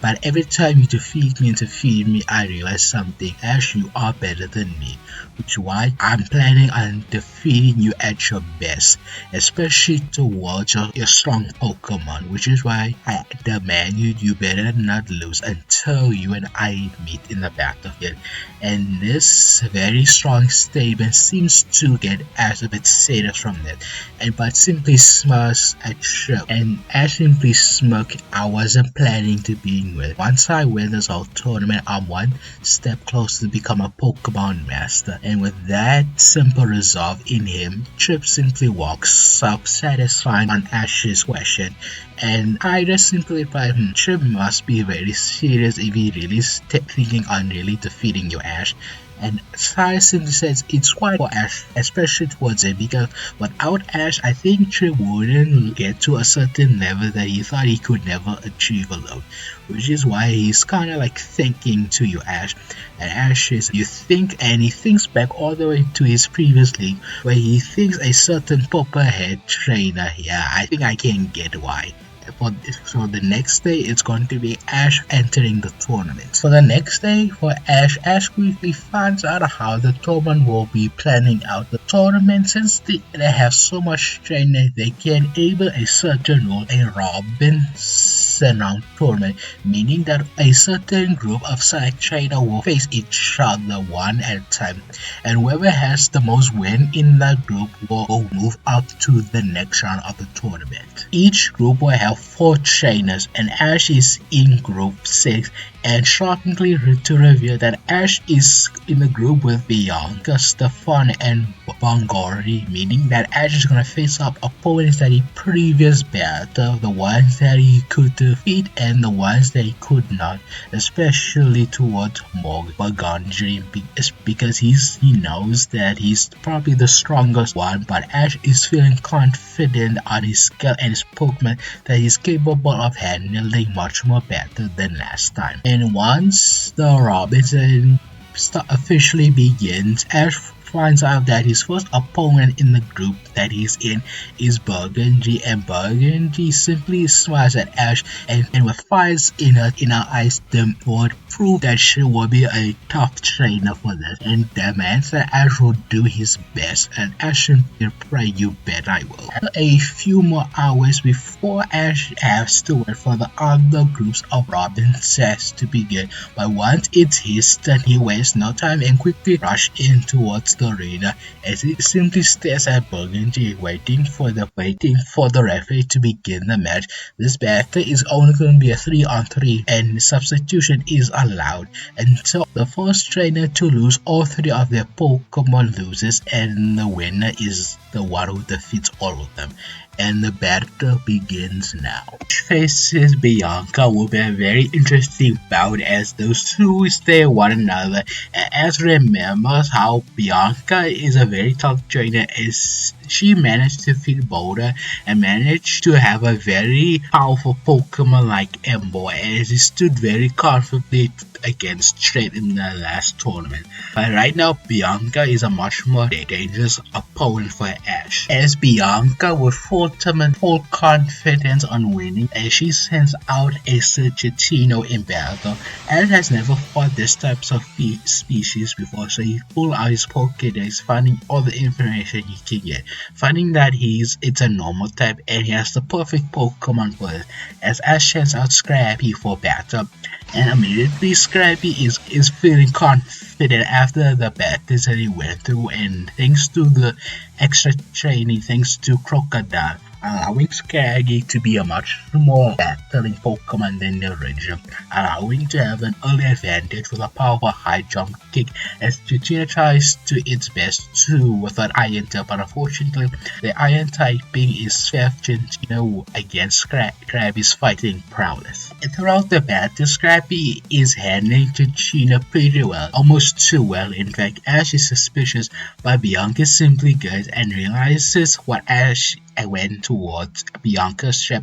as he quickly calls back for Scrappy to fall back, but unfortunately it's too late as Giratina unleashes a powerful test slap as the seemingly weak move does seeming a lot more damage than expected as Giratina double slaps Scrappy, making its cheeks very blurry and it's spiraling back in pure shock of all the damage that is taken, and Ash comments that was technician wasn't, and Bianca is finding out Ash's strategy,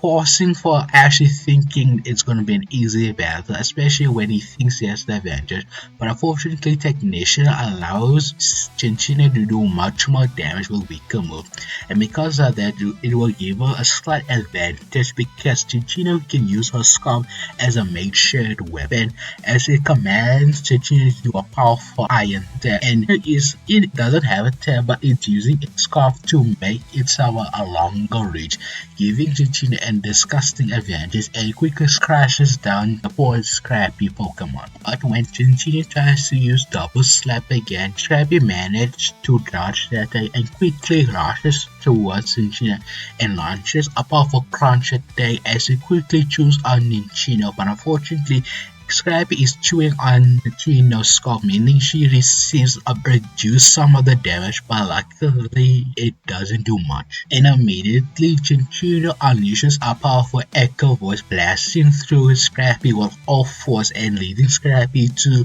retreat for now and watching careful on Giratina's movement. But unfortunately Scrappy won't have any time as Giratina quickly uses Iron Tap and tries to use them like a powerful web crashing down Scrappy, but luckily for the fighting Pokemon, its endurance has increased over all the battles he went through, meaning that Scrappy is literally running away and trying its best to dodge, and Ash has to quickly think, but the only range move that Scrappy knows is Focus Blast, and that's a very tricky process because Focus Blast can miss. As Ash commands Scrappy to use a Focus Blast, the little Frankie Pokemon closes its palms together and summons a powerful fighting aura and launches towards Giratina, thinking this is a perfect shot towards Giratina, but Bianca quickly countered to reverse the attack with a Tear Whip as immediately the Focus Blast seems to return back to Scrappy, doing a lot of damage towards it, and Scrappy is breathing heavily, thinking Ash has to quickly do something, but quickly he thought of something that he grins that this might work, and commands Scrappy to circle around Giratina, meaning that Giratina is trying its best to hit Scrappy, but unfortunately the Scarf seems to hit misses every time, and then when Ash tries to command Scrappy to do a Focus Blast again, and instead Scrappy charged for a much more powerful attack towards Giratina, and Bianca replies, Ash, are you going to do the same trick twice, as she commands to do it again, as Giratina simply reversed the attack again towards Scrappy, but to Bianca's surprise, Scrappy and Ash don't attempt to dodge the way as Immediately, like his trainer, Scrappy knows what Ash is doing as they both potentially in sync as Scrappy pulls up his pants, and this attack seems to ricochet the focus back directly towards Cinchino. But it's much more faster because the momentum is quickly switched, meaning that Cinchino won't react in time, and not only that, she left her scarf too open in the air, meaning that Cinchino doesn't have a scarf to protect herself again, meaning she took the full blast from it. And not only that, Genshin is struggling to get up, but unfortunately for her, Scrappy immediately charges in and pulls up his knees and manages to do a high jump kick, meaning knocking out Chichino here. Bianca is pretty disappointed because she really wants to showcase her Chichino's prowess and capable that her species is capable of tough battles, but regrettably she turns Chichino and praising it for the hard work battle. As Scrappy quickly went to as Ash quickly pats him on the head, praising how much he's proud of him. And Scrappy is happy as it's smiling towards his trainer, but Scrappy quickly turns the batter rating for his next opponent, and Bianca is smiling for his second Pokemon sent out and revealing it's a powerful Scavalier, and Ash is thinking back all the way. This Scavalier is pretty tough, so Ash needs to be careful, especially it being a bug type, meaning that it will resist both a Scrappy's, meaning that Ash has to be more clever for this one. Once the battle begins, Bianca quickly commands Escalavier to power out with the power swords there, and by taking Ash by surprise, he quickly commands Scrappy to launch a powerful focus blast. As Scrappy summons a powerful orb with energy and launches towards Escalavier, and this seems to hit Escalavier, unable to dodge the attack because it's focused on powering up its attack, and now since it's fully charged in, it's ready to charge towards Scrappy with a powerful attack scissors, and this move simply is blocked by Scrappy's Panzer, surprising Bianca for the moment and quickly retaliate with a powerful iron head, and this unfortunately Scrappy is literally tied up against Escalavier, meaning the only way to block the iron attack is with his own net as he quickly uses a powerful headbutt, but unfortunately the iron attack seems to win against the two headbutt, meaning Scrappy took critical damage from it, meaning that Scrappy is knocked out. He has to be disappointed but happy for Scrappy for his performance, returning to Scrappy and looking towards a second command and smiling towards it. I know you can do this, Boulder. As he sends out for battle. Immediately the battle begins and Escalavier wastes no opportunity charging in for another Exeter, but as quickly commands for an iron defense as Boulder defends itself with a powerful aura surrounding it with steel iron type energy, increasing its defense further. As Escalavier tries to hit it with Exeter, it seems does nothing, giving Boulder an opportunity with a powerful blast of rock slide towards Escalavier, and it simply is hitting by hundreds of rocks falling on top of it,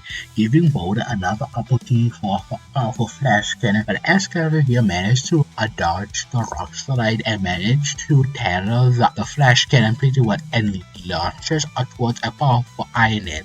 and this simply move seems to do a lot of damage towards Boulder, as Boulder has no defense against a steel typing, but luckily it's managed to hone on type and launches a powerful flash cannon, and this time seems to scrape off Escalavier as it does a second iron head, and this move seems to rear down Boulder here, meaning that one more good job done. But unfortunately for Bianca, Ash is known for doing underdog strategy, and right now because of it Bianca is going to play more risky here and calling for a second sword stand, but unfortunately the second sword won't help Bianca much because Boulder simply commands a powerful rock slide. This move seems to flinch Escalavier and also take him a lot of damage because of it, giving Boulder to launch a powerful flash cannon, leading Boulder to have a win here. Escalavier is knocked out, leaving Bianca pretty devastated. He didn't plan for Boulder to knock out Escalavier this early. Thinking back, Ash really thought a perfect strategy to counter Escalavier, and it played out pretty well, but luckily Bianca was sent out her trustiest Pokemon, sending out her trusty Amo to battle. Ash looks towards Boulder, thinking that even though Boulder took some serious damage, but he knows that Boulder can stand in there. So he plans on keeping Boulder in, which means that Boulder is going to face a stronger Pokemon. And this time is a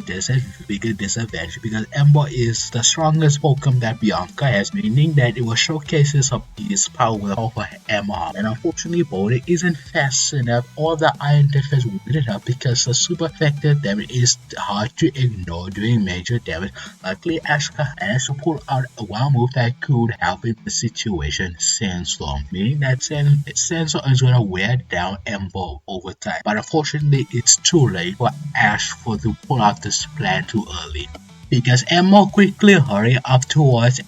a boulder and slams its huge arm, crashing it down, meaning Ember managed to knock out boulder here and forcing Ash to call it back. The Sandstorm is doing its thing on doing some damage, but he's unsure that Ash could use the advantage, meaning that he's gonna rely on one Pokemon to knock it out. That's the perfect Pokemon to take out Ember as he sends out Swanna to battle, and immediately the difference is much more noticeable. The combination of Swanna's flying and water typing gives him the biggest advantage towards a fire and fighting type, meaning that Bianca really needs to work hard on this battle. And once the battle begins, Swanna immediately moves forward with a powerful aerial ace, crashing down Ember with a powerful wing attack and quickly vanishes off before Ember could retaliate with a powerful thrower, as this move seems to give Swanna a bigger opening with a powerful skull attack towards Ember and doing a critical damage, and Bianca knows Hammer Arm and Flamethrower won't do much against it. The only two moves that she has left for Ember to do after she commands a powerful rock slide towards Swanna. This move does seems to force Swanna to lower herself in the ground to able to dodge from the one launch, giving Ember a bigger opportunity when Swanna goes towards Ember in the lower angle, giving Ember a big opportunity with a power hammer arm. It doesn't seem to do much any more damage thanks to her typing resisting, but it's the damage and Swanna is feeling it, forcing itself to fly back up before Ember does any more serious damage as the sandstorm quickly rises as all the Pokemon in the air is taking ship damage. But it seems like Ember is feeling it and taking the worst from it, already being a storm, and not only it has taken more damage towards the two. But Bianca is regretting her there's only one chance, and she calls for Ember to do a check. This seems to shock and Swanna at once as Ember tries to unleash the move and launch towards Swanna. Ash is thinking back all the attacks that he went through, and once the attack settles in, but unfortunately it doesn't seem to affect, and Bianca questioned, I thought Swanna was a girl, but Ash quickly corrected, actually Swanna is a boy, meaning her attack failed, meaning leaving Ember to be a big opening for Swanna to do a powerful aerial ace, and this move seems to knock out Ember, leaving Ash the victory. As Bianca looks pretty devastated and quickly picks up Ember and thanking for trying all of its best, and Ash quickly goes towards her, giving out a handshake. Don't worry Bianca, you have two more trainers to battle before it's really over. And Bianca says, you're right Ash, this isn't the end for me, I still have a fighting chance. As the two quickly shakes their hands and Ember simply bows its head towards the stronger Pokemon, and Swanna is taking the praise pretty well, and not to mention it's striking its ego. But the next day Ash and Bianca are watching Stefan and Montgomery having their own battle in the group, and seems to be a fairly equal battle between the two traders, and seems like their battle size seems to be similar, but the difference is Stefan has taken a much more speedy approach while Montgomery takes the more defensive approach, which finally comes to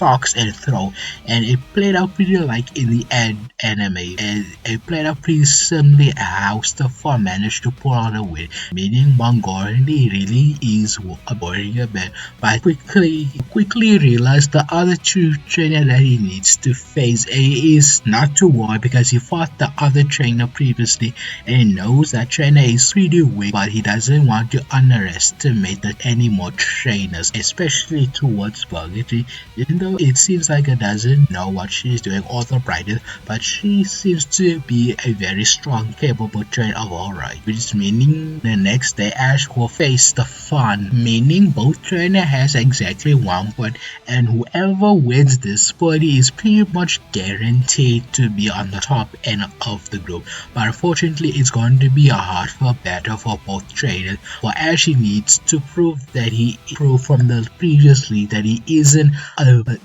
loser trainer anymore. And for Stefan, that he lost to Ash previously the last time they fought, and he demands he wants to prove himself to be a better trainer for Ash, meaning the two trainers simply stay on water and wait for the referee to commence the battle, and the battle begins. Stefan sends out Labon to battle, and Ash knows the perfect count for this Pokemon, sending out his trusty Pokemon Pignite to battle. As the two wait for another, as Stefan quickly called out a move with a powerful Shadow Claw, and with the Scratch Guy simply dashes towards Pignite, unleashing Power Stated Ghostly Energy. But luckily, Pignite is able to endure the attack and unleash a powerful Break Bird towards the cat Pokemon, doing critical damage, but unfortunately Lapon quickly recovered it and managed to launch a powerful Quick Attack and end a combination of Shadow Claw. As Pignite could not handle that attack, he quickly uses a powerful Flamethrower to close away from Lapon from any closer, forcing the cat Pokemon to get its distance away from the pig Pokemon, and Ash commands for a powerful Flame Charge, and this move seems to match Lapon's speed as Pignite simply dashes towards behind her and smashes its body towards it. But unfortunately, Lapon has the more experience, seems to have more experience with speed, but because of that, this allows her the cat Pokemon to move around Pignite, even though he's getting faster by every time he uses Flame Charge. But Lapon seems to use one of its study trick by using the sand in the battlefield to blind Pignite, allowing her to have a critical hit with a powerful Night Slash. And because of this, Pignite is starting to lose its temper because Lapon is a very cruel cat and is taking advantage of the fighting Pokemon. Ash notices this cat is playing dirty, but he quickly finds out that every time Pignite gets close or tries to attempt to hit the cat Pokemon, he quickly dodges out the way and simply hits behind it, meaning that Urgent is avoiding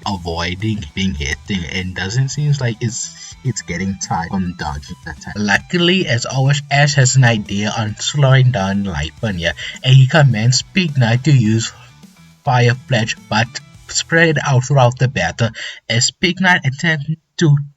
slam its fist towards the ground and huge fire embers sports everywhere Lapon, and like as expected, it managed to dodge out of the way, but it wasn't Pignite's intention on hitting Lapon. It's attempting on heating up the battlefield where the battle has become molten heat, meaning that Lapon is actually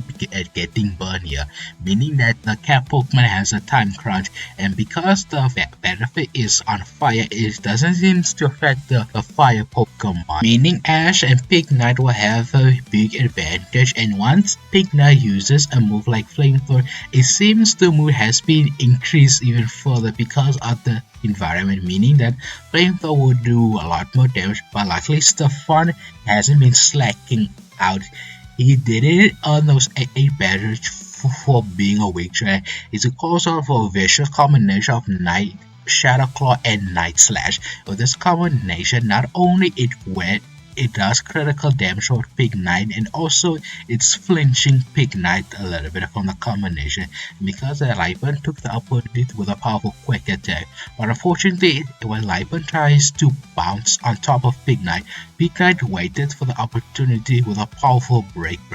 and this move seems to shut down Lapon. Stefan's tactic of hit and run, meaning Pignite managed to knock out the cat Pokemon here. Stefan to return his Pokemon. And once the battle continues ahead as Stefan sends out his second Pokemon with a powerful looking Substriker, and Ash noticed that Pokemon are evolved, meaning that the Pokemon is much stronger. And when Ash looks towards Pignite, it seems like it's really being tied out from life, but forcing Ash to quickly recall Pignite and realize the situation that Ash is being presented. The Pokemon that he brings is not favorable because he didn't brought Krookodile here. And not only that, he does have Live Bunny on standby, but after the previous battle with one of the gym leader having flashback that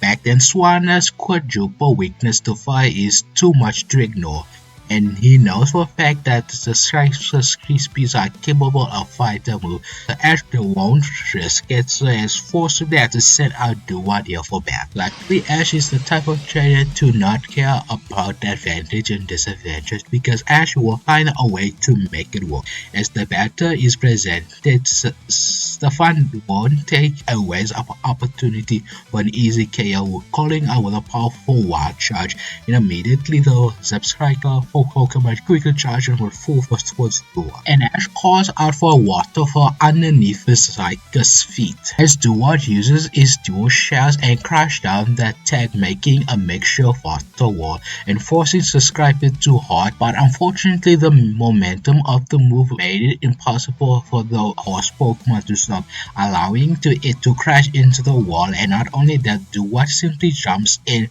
with a powerful sacred sword as the Duat Pokemon slashes towards Subscriber, and it seems to be critical damage. It doesn't seem to slow down the lightning Pokemon as it quickly zips around Duat here, and Ash is noticing a pattern. Stefan is liking this hit-run tactic, especially when he has a speedy Pokemon, but Ash will overcome that and commands Duat with a powerful water pulse and splash it to everywhere, and Duat simply charges the orb in its form and launches towards the air and quickly jumps it and sends it back to the ground, making our makeshift tidal wave. And it does seem to hit Subscriber. It didn't matter where he was hit, but unfortunately Duat is stuck in the air, leading for Subscriber to unleash a powerful wild charge, doing massive damage to the water Pokemon. The moment that Duat quickly crashes down and quickly tries to do his fighting stance, but unfortunately it's missing one of his shells and quickly look towards the horse Pokemon. Seemingly it's holding one of its shells, and some quickly comment as you're not the only one who can think out of the box, and immediately he commands Subscribers with a powerful flame charge, and this seems to cut Duat off guard, allowing Subscriber to hit Duat here. And not only that, it seems to land a burn here, and not only that, Subscriber has been gotten much more faster, and immediately it quickly charges forwards Duat with a powerful flame charge over and over again. And unfortunately for Duat, he needs his extra shell to perform other moves like Sacred Sword, but unfortunately that's off the table. But luckily he can match Subscriber's speed with Aqua Jet, allowing Duat to call up in the ball, and this move seems to calm down the burn effect, but unfortunately Subscriber is much more faster than it, as Duat attempted to headbutt it with all its force, but unfortunately Subscriber to throw around, forcing Duat to crash the ground, hitting nothing. Duat has been unguarded, which leaves an opening for Subscriber to a powerful double kick as Duat simply spars in the arena, but likely manages to stand up quick and launches towards a powerful water burst towards Subscriber. This momentary hit managed to seem to let go of his shell as Duat quickly caught it and able to execute Sacred Sword without any issues with a powerful crash down. But unfortunately, Duat also been caught by Subscriber's powerful wild charge, meaning both Pokemon has been exchanging blows. And not only that, it seems to knock out both of the Pokemon, leaving both trainers to be surprised by this and quickly recall their Pokemon back. As Stefan quickly looks down to his only Pokemon left by Likely he grips it and grins at Ash. Ash is going to be a easy battle, and he sends out Sock for battle, his most trusty and most powerful Pokemon that he had. Even though Ash has one good fresh Pokemon on standby, but Ash wants to scout out Sock if Sock has been improving a lot anymore that Ash wants to win. So hesitantly he sends out his injured Pignite for battle. The two fighting Pokemon are excited to clash their fists as both try to cause for a break, leading both of them to clash their fists one another for a big opportunity. But it seems like Sock's longer limbs have some sort of advantage while Pignite is stuck with his stubby arm, allowing Sock to have the up-close advantage, but luckily Pignite doesn't always use close quarters as he uses a powerful flamethrower. Luckily Stefan is one step ahead towards Ash. He commands Socks to bulk up one curl in a ball. With this move momentum, allowing Socks to avoid minimum damage from the flamethrower, and not only that it managed to pull off the bulk up, increasing its attack and defense, allowing Socks to clash with Pignite again with a powerful break and a powerful low sweep, and this move seems to slow down Pignite for more, but Ash countered this with a powerful flame charge as Pignite simply slams its huge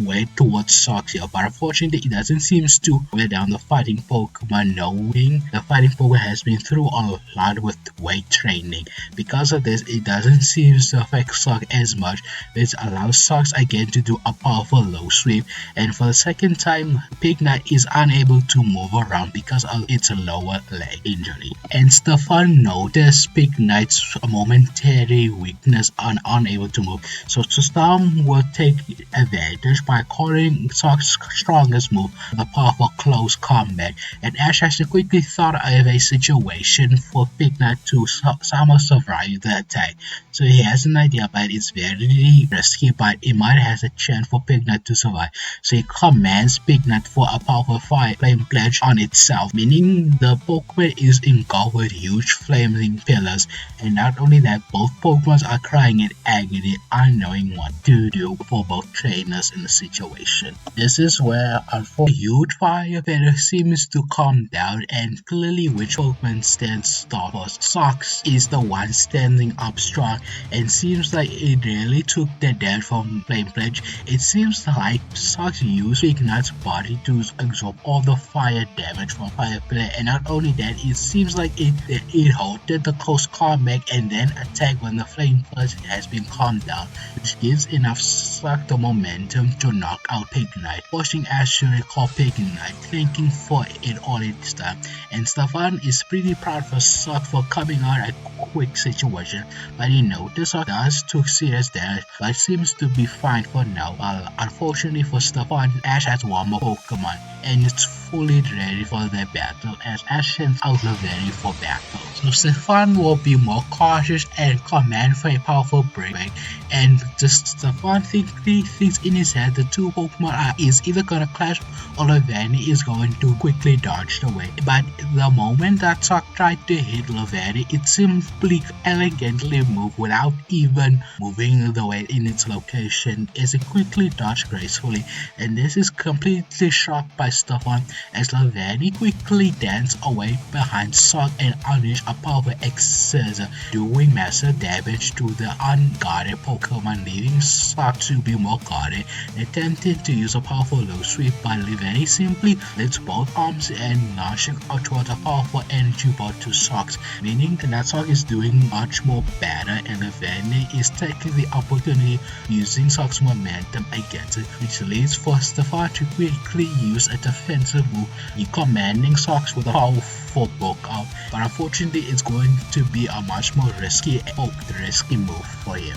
Because Ash simply grades and calls Lavery with a powerful string shot, and the string shot managed to whip down Sock, allowing wrapping around Sock's arm towards its body, meaning Sock is unable to use his arm, and which means two of his moves are knocked away from it, leaving Lavery with advantage with an unguarded Sock, and taking the advantage with a powerful as Lavani quickly slashes down Sox with a powerful leaf blade, doing major damage, and Stefan quickly needs to think of the situation before Sox is knocked out from Lavani. But he quickly noticed something. He commands Sox to take the full front, and because of this, Sox did took a lot of damage, but in return he is free because the leaf blade seems to allow Sox free, but it's clearly shown that Sox is also slowed down from the string shot. So Stefan calls one more strong move, powerful close combat, and Sox could simply charge it to a Lavani, and Lavani thinking he's going to use the same tactic, so he quickly already moves its body, which unfortunately for Lavani, Sox is like a true martial artist. He is faking out Lavani and quickly switches gear with a powerful low kick, and this move seems to weaken Lavani's leg, which makes her unable to dodge the way and allowing Sox to do a powerful close combat unguarded for Lavani. And not only that, because Lavani was taken surprise, and not only that, it attempted to dodge out of the way, but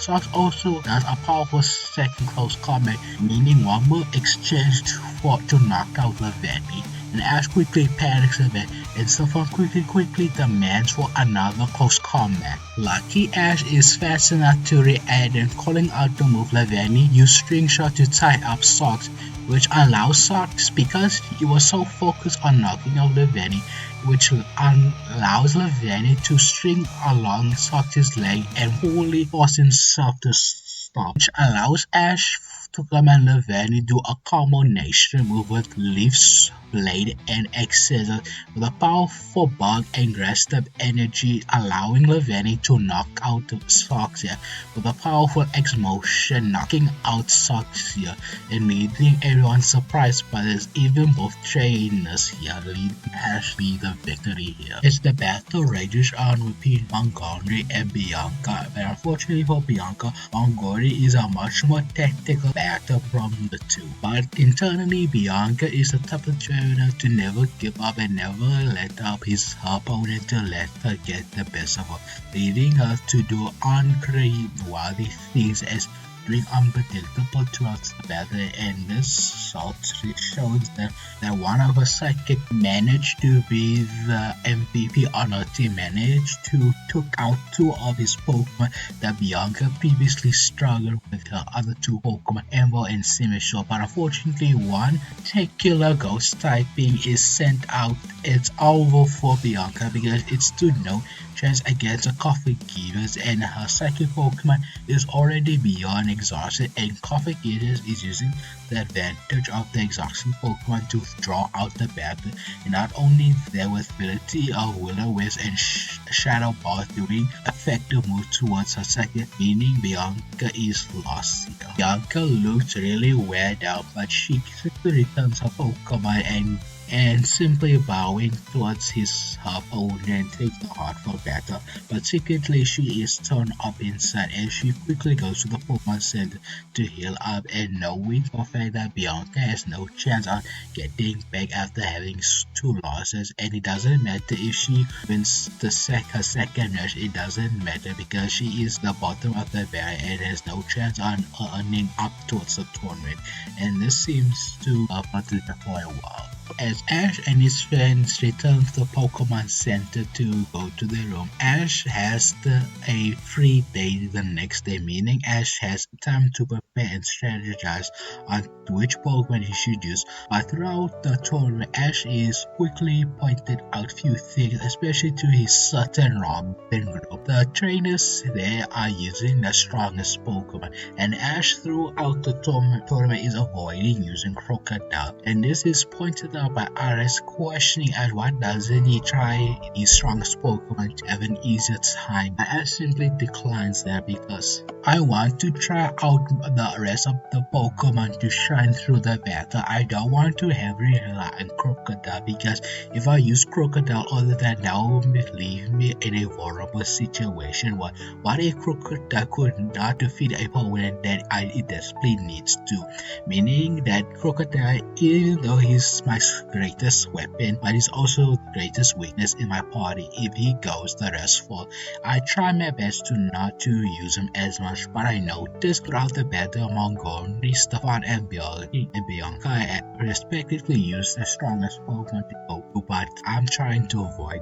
And don't worry, guys, I know what I'm doing, and I believe myself I'm capable of winning this. And Ash is precisely such a little kid. I'm just making sure they don't come into the next search and have no regrets. And Ash smiles at Ash and thinking as Sai simply prepare for the next one. Even though Ash has a free for the next day, Ash simply goes to his free time to analyze his next opponent. He noticed Trip managed to pull out an impressive win, and not to mention that EV Trader managed to demolish his opponent, and not to mention Cameron. Even though he's such a goof, but he is a strong batter. There's one situation where Cameron accidentally brought the wrong Pokemon, but luckily he managed to pull out the win even with the disadvantaged type. And of course, the propagation of preparing his Pokemon for his next upcoming battle. As for the next, the Ash is waiting towards the stand, waiting for his opponent. He patiently waits until the trainer finally appears, pulling out a Pokemon ready for the referee to call out. As the battle has begun, Montgomery sends out a very powerful psychic Pokemon to better Sieges to battle, and Ash quickly thinks of his choice as simply great and sends out his trusty Pokemon Pikachu to battle. As the two Pokemon wait for their trainer's command, and Pikachu simply goes first with a powerful Electro Ball, but Montgomery simply counters this with a Psychic, as the Electro Ball seems to stop in mid-air, few closes away from its face and launching back towards Pikachu's own Electro Ball, but Pikachu seems to dodge out of the way with a powerful Quick Attack and launches with a powerful Iron Tail. But unfortunately, Sandile is also part Flying type, and not taking advantage of its flying capabilities, moving out of the way and unleashing a powerful Air Slash, as Air powerful current slash towards Pikachu, but seems to be doing okay from the damage and launches a powerful Thunder. But unfortunately, Sandile uses a powerful psychic ability, Light Scream, as Sieges did took the damage, but is greatly reduced thanks to the effects of Light Scream, and as noted is going to wait for a while for that screen to wear off. Montgomery simply points that Pikachu is a very fast Pokemon, and clearly it's taking the advantage, and Ash says yeah, and what's of it and more, and Montgomery simply spoils, well, I'm gonna take that for myself. He commands for a powerful Trick Room, as Sandile simply closes the eyes and seems that all the batter is simply replaced by a weird scream, and Ash quickly discover what this means, that Sandile is the fastest Pokemon at his side, meaning Pikachu is the slowest, and Montgomery wastes no opportunity with a powerful Psychic, as Pikachu tries to avoid that attack, but simply notice isn't comfortable with the speed that he just have, meaning Sandile unleash a powerful Psychic towards Pikachu, and Pikachu is unable to dodge the attack, taking the full brunt of it, but Pikachu managed to launch a powerful Thunderbolt to Sandile, but again the Light Screen seems to reduce the attack. Not only that, Sandile simply moves around Pikachu, unleashing a powerful air slash towards Pikachu. Ash quickly points out that Pikachu is going to take more damage before he could knock out Sandile, meaning that Pikachu needs to do something fast, and he knows he needs to think. But surprisingly, Montgomery simply returns Sandile's back, and Ash is quite confused, and Montgomery simply sends out a different Pokemon in mind, a weird-looking Pokemon Confronting, and immediately even this Pokemon doesn't seem to be very fast, but unfortunately Trick Room is doing its thing and making sure the slowest Pokemon is the fastest, meaning Pikachu is having a much more harder difficulty on facing Confronting, launching a powerful Shadow Ball towards Pikachu, and Pikachu could dodge the attack but only took half of the damage and tried its best launching a powerful Iron Tail towards Confronting, but Confronting again is taking advantage advantage or trick room able to dodge the way and launching another Shadow Ball. This time Pikachu could not avoid the Shadow Ball completely and took some of the damage but luckily managed to launch a powerful Thunderbolt. But unfortunately Krookodile seems to take the damage, but unfortunately Light's game is still taking effect. Not only that, Montgomery sends out one move here, Will-O-Wisp, meaning that Pikachu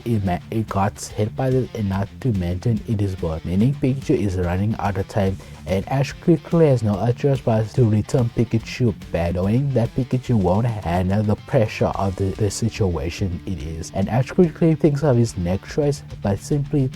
sends out a Pokemon that Montgomery wouldn't think of him sending out his Scrappy to battle. As Krookodile simply stares at Scrappy and Scrappy simply stares back at it, and Montgomery seems to be confused on Ash's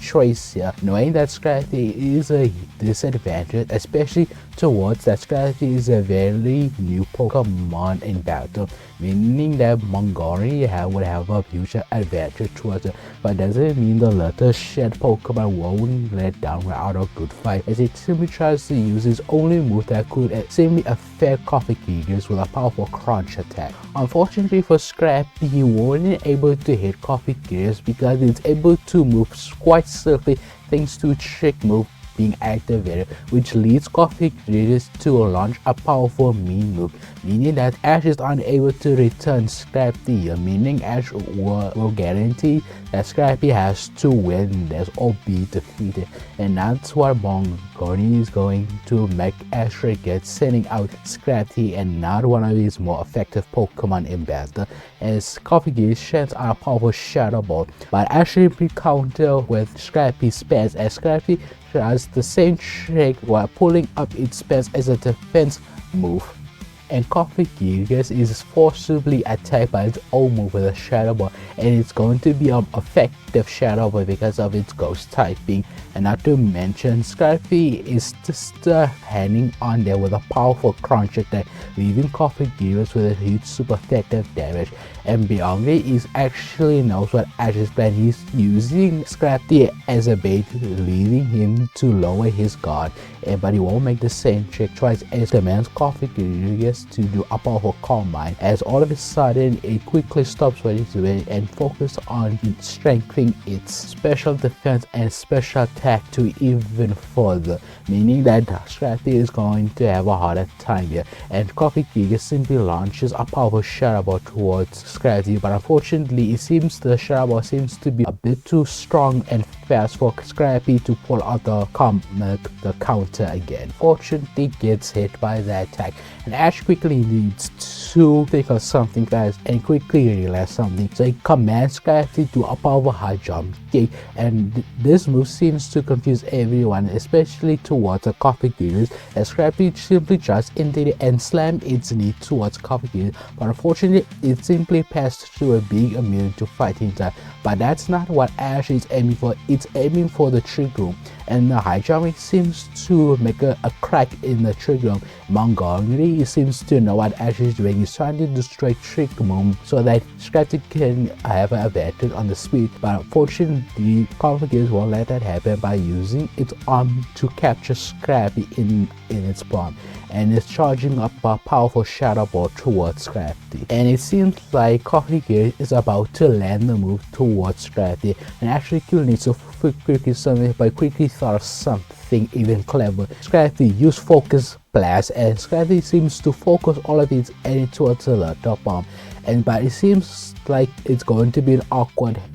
angle to hit Krookodile, which doesn't matter because it's immune to the fighting type again. But since Scrappy is using Focus, that meaning it's surrounding itself with a powerful fighting aura, meaning that Krookodile simply slips Scrappy underneath its palm, allowing Scrappy to face through it. Not only that, it launches the Focus Blast towards the trick room, destroying it immediately, and immediately Scrappy seems like to earn back his speed, allowing it to launch a powerful crunch attack towards the Krookodile, which managed to knock out the Confess Pokemon out. Mongori simply stares at Scrappy and reminding the last time they fought. This time Scrappy does improve a lot the last time, but unfortunately it's facing off its one of his toughest Pokemon as Mongori sends out his judo Pokemon to battle throw. And Ash is pretty confident but unsure, looking at Scrappy, taking a bit of a beating for coffee juice, but Scrappy simply stares at Ash and screams out loud he will fight Throyo and to get his revenge last time. Ash quickly commands Scrappy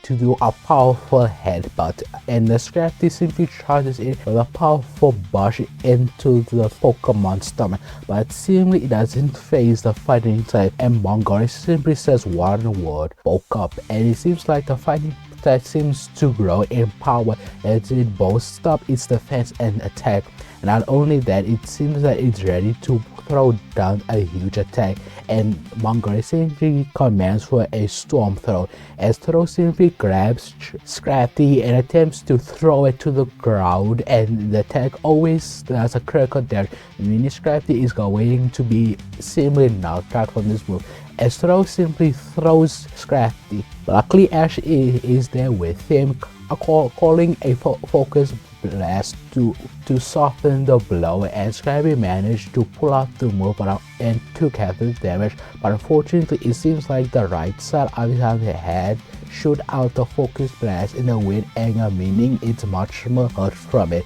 and Mongori simply notices and simply grins towards Ash, and Ash knows what he was thinking and commands Scrappy to do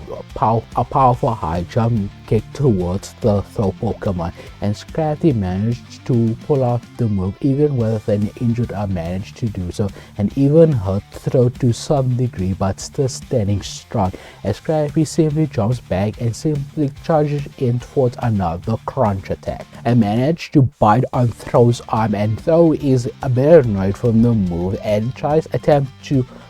free himself with the latter Pokemon, but unfortunately for him, Scrappy refused to let go, which forces Throw to use a powerful Storm Throw onto Scrappy, and unfortunately for the latter Pokemon, it's simply knocked out by the powerful move, meaning Ash has to return Scrappy and thinking his next of choosing it and not forgetting to thank Scrappy for his hard work. Luckily, Ash simply grins on his next choice and simply grins on his much more reliable Pokemon here and sending out his powerful Swanna to battle, and Mongori simply is much more aware of Swanna's capability in battle and thinking back on what this Pokemon is capable of and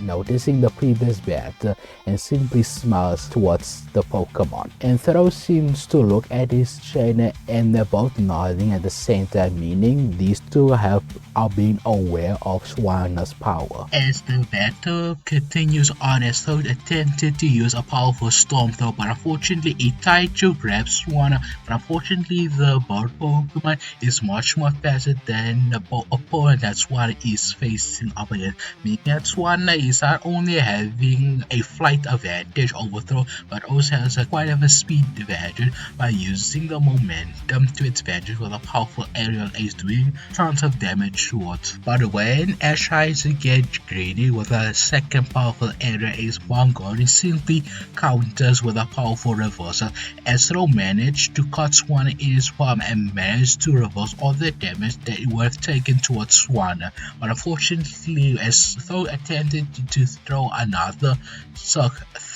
Storm Throw, Swanna simply flies up in the air and launches a powerful Scarlet, doing some damage and also trying to stop Throw getting any closer towards the bird Pokemon. Luckily, Swanna can also recover some of the damage that it lost with a powerful ruse, and Throw is unable to interrupt Swanna because it knows it doesn't have any close range move, but except for one move, Mongori is keeping that as a secret weapon towards a bird flying type Pokemon like Swanna, as Swanna managed to finish off the move and charges in for another powerful aerial ace, but unfortunately when Swanna gets a bit too close for throw, Bongoni unleashes the shield weapon with a power stone edge as the rock type move managed to do a massive damage towards Swanna, but unfortunately Swanna is having enough with the surprises, meaning Swanna pushes through and lands a powerful aerial ace. Not only that, it does a second aerial ace, and throw is very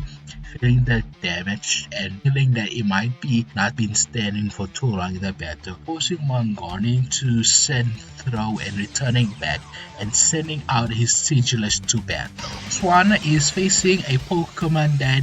is no longer dominant in the air and forces has to share with another flying Pokemon, and this time the Silly seems to know what it's doing in the air, and Mongoni simply sends out a powerful light screen, meaning no special attacks would be a much more effect against Sigilus, and Ash is very annoyed from that move, meaning he can't use any of the special attacks, but luckily he get in close with the aerial ace, which Ash is correctly going to do with a powerful aerial ace towards Sigilus. Sigilus simply counters with an S/S. The two move collide one another, but unfortunately Swanna took it the worst because Sigilus was not taken from the physical move and used a projectile move and allows Sigilus to land a powerful psychic towards Swanna, doing major damage, but luckily Swanna can heal out as Ash calls for loose, but unfortunately Swanna is vulnerable to amount of damage towards Sigilus, meaning Sigilus commands a powerful secondary air slash towards Swanna, and Swanna did took half of the damage, but luckily Loose seems to subside the damage here. And Ash simply calls for a secret move that he's been waiting to use. Swanna use Ice Beam, and this simply effective will manage to effectively hurt Sandile to the point that it's simply struggling of the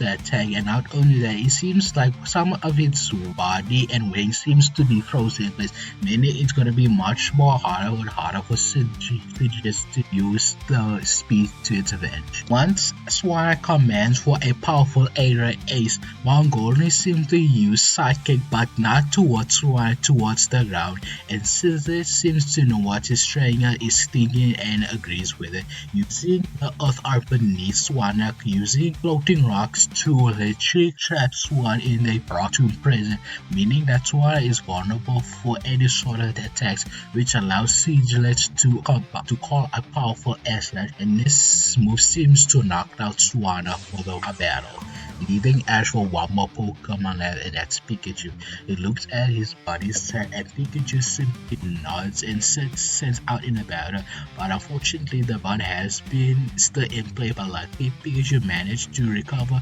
some stamina and some rest. Fortunately, Ash is feeling dreadful because he hears one word from Montgomery, Trick Room, and the room that Ash destroyed previously seems to be activated once again, and this time Sigilus is the one taking advantage, but Ash also was any time that he noticed that the light stream throughout the battle one seems to wear up, meaning that Ash has one more chance unleashing a powerful Thunderbolt, and Pikachu strikes through towards Sigilus, and this move seems to knock out the psychic Pokemon out, meaning Mongoni has one more Pokemon left, but he is feeling confident because he managed to pull out Trick Room, which is the most important thing he wanted to do. Not only that, Pikachu is in a burn, and meaning that Pikachu won't last forever in the battle by sending out his new Pokemon to battle, and Mongoni simply is gritting at the situation. Ash, you have no chance of winning this situation. Throughout this whole battle, I've been setting up throw here to have him clean up the angle here, and your Pikachu is taking the worst here. Should have brought in your better Pokemon here. But Ash simply grins, this is my best Pokemon right here, Pikachu, and he's about to bring this victory here, and you're going to lose, Morgan-G. And Mongo, he simply smirks at Ash. We'll see about that as he commands though to use a powerful Stone Edge. Luckily, Pikachu is fast enough to avoid the attack, but unfortunately, Pikachu is avoiding and getting too close to throw, knowing that throw is much more faster than you. So Pikachu throughout the battle is keeping its distance away by shooting up powerful thunderbolts. It does hit throw sometimes, but it's not strong enough to knock out the fighting Pokemon, as Mongoli's Sons commands a powerful Poké to increase its defense and attack, knowing that Mongolia is going to win with the damage output towards the two. But unfortunately for Pikachu, he could not wait to afford for waiting opportunity, because he's in a time crunch with a burn, because Pikachu knows he has a limited time to knock out through, and Ash knows this and quickly looks at Trick Room, thinking that he might destroy it again, but I don't think Mongolia won't let him destroy True again. But Ash does an idea. It might be crazy enough, but unfortunately Ash needs some way to win this, and commands for Pikachu to use a powerful Electro Ball fire up towards the sky, and Mongoli waiting for Ash to attempting to destroy True, waiting for Ash to attempt to destroy True again. He won't let that happen, so he commands Throw to stop the Electro Ball with the powerful reversal, as Throw, thanks to its new speed, allowing to catch the Electro Ball, but unfortunately it was not for to destroy Trick Room. Ash landed as a decoy as Pikachu lands a powerful Thunderbolt, but not towards Thrower, but directly towards the Electro Ball, and this much power here is like a new electronic bomb here, and managed to destroy everything in the battle. Not only that, Throw is taking the worst from it. Not only that, Trick Room seems to be dissipated, but not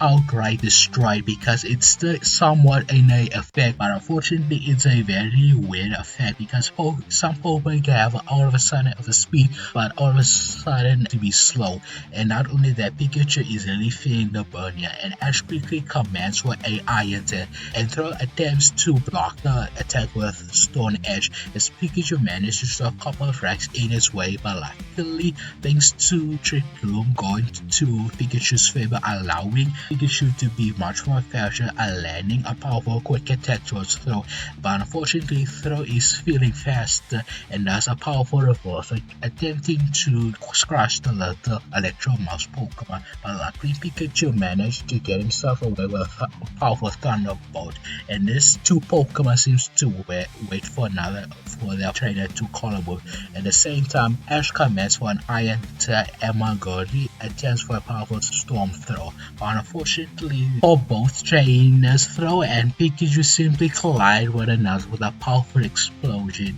meaning both Pokemon seems to be down the moment, but slowly but surely both Pokemon attempted to stand up, but unfortunately throughout the process Pikachu is feeling the burn here and really feel like he's going to be knocked out, but Pikachu seems to find the strength that he needed just to stand up, and seems to thinking for Ash for the moment, and with this thought of his friend and his trainer by his thoughts, allowing Pikachu to stand and defy that he's the one that stands on, and unfortunately Throws seems to be down, leading Ash to be victory. Once the battle has finally over and Pikachu is the victor, Ash quickly goes back to Pikachu, lifting up and praising for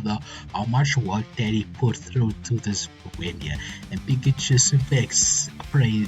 accepts his trainer's praises, and Mongoli simply returns his throw back and quickly thinking how much he could have done it, but simply has no regrets. He gave it all he had, and Ash is simply the better trainer, as he simply puts out a hand thanking Ash for a very artful battle, and Ash simply shakes on it. And once Ash returns to the Pokemon Center to heal up his party and manage to see a little scoop as cameraman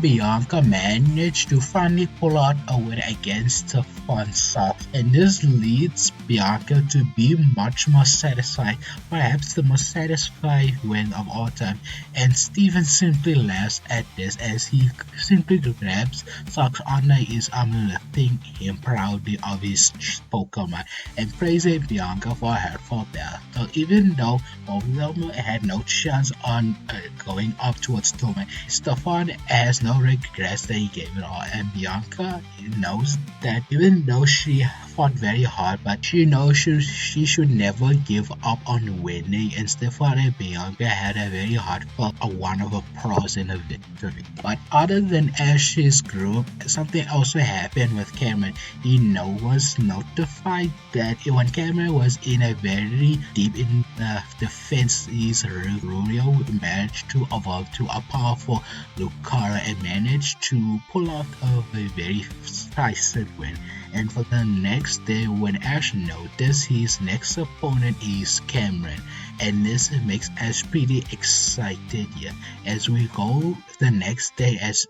Ash and Cameron are waiting for each other. And in the episode, Ash used every moment of his time non-stop training and preparing every Pokemon that he caught so far in the Unova region. Ash quickly thinks of every situation and even looks at what Cameron in the Pokemon Online tournament, where which Pokemon that Cameron is that used the tournament, and not to mention he also watches the matches with Cameron's other matches and quickly makes a perfect mark on his plan. And for the rest of the day, he plans on a certain set of Pokemon that he is determined to use. And Iris and Clarence always wants to help their friend, and luckily Iris and Clarence uses the strongest Pokemon on their hand to help Ash and his Pokemon to get up on the training. And Ash simply waits for the next day. As Ash simply finished watching, Trip managed to pull off a slam dunk victory on his part. And once Ash's name is called up, he simply goes to the chamber and watches Trip is walking past him without even saying anything to one another, but the stare simply says off. Simply Trip saying to Ash, "You better not lose until we battle, Ash." And once the two pass each other and Ash makes their way, and Cameron is already there waiting for him, and both of them seems to be in a surprise, but unfortunately Ash is momentary of smile seems to go down, and Cameron seems to notice but understand the situation that they need to take this very seriously, as both of them wait for the referee. As Cameron and Ash is waiting for the referee to begin the match, the two tries simply stare at one another as Cameron is grinning in excitement, while Ash, you're about to meet my secret weapon and it's about to win me this whole tournament, while sending out a very legendary status Pokemon, a powerful Hydreigon. And Ash is really surprised by Cameron's powerful Pokemon and surprised that Cameron kept this powerhouse in secret this whole time. And Cameron is simply great with Hydreigon by my side. He has no chance you could win this, Ash, and I'll be on the top. Let's see about that as Ash simply sends out his Brock Pokemon to battle Boulder here. Ash knows that Boulder won't able to defeat his powerful Hydron. He just simply wants to scat out on what Hydron is capable of, and sending out his Osmos tankiest Pokemon in battle be a big help for him. But unfortunately, he's still facing off a pseudo legendary Pokemon as Hydreigon simply sends out a powerful dog. But luckily, Boulder simply got defense itself with a powerful iron defense. It does for Boulder to resist some of the damage, but once Boulder has managed to defend itself, it quickly launches a powerful flash cannon, but unfortunately for Boulder, the Hydreigon simply uses advantage with the extra head firing off a powerful flamethrower and also recovering from the Dragon Force. This move simply cancels each other's out, but luckily Boulder seems to be slightly faster and allowing it to launch a powerful rock slide as Hydreigon is forcefully to run away but one of its wings is greatly hit by the storm, but it managed to still fly on top, but having one of its wings injured would be detriment to the flight command here. But luckily Boulder is being a much more defensive Pokemon, meaning Cameron can take the opportunity on going full out by commanding Hydreigon to do a powerful tri beam attack. And the 3 elemental beam simply hits Boulder unguarded, allowing Boulder to too much damage in the process, but luckily Boulder simply is standing up pretty strong, and once High Dragon simply charging for another turn, this commands Ash to do one of its tricks here, using a powerful sandstorm blinding High Dragon, meaning it would stop the momentum and trying to find a way to find Boulder here. But unfortunately, the High Dragon, even with the extra hairs helping, it doesn't helping much, and also it's getting hit by a powerful flash cannon directly at its back. But luckily, Caramel has one move that could handle the situation with a powerful Draco Meteor, as the three heads simply glow with a powerful aura in their mouth and launching powerful dragon meteors in the battlefield. And unfortunately, Boulder is a very tanky Pokemon, but it isn't capable of defending itself against the strongest dragon type move of all time, meaning Boulder is simply knocked out, and Ash is quickly surprised how powerful this Hydron is. And Ash is no other choice but to call Boulder here, and quickly needs to think the other Pokemon he needs to send out. Main problem is High Dragon is simply too strong, and the only Pokemon Ash could think of is Krookodile, but he doesn't want to resort to that yet. And not to mention, High Dragon is capable of flying in the air, and not only that, it seems to be immune to the ground typing, meaning it's going to have a big advantage to a Krookodile. But Ash has one Pokemon that could help him in this situation, sending out Lavani to battle. And once the battle begins, Cameron wastes no chances with a powerful flamethrower, but to its surprise, Lavani simply dodges the way by literally skating away the flamethrower and launching a powerful Exorcist, doing super effective damage thanks to being a bug type. But luckily, High Dragon won't go a direct attack and simply flies away and launching a powerful tri attack. But unfortunately for Lavani is using its advantage with speed, allowing to avoid most of the damage. And once High Dragon gets frustrated enough on the fact that it couldn't land a single hit, it forces to get closer enough so that it could land a hit with a powerful flash gun. And this move does seems to greatly hit Lavani, but this leads for them to get into Ash and Lavani's trap, as Lavani uses a powerful string shot and simply is slowing down High Dragon. And not only that, the string shot seems to holds in itself and forcing High Dragon to stand up, which is very comfortable, and tries its best to get off the string shot of his way by using its teeth to cut down the string shot. But unfortunately, this leaves High Dragon to be exposed by multiple excesses by Lavani. But once High Dragon it simply free itself, Cameron commands for a powerful throw, but not towards Lavani, towards the ground. And once High Dragon unleashes a powerful flame scorching the earth, this greatly damages Lavani because it's unable to dodge the area effect of. But luckily, since the flamethrower isn't directly attacked, not only that, the flamethrower seems to be weakened thanks to the drawbacks of the powerful Dragon Meteor, which as does notice, and Lavani is taking a lot of damage because of its quadruple typing, but is still standing there waiting for Ash to command for another move, and Ash commands for a powerful energy ball. Even though High Dragon is being stunned by string shot, there's stuff for High Dragon to dodge out of the way. Because of its legendary status, High Dragon simply pushes through the injuries and launching a powerful flame. But luckily, Lavani seems to dodge the flame. Cameron is thinking to himself, this Lavani is very hard to judge and is unsure how to hit the bug Pokemon, but it has one move that could do the job, but it's too risky because it will greatly reduce the damage of special attack, and that's pretty much all High Dragon's moveset. but he has no other choice but to do it because it's worth to knock out Ash's other Pokemon while he still hasn't. One of his isn't knocked out yet. As Cameron attempted to call a powerful Draco Meteor, but unfortunately Ash simply recalls Lavandy here. This leaves Cameron surprised, including everyone in the arena, and Ash simply is thanking Lavandy,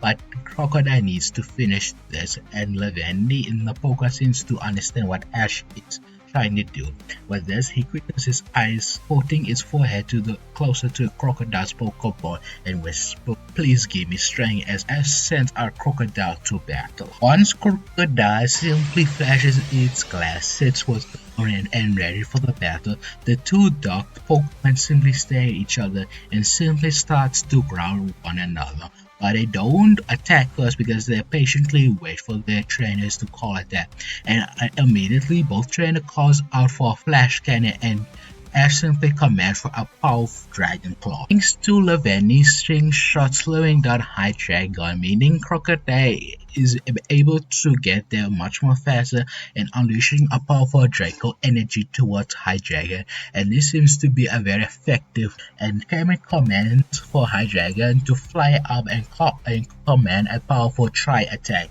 and Krookodile seems to dodge other way, but unfortunately it couldn't dodge all the beams as the ice beam form of Tri-beam seems to hit Krookodile. Even though it's not a ice beam, it's still a very effective move nonetheless, which causes Krookodile to launch a powerful stone edge towards the Hydreigon, and it does do some effective damage, but luckily Hydreigon took the pain and quickly moves on through with a powerful flamethrower engulfing Krookodile in the full flames of it, but luckily Krookodile seems to pull off the flames away and launching another powerful crunch attack, and Krookodile is chomping on Hydreigon's one of his arms and refuse to let go of it, which forces Hydreigon to launch a powerful Tri-attack on Krookodile. And not only that, it also took that damage because it was too close for combat, but it does the job done by letting Krook to let go of it, forcing to let its jaws open. And luckily Hydreigon is using its fight to its full advantage, and Cameron knows this, and at this point Hydreigon might be up before Krookodile is, so he has no other choice but to call a powerful Draco Meteor, as Hydreigon uses its full dragon type aura itself and launching towards the sky, spreading out the air with a powerful Dragon Meteor. Luckily Ash has a strategy to avoid the damage completely by commanding Krookodile to dive into the ground with a dig, and Cameron is taking surprise attack even though Krookodile did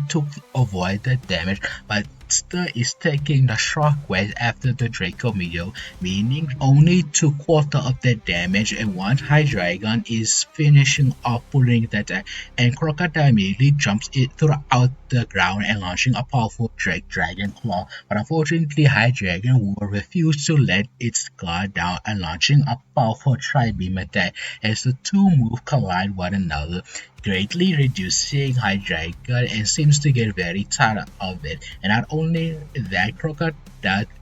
to avoid the damage, but unfortunately it took the nasty side effect of the Tri-beam attack. It's on here, meaning Krookodile won't last long in the battle, and Ash knows this, and Cameron quickly knows that and uses it to its advantage. And once Cameron looks down towards his next choice, he sends out a very powerful Samurott to battle. Looking over his own Pokemon, Ash decides that Krookodile wouldn't be effective against his water, so he simply returns Krookodile and sends out Lavandy, even though he knows that Lavandy is already been heavy damage, but he knows that Lavandy could handle this. As the referee continues on the battle, both trainers calls for respective move, as Cameron calls for a powerful Razor Set and Lavandy is calling for a powerful X-Scissor, as the two Pokemon clash there like swords to one another. But unfortunately for Lavandy, Samurott has the advantage because it's actually holding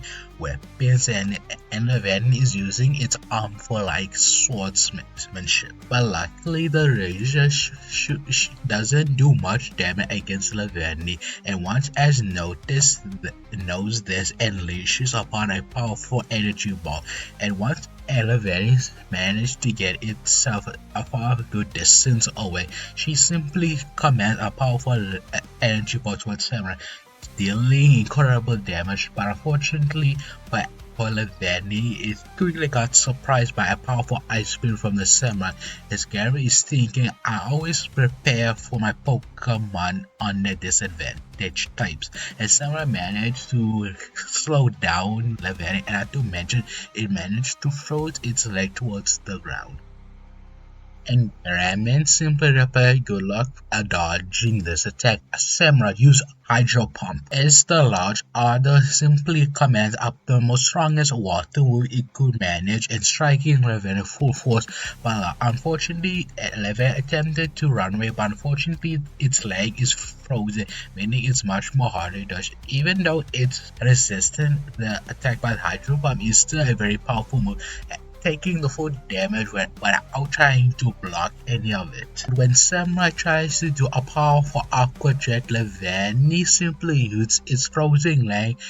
as a makeshift shield. As Samurai crushes down the ice leg, freeing Laverny and manages to move out of the way, only taking 40% of the Aqua Jet and unleashing a powerful X-Scissors, and this seems a very critical damage to a Samurai, but unfortunately for Laverny, it seems to running out of time. Luckily for Ash, he quickly calls for one move that could potentially win him the match. Laverny used String Shot but aimed it everywhere in the battlefield, as Ash is taking influence from Hydreigon's flamethrower tactic, as Laverny simply spreads out the battle with its Silk Gear. And not only that, it seems like Samurai is being drastically slowed down every time he tries to move forward, which Laverny takes it towards an advantage because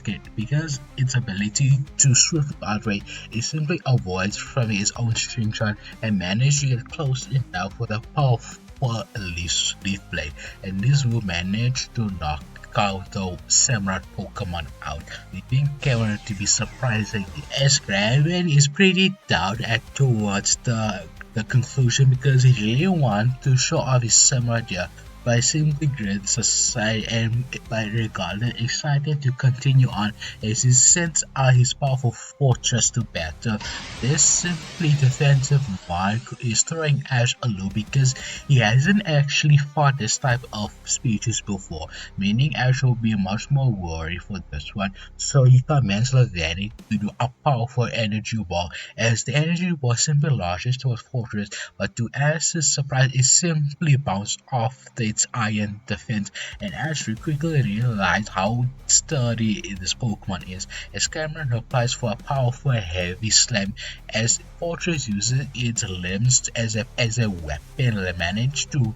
hit once and twice again on Laverny, using its huge weight to its advantage and crushing Laverny, but luckily enough Laverny only took some of the damage by quickly moving other way, but quickly its leg is very injured and is making much more harder to move around, and Ash knows this, so he has no other choice here, but he quickly thought this all of Laverny's won't do anything against Fortress typing, but he could Ash breeze aside and quickly command for a Leaf Storm, occurring for Laverny any sort of damage as Laverny glows with its aura glowing green. Laverny simply dashes towards Fortress, but Cameron simply counter with another heavy slam as Laverny tries to strike through against its armor, but it simply failed as Fortress uses all of his limb, crushing Laverny all of its weight as Laverny is simply knocked out, and simply Ash breathes aside. I figured as much, but regardless, Ash returns to Laverny and quickly still praises how much it fought, and Ash simply sends out his best counter against this combination of grass and steel type, his fire type, and he sends out Pignite to battle as the pig Pokemon simply Pignite up his torso with pure ember. As Pignite eagerly wants to showcase his powers to everyone, especially to Ash, Pignite quickly charges in with a powerful arm thrust as the big Pokemon manages to do so against the Fortress Pokemon. But it quickly noticed Pignite seems to be being damaged slightly from contacting, and this made Ash confused. So Ash would thinking about it, but is too occupied in the heat of the battle as Cameron commands his fortress to a powerful power whip as the fortress Pokemon simply clash its used arms like a whip, powerful, dangerous whip, slashing down and Pignite, but luckily thanks to Pignite stepping and allowed to resist it and managed to hang on one of Fortress's limbs and managed to toss it around, and not only that, once Fortress is crushed up, Pignite quickly charges in for a powerful flame charge as this causes massive damage to the quadruple weight to fire from Fortress. Not only that, it seems like Pignite seems to get even faster from the move, and Ash eagerly wants to end the match. Quick commands Pignite to do a powerful flame flare. Unfortunately for Pignite, he hoping to take out Cameron's Pokemon first, but unfortunately Cameron is being much more aware that Pignite is holding a very powerful fighter move as Cameron commands his fortress to slam its limbs to the ground, forcing it to be up in the sky and avoid the flames. And not only that, fortress seems to crash down a Pignite and using the gravity as extra weight, leaving a heavy slam to devastating vanish, landing on Pignite. And Pignite is in a difficult situation because fortress is pinning him to the ground. And not only that, it seems like touching fortress seems to ignore Pignite, like it's taking damage of it. And not only that, fortress seems to launch a powerful leaf siege, meaning that Pignite is in an alarm clock as fortress Cameron commands for a powerful power web as fortress slams its limb towards Pignite, and Pignite is unable to dodge attack because of its bent situation. Luckily, Ash quickly commands for a flamethrower, and the flamethrower seems to force fortress to get off of Pignite, attempting to avoid any sort of death, but it took some of the damage, but it's still enough for Pignite to free himself. And not only that, Pignite seems to wear down slightly, but Ash noticed that Pignite is taking a lot of damage because of the leeching, and Ash quickly questioned Leech shouldn't able to do that much damage. So Ash quickly realized towards Fortress and quickly realized something, so he needs to check by pulling out his Pokédex, finding the information. It has the ability Iron Ball, meaning any contact with Pignite makes against Fortress does small bit of damage, and Ash is an idiot for not realizing this sooner. And Cam simply go this way. It's too late for you, Ash, because Pignite seems to really wear down from the ability, and now we're gonna knock it out. Fortress use heavy slam again, but unfortunately for Cameron, it seems like the situation that he is gets him a bit cocky and forgetting that Pignite can just use his long range attack to avoid activating its ability as Ash commands a powerful flamethrower, and this time since Fortress is using heavy slam and is unable to dodge it otherwise because it's processing the move, meaning Fortress took the full blast of flamethrower. This move seems to knock out Fortress, stunning Cameron, but quickly noticed towards Pignite, and Leechai is still kicking in, meaning that his next Pokemon would have a field day for Pignite as Cameron returns Fortress and sent out his Electric to battle. Electros to battle, and Ash is barely more wary and notice Electra seems to float in the air, and notice this Pokemon has the ability to levitate, and not to mention this might make it difficult for Pignite to get on close because Electros can simply float away. And even though Cameron acts like an idiot, he has a mad genius in battle that Ash has noticed and has to respect it, because if he doesn't respect Cameron, he might lose it. So he commands Pignite for a distance again with a powerful flamethrower. But as Ash predicts, Electra seems to move out of the way using its levitate to its advantage by simply moving in close and dodging, and this seems to mimic like how Ash commands Leviathan to dodge by dodging and getting close with a powerful close-up attack. And Ash quickly realizes but it's too late as Electra seems to use Crush Claw, and does significant method can damage, and not only that, it seems to lower Pignite's low defense, meaning Electro seems to have an easier time hitting. But unfortunately, Electro does get hit by a powerful arm thrust as Pignite slams its two arms to clash Electro's. But unfortunately, this result seems to be nothing because Pignite seems to be slowed down by Leechy, meaning Electro seems to be back in almost because of it. And not only that, Pignite is very tired from the previous battle, allowing Electros to take advantage of Pignite's lower defense by using an acrobatic move, which is a super effective damage and seems to knock out Pignite as Electra seems to cross its body, slamming into Pignite, and Ash is forced to return back to Pignite to his Pokeball. And after thinking over his next choice, Ash thinks about Krookodile but decides to shut that down because Electra can simply move out of the way of Krokorok's ground type thing. And only that Electros can return the damage with a super effective acrobatic. So Ash will set out a different Pokemon approach. But he knows that other choices will be just as so he decides by Ash looking to his body Pikachu, and Pikachu already knows what his trainer is thinking as Pikachu is already sent out the battle, waiting patiently for his trainer as the battle commences. It seems like Electra seems to have a stronger advantage by physical but unfortunately for camera, Pikachu is much more faster than the Electros. Not only that, it seems like Pikachu is in control of the speed here, allowing to take advantage by zipping around the battlefield, making Electros frustrated to land a single hit towards Pikachu because most of its move is physical attacks, because of that it's getting frustrated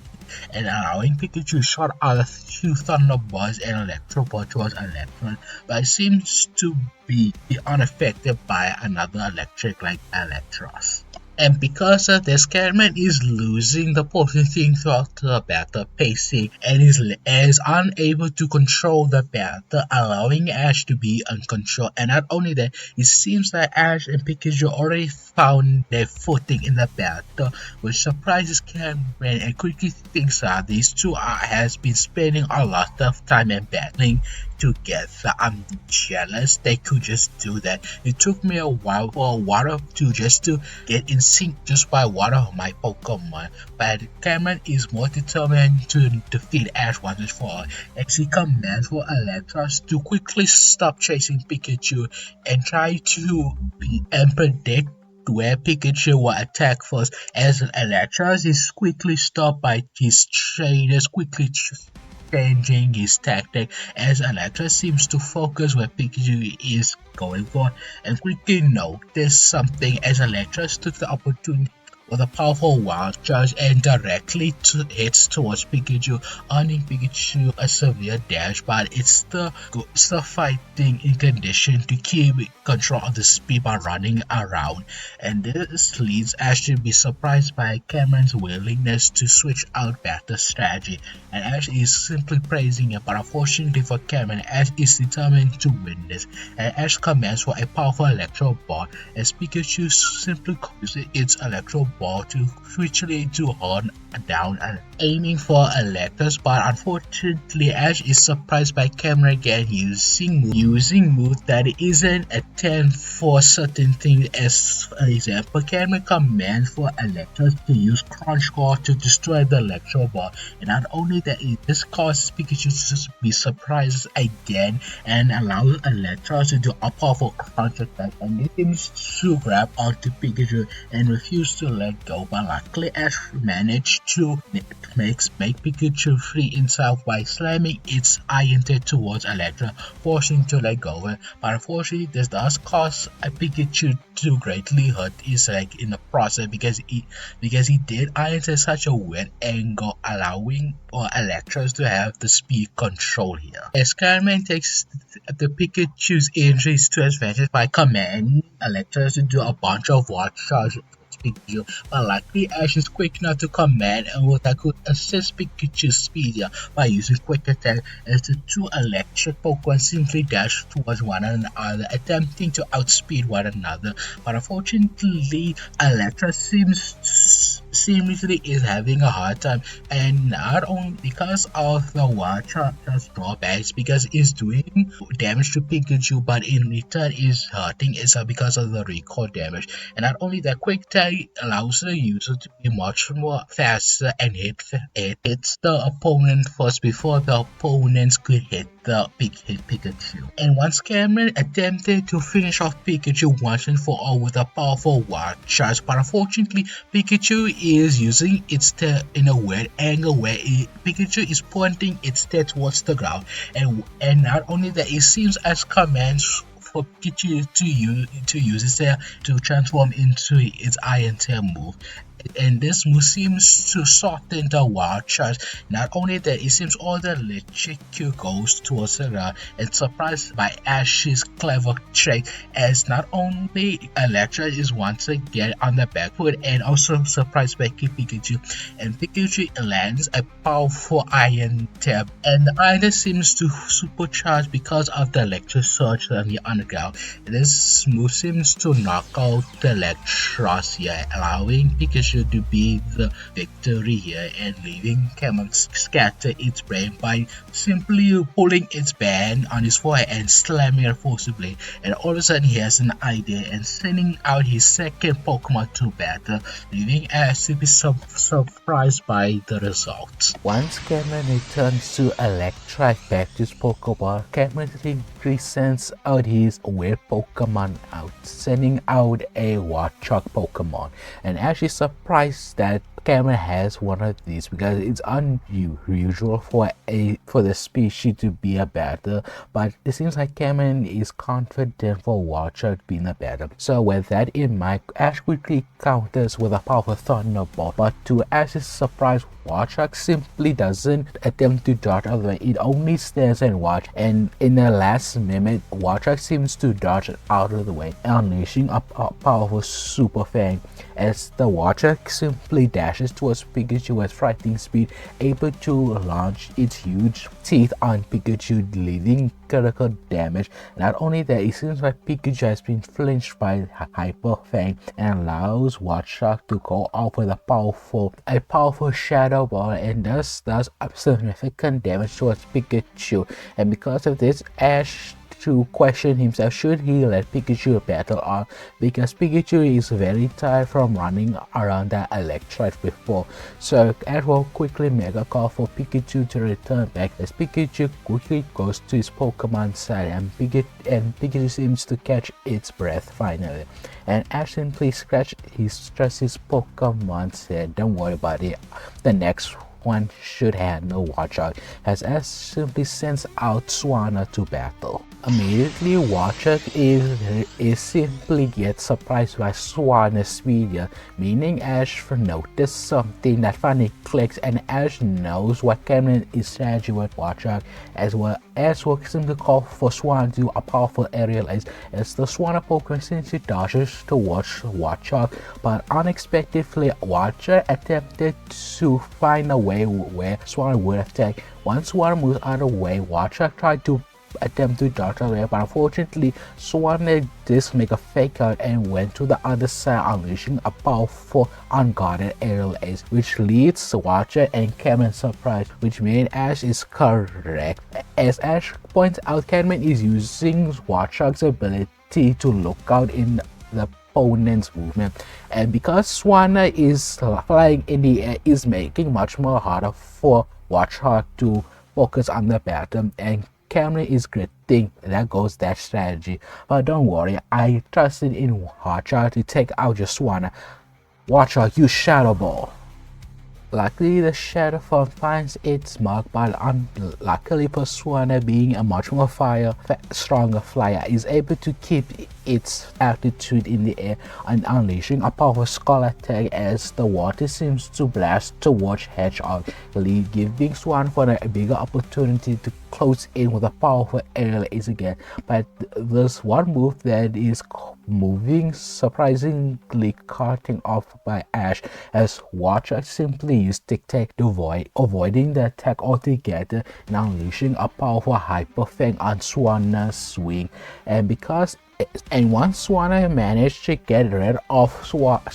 Watchog's wing and managed to fly up there, but as we can notice, one is having a hard time getting up in the air, meaning one of its wing is severely damaged and it's gonna make it harder for Swanna to fly out. And Cameron noticed and quickly command for Watcher to do a bunch of shadow balls, attempting to get Swanna cornered as Watcher simply launches powerful shadow balls scattering in the battlefield. Swanna did its best to avoid most of the attack, but unfortunately one of the shadow gets a lucky hit on Swanna, forcing Swanna to land in the ground and forced to recover there. And Ash commands for a ruse here to heal up the Pokemon here, but unfortunately Swanna is wasting too much time as Watcher is getting up close with a powerful Hyper Fang, but luckily once Swanna managed to pull off Ruse, Ash quickly commands for a powerful Ice Beam and not aim it towards Watchog and aiming in the feet underneath, as Swanna simply uses Ice Beam to manage to force Watchog to slip and try to get back up, but unfortunately Swanna is already up in the air unleashing a powerful skull, and Watchog tries his best to use the tech to avoid any damage, but unfortunately since Watchog is doing such a different angle and not to mention is trying to get up while using tech, makes it very hard, but Watchog managed to pull off the attack and only took 1/4% of the damage, but it's still leading a severe damage to Watchog. And to mention, Ash knows that Swanna could handle this, but looks upon and Swanna's wing seems to get more and more worse, to the point where Swanna has to land on the ground and unable to fully fly up because of it, leaving Ash in a difficult situation, but likely has an idea that might just work, as a command for Swanna to charge in for a powerful aerial ace, as the Swanna simply does the trainer's told for and commanding a powerful doing complicated aerial moves, and Swanna they managed to pull off the move to the point where it seems like Swanna is levitated towards the ground, which made Cameron surprised and called the same tactic twice, as he attempted to use Watcher to use the attack again and using a hammer thing again, but to its surprise Ash calls for Swanna to use Ice Beam on his own wing and leads the both trainer and Pokemon completely surprised, as once Swanna managed to use Ice Beam on his own wing in taking damage as well, and once it's done, as Watchog attempted to use Hyper Fang on Swanna's wing again, but unfortunately since it's covered in ice, it acts like an armor here. And not only that, once Swanna uses its wing to crash towards a Hedgehog, it does even more incredible damage thanks to Ice Beam here, and because of this managed to knock out Watcher here, leaving Cameron with just one more Pokemon. He simply grins and looks towards his body, and Krookodile calmly steps in the battle and standing in a fighting pose ready for Swanna to bring it, and Ash is being very careful here, even though Swanna should have the advantage, but it's useless because Swanna could not fly out if it really wanted to because of its wing. So Ash has to quickly trick Lucario here, and Swanna attempted to use Aerial Ace, and it attempted to do a fake out by thinking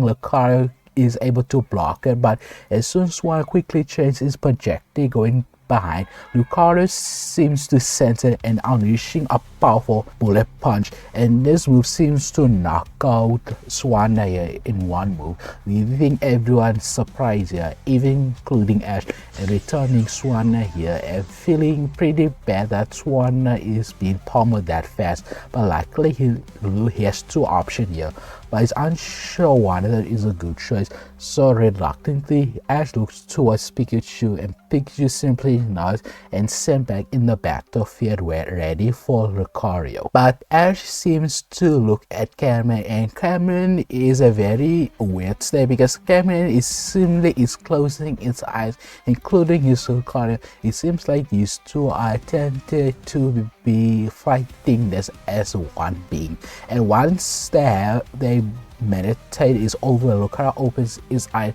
and ready for Pikachu, and Pikachu simply uses a powerful quick attack, but unfortunately Lucario already senses where Pikachu is going to hit, so Lucario quickly picks up with a powerful bullet punch, and this seems to do a slight damage to Pikachu, but every time it attempts to use quick attack and tries to hit Lucario, it seems Pikachu is already caught by bullet punch again, and as quickly caught Pikachu, it's not worth doing it, and besides it doesn't matter if Pikachu could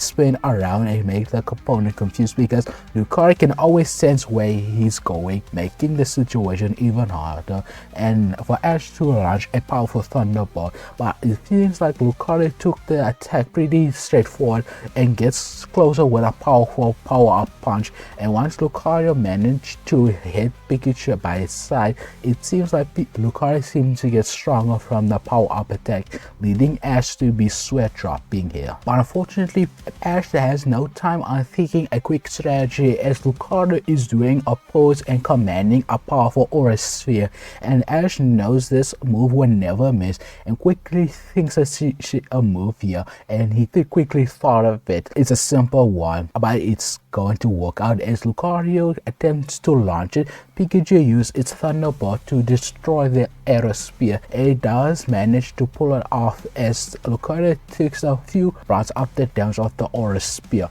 but Cameron simply said that won't happen again, I promise you that, as he commands for Lucario to do a powerful close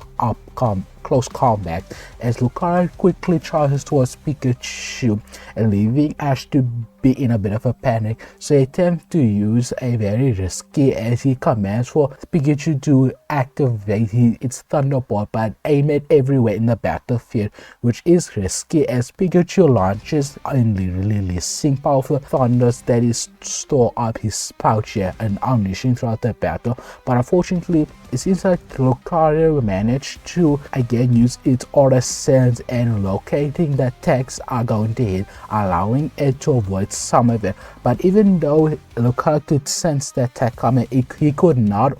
fully avoid it, meaning it still gets hit by the Thunderbolt and leading for Lucario for a powerful close combat towards Pikachu, leading incredible damage. But to Cameron's surprise, Pikachu isn't knocked out from that, and Lucario seems to be still in his fighting pose ready for the next exchange here, and Pikachu really looks red down here, and Ash is thinking here, and Ash quickly think of something and he grins to the idea it might be crazy but it just might to actually do something. Now to attempt to actually defeat Lucario enough for a chance for Krookodile to step up here, and Ash is about to lay out his strategy to give Krookodile the success of winning the next exchange as Ash commands a powerful Thunderbolt here, and Lucario again seems to dodge most of the attack, and Cameron is thinking to Ash is being desperate, calling all moves the desperate Thunderbolts here, but none of them it seems to do any sort of damage towards Lucario or just avoid anything. So Cameron is thinking Aura Sphere should do the job done, as Lucario simply charge up the Aura Sphere and launching towards Pikachu, but this gets Ash excited, leading Cameron to realize that he entered a trap,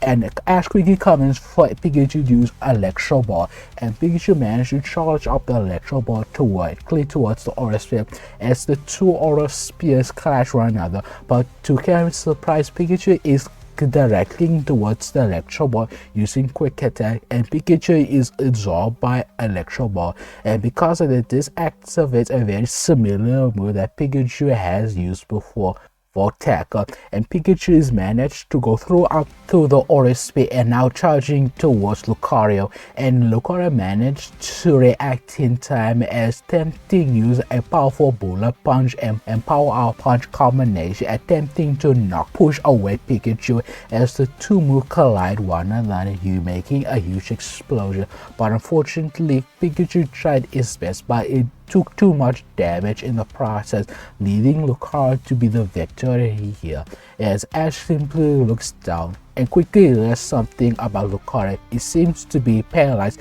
thanks to Pikachu, and this makes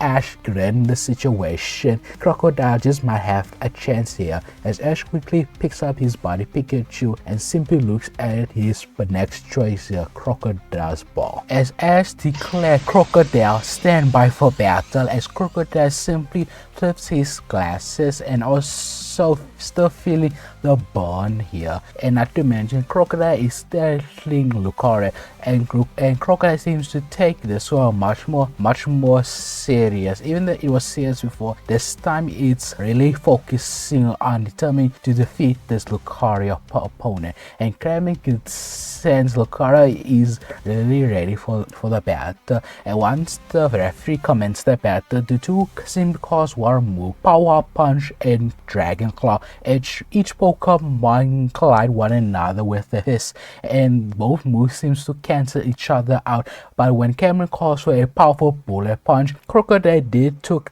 a bunch of the Bullet Punch, but luckily being resistant to the Steel move, allowing itself to close the distance with a powerful Dragon Claw. As two Pokemon do a powerful flurry blows one another, but unfortunately even Krookodile is feeling the burn eating up its stamina, and Lucario is feeling the status, but unfortunately Lucario was paralyzed, and this is enough for Krookodile to get an upper hand on Lucario and doing massive damage to Dragon Claw. And once Lucario managed to knock off the pad inside of it, he simply uses Power Up Punch on Krookodile, and this seems to be an effective move. So Cameron commands for another Power Punch, but every time it attempts to use a third Power Punch, Krookodile simply opens its jaws and simply is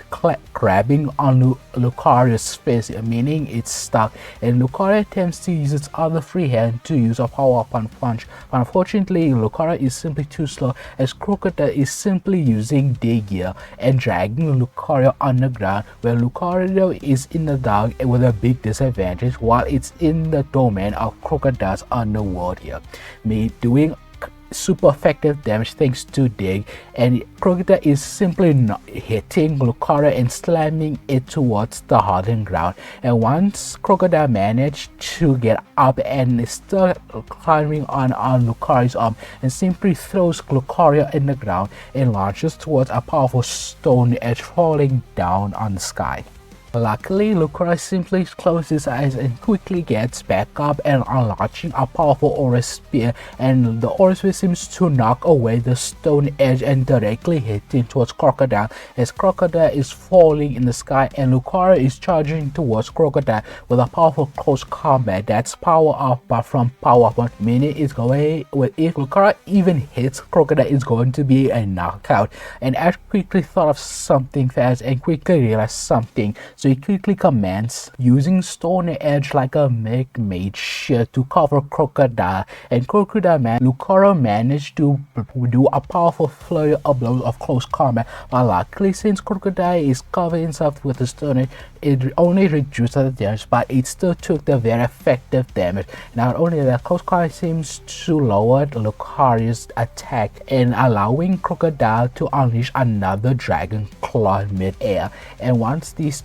two does a samurai pose and quickly look at one another and acknowledging both of them are strong, and immediately the two Pokemon clash their hands together, attempting to show off a strength pose. But unfortunately, even though Krookodile is much more bigger than Lucario being the fighting has an upper hand and allowing to showcase its strength here and able to win the test of strength between these two. But unfortunately, Krookodile has one thing: it has a jaw, a powerful one, and quickly uses a powerful crunch attack on Lucario. But unfortunately, Krookodile's crunch isn't effective against Lucario and simply managed to pull himself free and managed to do a flurry of Bullet Punch, but luckily Krookodile managed to slip through Lucario and try to get himself a distance away from Lucario by using Dig and attempting to you wait for a moment and plan for a sneak attack. But unfortunately for Krookodile, Lucario is facing a opponent that doesn't need to see where his opponent is. As Cameron quickly points out, Lucario sense waves and then do a power punch. And every time Krookodile tries attempt to surprise Lucario, it's simply that Lucario always knows where Krookodile is, and every time he pops his head, he gets beaten by a hair by Lucario's power punch. And Krookodile attempts to attack him again by using Dare, but unfortunately every time he does this, look, he gets hit by Lucario every time. And one time when Krookodile is had enough, it simply grabs Lucario's leg and simply drags him again. But unfortunately Lucario won't fall this again and tries to use a power up crunch quarters. But unfortunately, since Lucario is blindly attacking in the dark, even though he is attempting to use Aura Spear, but unfortunately Lucario is a bit too flustered that environment is, therefore allowing Krookodile to do powerful crunch and dragging a combination, forcing the two to get up. But throughout the battle, Krookodile has been slowing and slowing down because of the Krookodile attempt to charge in Lucario once again with a powerful dragon claw, but immediately stop because the bird is finally catching up to it, and because of this it forces Krookodile to stand still and try to get its breath. And this seems like the bird is really eating Krookodile's health pool, and Kraven noted this, so he commands Lucario to do a flurry of close combat, and Krookodile attempts to use Stone Edge like a mage shield, but unfortunately it couldn't do anything else because every time it attempts to move out of the way, Lucario is forcing it to pin it into the ground, where Lucario has no other choice attempting to block it, but this is useless because of its weakness, and close combat is the strongest fighting type move, meaning Krookodile at the point is going to lose it. And Ash is gritting, he's unsure what to do, but quickly realizes something, that Krookodile is getting angry and he has an idea that just might work. So Ash commands Krookodile to dig underground, and once Krookodile digs itself, Lucario simply waits and tries to sense, but there's one problem. Krookodile is not attempting to go up, it simply is staying there, is unsure what to do, and Ash simply calls for one move here. Krookodile, I want you to shake the battlefield. In that statement, everyone is simply shocked by this, but apparently when Lucario is looking at the ground, apparently it's shaking violently, and this is some sort of makeshift earthquake, even though Krookodile is in it, but since it's the strongest earth type move and Lucario is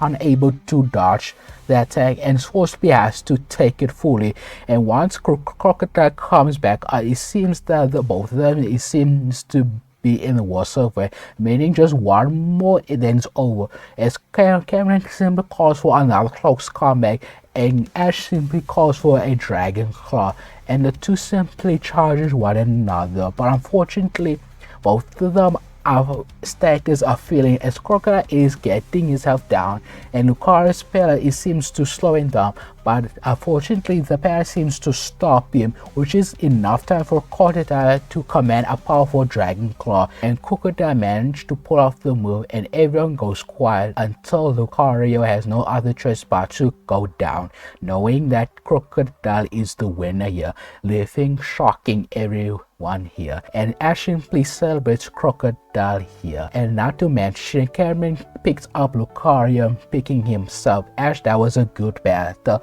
I was convinced that me and Lucario would win this, but unfortunately you're the better trainer. And Ash simply is greeted and shake both of their hands. And the next day, Ash is notified his next opponent is Trip. And Ash is looking up in the stadium as Trip looks down that he just witnessed Ash's battle. And that's where we're gonna end the video here. So how do you guys liking this series so far, and do you think I made Cameron vs Ash more compelling than the actual anime? Let me know in the comments. Everything is set up and Ash is perfectly picking the right Pokemon for every situation that Ash has quickly planning on thinking back throughout their previous battle. Ash is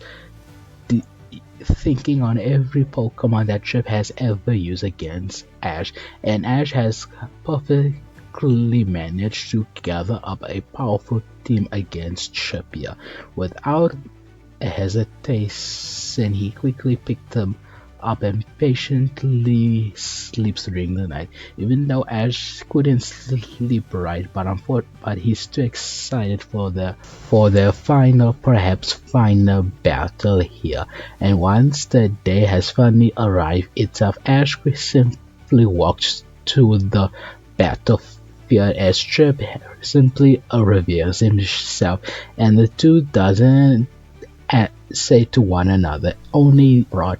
out their Pokeballs and sending out their Pokemon to battle as the referee calls out. As the referee declares the battle, Ash simply sends out his trustful water Pokemon to battle Duat here, and after Trip simply smirks towards Duat, and Duat doesn't seem to like it, and he will show Trip that how much Duat has becoming so much stronger, but Trip simply sending out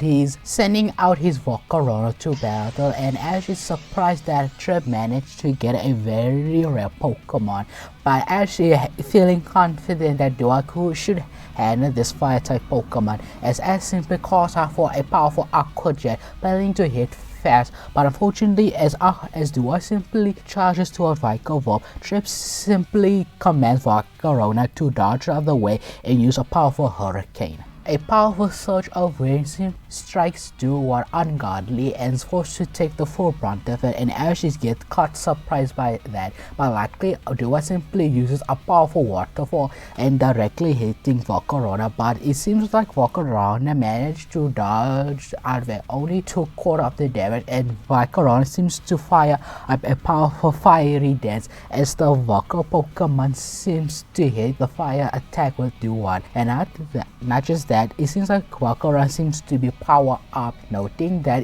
every time it uses that move, there's a chance that it gets stronger every time, and Ash has to be much more cautious, so he simply commands Duat with a powerful water pulse directly towards Volcarona, but Volcarona seems to use the Hurricane to block the water pulse in its track, and Volcarona seems to launch a powerful Bug Buzz, as Duat is forcibly has to close his ears up, attempting to resist the powerful Buzz move here, but unfortunately it took a lot of damage from it and forces Ash to command Duat to get in close anyway with a powerful Sword Stand, as Duat simply takes out its two shells and quickly charge Volcarona with a powerful swords technique, but unfortunately thanks to being a bug type is able to resist the move and once again use fiery dance towards Duat again, and forcing Ash to quickly call off a powerful Aqua Jet, but for the first time Volcarona doesn't seem to attempt to dodge out of the way. It even allowed Duat to hit, and this Ash to be questioning as Duat then quickly charges in with a powerful Sacred Sword, but unfortunately because once it attempted to execute the move, it simply got burned, and Ash is confused what would happen and quickly remembers as he looks to Volcarona and quickly realizes its ability, Flame Body. Any contact move, there's a chance that the opponent might get burned, and Ash simply entered that trap as Trick simply gains. Ash, I've been planning this strategy this whole tournament. You think I wouldn't come here and thought a strategy that I could finally determine who really is the better between us, as Trick commands for a powerful Bug Buzz, and again Duat is forcefully had to take the damage, and Ash had no other choice but to recall Duat here, and this seems to let Duat pretty down because of that, and Ash quickly needs to think another Pokemon and quickly noted there's one Pokemon that will have a field day with Volcarona and sending out his Rock type to battle Boulder here, but unfortunately for Boulder, before it could do any sort of move or even attempt to move, Trip simply recalls Volcarona back, leaving Boulder and Ash surprised and sending out his Jellicent to battle, and Ash quickly remembers a very similar battle where Rock and Roran was battling the Jellicent, and remember Boulder had a terrible time, but he feels somewhat confident with Boulder but is unsure, but he wants to quickly test out Jellicent before he could set the next Pokemon that is on mine, but unfortunately Ash is a bit too slow as Trick commands for a powerful Ominous Wind and a powerful Hold ghostly wind blows toward Boulder. Even though it's a wind, but it's still a ghost type being, as the rock type is taking the damage from it, but luckily since it's a rock type is having a more easier time resisting, as Boulder simply charges with a powerful rock slide, as Boulder simply covers the battlefield by falling rocks, and Jellicent seems to be unsure how to avoid it, as it simply gets hit by from the attack, leading Ash to be grinning and calling out for a powerful flash cannon, as Boulder charges for a powerful flash cannon, and this seems to hit Jellicent unguarded, surprising Ash, and quickly realizes Trip is waiting for another ominous win. And the second time, the ominous win seems to be much more stronger this time. Not only that, Jellicent seems to be power up, meaning all its stat is boosted to one stage, meaning that Boulder is going to have a much more harder time, as Boulder attempted to use Sandstorm, trying to hide itself in the Sandstorm, but unfortunately Jellicent is a ghost typing and able to phase in and out of it, meaning only it doesn't took from the chip damage as much, but releases a powerful bind, a powerful water move, as Jellicent exactly knows where Boulder is and took the full brunt of it, but luckily Jellicent's accuracy isn't well in the heavy storm, as Boulder managed to only take half the damage, and Ash quickly realized Boulder is in serious trouble, and has no other choice but to recall Boulder here. Unsure any other Pokemon that he has that could take out his Jellicent, he wants to make sure that he wants to take out this ghost Pokemon out, as he sends out his Pikachu for battle. And Chip simply calls for Jellicent to fly up in the middle of the sandstorm and try to recover some health with recover, as the ghost Pokemon managed to regenerate some major healing factors, allowing Jellicent to recover most of the damage, but unfortunately it still gets hit by a powerful Electro Ball that does hit Jellicent, but luckily Jellicent seems to be more prepared for electric types, meaning Jellicent took the Electro Ball pretty more favorably, but still affects him nonetheless, as Jellicent again commands a powerful Brine attack, and luckily Pikachu managed to dodge out of the way and simply goes for a powerful Iron Tail and seems to hit direct towards Jellicent, but thanks to its biologically advanced body, it allows to resist the physical side and unleashing a powerful bind once again, and this time Pikachu is unable to dodge the attack. And not only that, when Ash attempts to call a Thunderbolt, but unfortunately the Sandstorm seems to make it harder for Pikachu to aim it, meaning Jellicent managed to dodge out of the way, but Sandstorm begins to rain up, meaning both Pokemon takes a bit of a chip damage, but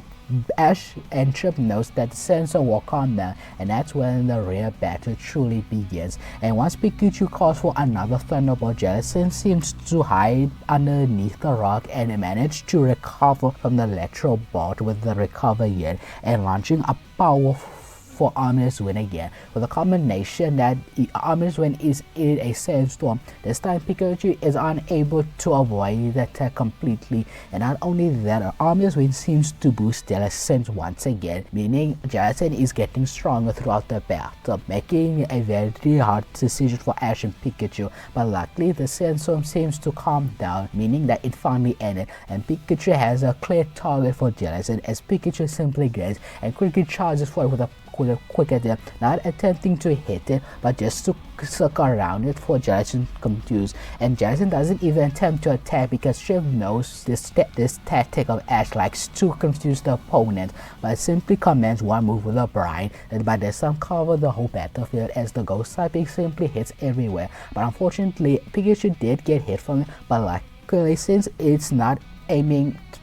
specifically to Pikachu, is able to avoid most of the damage and launching a powerful Thunderbolt, and this time Jellicent is unable to dodge it and takes the full brunt of the super effective damage, and this time Ash commands for Pikachu to jump in the air and use Electro Ball, but don't launch it, but still hang it on its tail, and once Pikachu goes up in the air and circles around it with charging over with Electro Ball, seemingly is going to use the gravity to add more damage, and this time Jellicent is unable to dodge because it's still recovering from the powerful Thunderbolt, and Trip simply commands for Gelatin to repair himself to take that damage, and this is surprised by Ash, and once Pikachu managed to hit the Electro Ball, it does major damage to Gelatin. But it seems like Gelatin seems to still hang on and launching a powerful Willow Whip, which shocks Ash and Pikachu is unable to avoid Willow Whip and gets hit by that. But unfortunately, Gelatin finally is knocked out because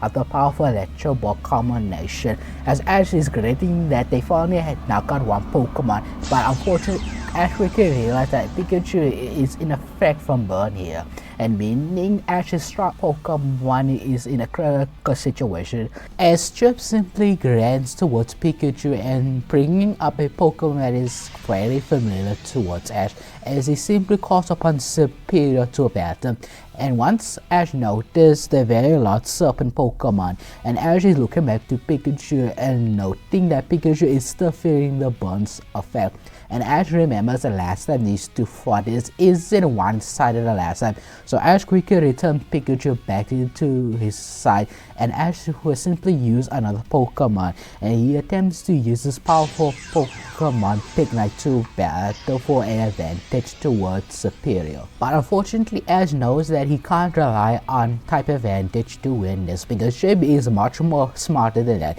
and once the battle begins, Ash quickly commands Pignite to do a powerful flamethrower, but surprisingly Superior seems to dodge out of the way, unleashing a powerful Dragon Death towards Pignite, and this caught Ash by surprise, but luckily Pignite reacts just in time to block some of the attack with its arm thrust, and not only that, it seems to get close to Superior and launching a powerful fighting type with arm thrust. But unfortunately, Superior, being a snake-like Pokemon, is able to wiggle around the arm thrust and able to launch a powerful Dragon Tail, and this time Pignite is unable to guard this and takes significant damage from it. But once Pignite managed to get himself far enough distance to unleash a powerful flamethrower, but again Superior seems to dodge the attack again, and Superior attempted to use Wrap Up, trying to get Pignite restrained with its huge body, but luckily Pignite is able to dodge out of the way and attempted to use a powerful Flame Fledge, and Ash wants this to be over with a powerful move, but unfortunately Superior seems to wiggle once again and unleashing a powerful Giga Drain, draining some health from Pignite, and any health that Superior took from Pignite is restored, and Ash is grinning this situation, so he quickly commands for a flamethrower once again, but unfortunately Superior seems to use the Dragon Tail's ability to resist the fire typing, and not only that, Superior seems to get closer and unleashing another Dragon Tail, but Ash quickly thought of something. Superior is actively dodging, meaning Superior doesn't have that high defense like other Trips' Pokemon like Jason. So as command, the only way to counter Superior speed is with getting faster, as he calls Ash for Pignite to use Flame Charge, and this thus seems to do the job, as Pignite simply storms into it and dashes towards Superior, and luckily enough Superior is unable to dodge out because Pignite gained an unpredictable speed as it gets faster and managed to hit Superior one time, and then once Ash comments for a second time and Pignite managed to hit Superior, but the second one seems to be surprising, as Trip simply grins at this and he commands Superior to do it now, and Superior is restraining Pignite with Wrap. And finally note, this Trip is only setting up his plan this whole time in the battle, and Ash quickly needs to command Pignite to get out of there, but unfortunately Superior is really holding Pignite with his tail, and once Pignite attempted to use a powerful flamethrower, but unfortunately Superior is fast enough using the end of its tail to restrain Pignite's mouth, unable to open it, and this causes Pignite to urge in pain because Superior is tightening the grip and Pignite is struggling to get out of Superior's restraints, but unfortunately is unable to do so, and Trip even tightens the hold as Superior uses a powerful Giga Drain, and with this combination Pignite is going to lose here, and Ash quickly needs to think of something and quickly realize Pignite isn't restrained unlike his upper hand, and Ash quickly thinks that all the moves that Pignite can't do except for one. So Ash quickly commands for Pignite to use Flame Charge, as Pignite managed to flee himself as it covered its butt in flames, and Serpera is unable to resist that fire damage and let go of Pignite. And once Pignite managed to free himself, it quickly dashes towards Serpera. But unfortunately, one trip calls for a powerful leaf storm. This powerful grass type move seems to target towards Pignite, and even though Pignite is much more faster, but unfortunately it could not avoid a storm move and unable to avoid or protect it from it, and unfortunately because of the powerful move, Pignite is knocked out here. And Ash is very worried from this because Pignite couldn't do any significant damage towards Serpera and only do some chip damage, but unfortunately Ash quickly needs to think of something, and Ash quickly realizes there's another Pokemon that might just do the job done, as he returns Pignite and summons towards Leavanny to battle. And Ash thinks that thanks to Leavanny being a grass type and bug type, Leavanny seems would be avoiding a lot of Serpera's grass typing, and this seems to do the job done because once Serpera attempted to use a powerful dragon tail, and Leavanny seems easily dodge out of the way and unleashing a powerful X-Scissor which does do significant damage towards the grass type, and Trip knows this and quickly commands for Serpera with a powerful leaf storm, and this move that Leavanny really could not avoid from it and took the damage, but luckily it didn't took much thanks to its bug typing, and Ash quickly thinks that he needs to slow down Serpera with a powerful string shot, as Serpera is unable to use its tail because Leavanny seems to restrain it towards the ground, meaning that Serpera is out of other option of moves like Dragon Tail, and Leavanny seems to call for a powerful energy ball towards Serpera, and Serpera is unable to avoid that attack because it's still stuck in the ground and taking the damage. But once Leavanny goes in for another X-Scissors and Survivor seems to free itself, but unfortunately thanks to the string shot it's much more slower, and once Serpera tries to execute Dragon Claw, but unfortunately it's a bit too slow as Leavanny managed to strike it again with the X-Scissors, and Survivor seems to be wearing down for once, and Trip noticed, so realizing that Serpera will have no chance on taking out Leavanny, he simply recalls Serpera and sending out his other Pokemon to battle. As Trip replaced Serpera with a powerful fighting type Pokemon Krookodile to battle, and Ash remembers this Pokemon, and it seems to be Trip's his strongest Pokemon by physical strength, and Ash knows he needs to be careful, so he quickly commands for Leavanny to get away from it as far away as possible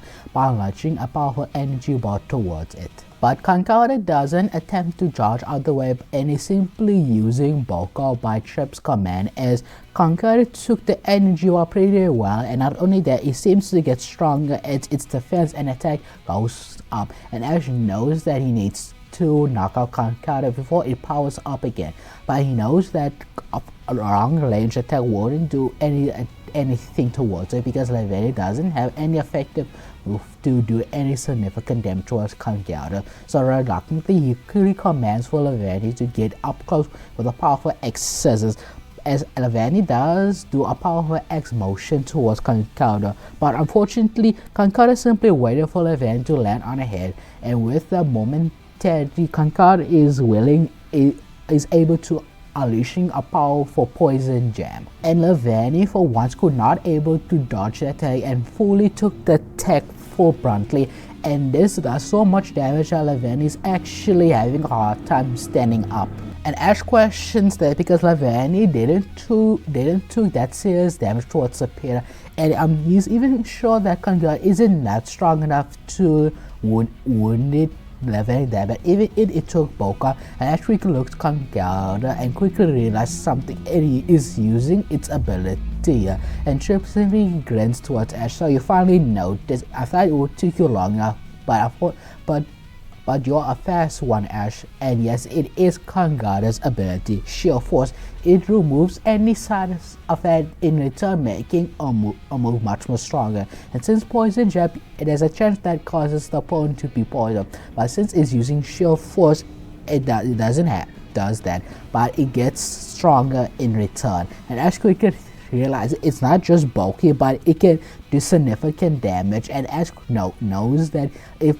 he lets Conqueror to use bulk up again, it could seriously hinder his other team. So Ash quickly needs to slow down Conqueror, but unfortunately Conqueror is already a slow Pokemon and Stranger wouldn't do anything towards it, and Ash quickly realizes he needs to take it out, so he has no other choice but to call a Vanny with an energy bond. But unfortunately, Conqueror waited for opportunity to use a powerful Rock Slide, as the Rock Slide seems to block the energy ball in his strike, and Vanny is forcibly to dodge out of the way and forcibly take its eye off Conqueror, as Conqueror simply moves towards Lavanny unnoticed, and once Lavanny seems to finally dodge all the Rock Slide, and unfortunately is close to too much to Conqueror. And Conqueror again uses a powerful poison jab, and the second time seems to knock out Lavanny, leaving shooketh Ash for the moment as he forcibly returns back Lavanny back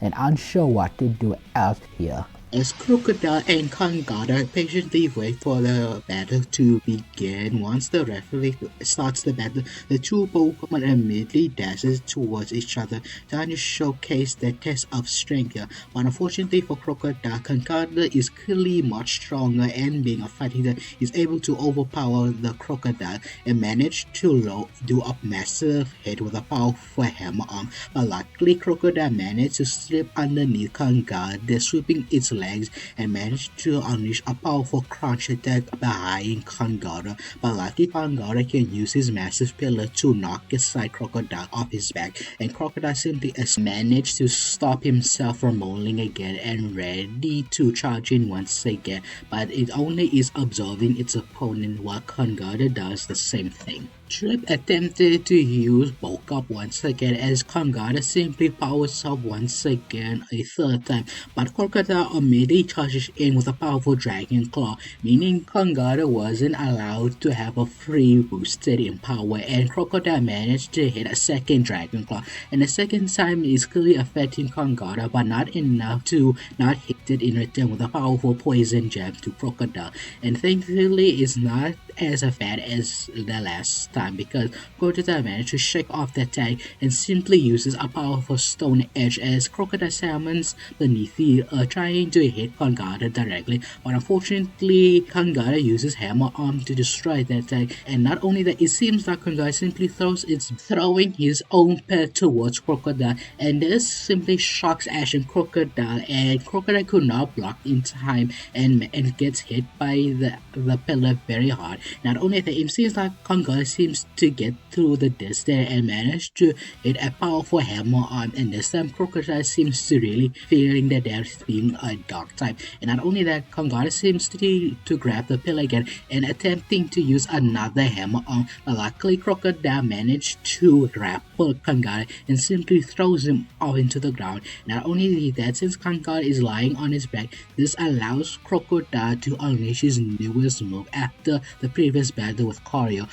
unleashing a powerful earthquake as Krookodile roars in the battle, shaking the earth itself, and Conqueror is unable to avoid the attack because it's literally shaking beneath the earth and crushing it, leading Conqueror to have significant damage towards it. But unfortunately, Krookodile isn't doing well either, so Conqueror is forcing Krookodile to get its distance away from it by unleashing a powerful rock slide. And luckily enough, Krookodile managed to avoid some of the rock slide, but unfortunately it locks its target in the midst of it, and unfortunately Krookodile is getting hit by surprise by as Conqueror is simply waiting its opportunity and unleashing a powerful poison jab with a critical hit, and Ash can notice, so he quickly commands Krookodile to blast everything in the air with a powerful earthquake, but unfortunately the second time won't work against Conqueror because it knows how to avoid the attack by simply using its pillars and dropping off it,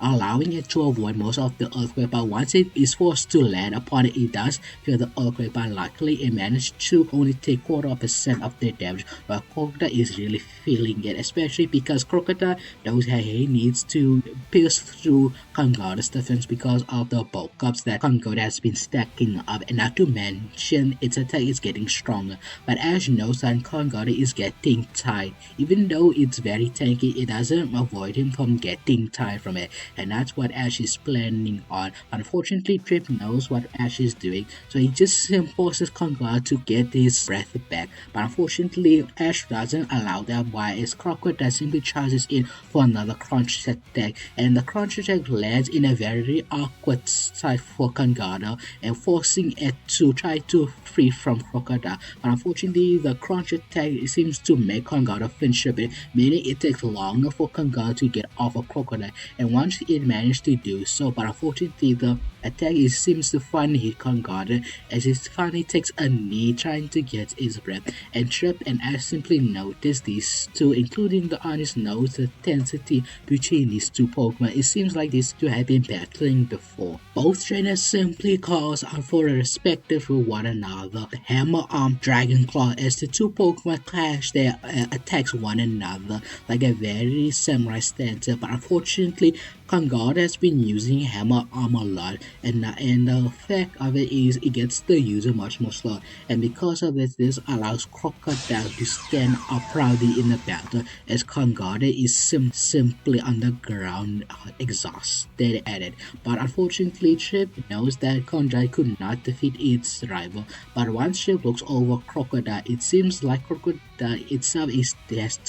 hasn't avoided the hammer arm and still looks like Krookodile could be knocked out at any moment, and you can actually hear Krookodile trying to find its breath. And once Trip recalls his Pokemon back, and he simply sends out a very ancient Pokemon which surprises everyone in Ash the audience. And Archeops, a very ancient Pokemon that everyone is quite surprised, especially how rare it is as a fossil Pokemon. And Ash can clearly see now it's not just rare but quite powerful, especially being a flying type, and seeing Crocodile is literally at depth, so Ash has no other choice but to recall Crocodile's back and quickly realize there's no other Pokemon that could take it on except for Pikachu, of course, but Pikachu is already severely damaged, meaning there's one Pokemon that it should be restful enough to take on this ancient Pokemon by sending out Boulder to battle. Once the battle has begun, and Archeops simply uses its air capabilities to its advantage on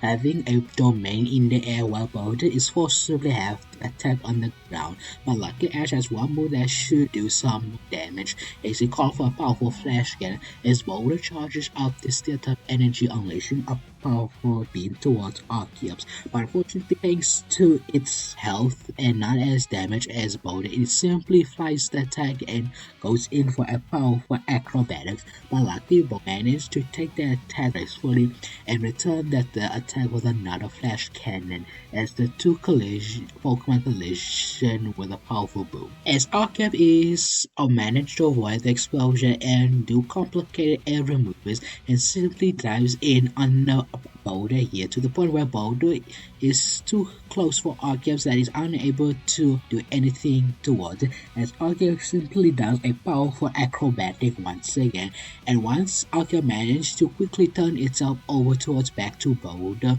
and then demonstrate a powerful drag energy with a powerful dragon pump, and this time the attack seems to do very damage to Boulder here, clearly effective from the attack. Not only that, once Archeops managed to fly up and Boulder has a clear shot using a powerful flash cannon once again, but unfortunately it aimed at nothing permanent, so Ash quickly calls in to rain on Archeops' air capability by restricting his movement with a powerful rock slide as Boulder summons the rocks on top of Archeops, making sure Archeops misses Boulder because it's trying its best to avoid the attack, and this seems to do the job done as Boulder is clearly on his blind spot and unleashing a powerful flash cannon. But clearly Archeops is simply having enough with Boulder's antics, so he quickly goes to he simply flies down and smacks both of its wings and commanding a powerful stone edge, and clearly Boulder is unable to dodge the attack and simply has to take the front of it, but luckily being a rock type isn't effective against another rock type, but clearly Boulder is showing that it's getting tired and not to mention it's getting hurt and hurt. And as quickly realizes he needs to do something and quickly realizes something that Arceus keeps flying down very low, which gives him an idea. And once Trip commands Arceus to use a powerful action and quickly charges in towards Boulder. But unfortunately, Boulder doesn't attempt to dodge or block, it simply rides on top of Arceus because Boulder jump on top of Arceus, meaning Arceus has an extra weight, meaning it's unable to properly fly away because of the extra weight. And Arceus is definitely in the close quarters of Boulder here, meaning Arceus has no chance of dodging this attack as Boulder simply charges in for Flash Cannon, and unguarded Arceus has no other choice but to take the full brunt of it, and clearly this attack seems to knock out Arceus, leaving Trip pretty devastated, but not as worried as Ash would have expected, as Trap just simply shrugs and simply returns Arceus. It's like Arceus is like his newest member to his party, which might explain because Ash can clearly see that Arceus is making some mistakes, but it seems like Arceus did his job done as he clearly made Boulder pretty tired, and not to mention repeatedly using Flash Cannon, meaning Boulder's flat only range attack move is simply is unusable in the moment. As Trip sends out a very strong Pokemon to battle, and this is where Aris is shocked that Trip has a powerful Dragon type Pokemon, and Trip simply replied to as this Pokemon was completely inspired by Aris's action, but clearly mine is much more big, as you can clearly see, and Ash simply sweats drop, thinking Boulder has no other choice but he needs to slow it down, and he commands Boulder to use Sandstorm here to cover the battlefield, attempting to slow down his accelerates, but unfortunately the sandstorm doesn't seem to affect him as much because Ash simply is having a full view of Boulder here. Clearly it sees it and Ash needs to quickly counter with something as he commands Boulder to use a powerful bulldoze, but unfortunately the Hacker simply took the attack, and not to mention the power that this Pokemon is having is very overwhelming for Boulder here, as actions attempt to use a powerful dual shock and Boulder is unable to resist the move, and not to mention it's already battled with Arceus, which is already a struggle to begin with, and this allows for Hexus to do amazing damage, and Boulder is unable to block the attack, but likely managed to attempt to use a powerful Flash Cannon, but the downside that Boulder already repeatedly uses this move, and it shows that Boulder Flash Cannon isn't getting stronger, it's actually getting weaker because it's either that the Flash Cannon has been used so many times now it's losing power by just over repeating the move here. Knowing that Boulder here is already touching commands for his dragon Pokemon with a powerful Earthquake, and this is struck by everyone in the audience as the Hatcher simply shakes the ground here, mimicking how Krookodile is doing here, but the kid definitely is not as strong as his, but regardless, it's a very powerful move, and Boulder is taking the full brunt of it, so actually it causes Boulder to try to get himself a distance away Hextras, but this is a downside as Ash simply uses a powerful sword stand, and realizing Ash is making mistakes, he tried to attempt to use Rock Slide with a combination of the Sandstorm. This time Ash does seems to lose focus on Boulder here, not only getting hit by the rock Slide, and the Sandstorm is getting his irritation on, and luckily Boulder managed to get up in close and attempting to use a powerful bulldoze once again, but unfortunately Hexus sees the corner of his hands and replies with a powerful break as the X Pokemon uses its X sides to crunch down on Boulder's rocky surface, and immediately Boulder is simply knocked out, realizing Boulder's defense could not save from this giant unconscious Pokemon, as Ash simply recalls X's batch, and Ash notices Hexus is quite strong, even though Boulder did slow down with but he realized that it's not good enough, realizing he has 3 Pokemon The two is just severely damaged, and Ashwat on the edge right, could possibly take it on, but it's unsure because this actually seems to be a very experienced Pokemon, and Ash is feeling doubt for Dua to battle it. So he quickly sends out his most trusted Pokemon here, Pikachu, as Pikachu is in the midst of their battle, but unfortunately it's still feeling the burn effect here, meaning Ash needs to take out his Haxorus quickly. But unfortunately, Pikachu has to use his tactic by running around the Dragon Pokemon, attempting to waste it. But unfortunately, Trip doesn't seem to falling for it. So in commanding Hasher says to watch observingly, waiting on Pikachu's movement, and realizing Trip is just wasting time on Pikachu. So actually replies with a powerful Thunderbolt, and unfortunately, Hasher does react, but unfortunately actually they took the Thunderbolt fully, but unfortunately Pikachu will be unguarded by the powerful Dot Shot, and the second hit seems to be a critical hit, and Pikachu seems to really feeling it, but luckily Pikachu is a very experienced Pokemon that has battled much more worse a bigger opponent, and Pikachu simply goes back in the battle with a powerful quick attack after quick attack, while Haxorus is unable to attack Pikachu because of it, but likely once Jim notices Pikachu's attack pattern, he commanded for Haxorus to use a powerful break, and unfortunately for Pikachu, it could not dodge could not dodge otherwise because it's already executing the move, and clearly it's taking the attack fully here. And Ash quickly knows that Ash realized that Haxorus is just absorbing Pikachu most of the time and using the opportunity to attack big here, and this is where Ash has to quickly change something quite big. So he calls for Pikachu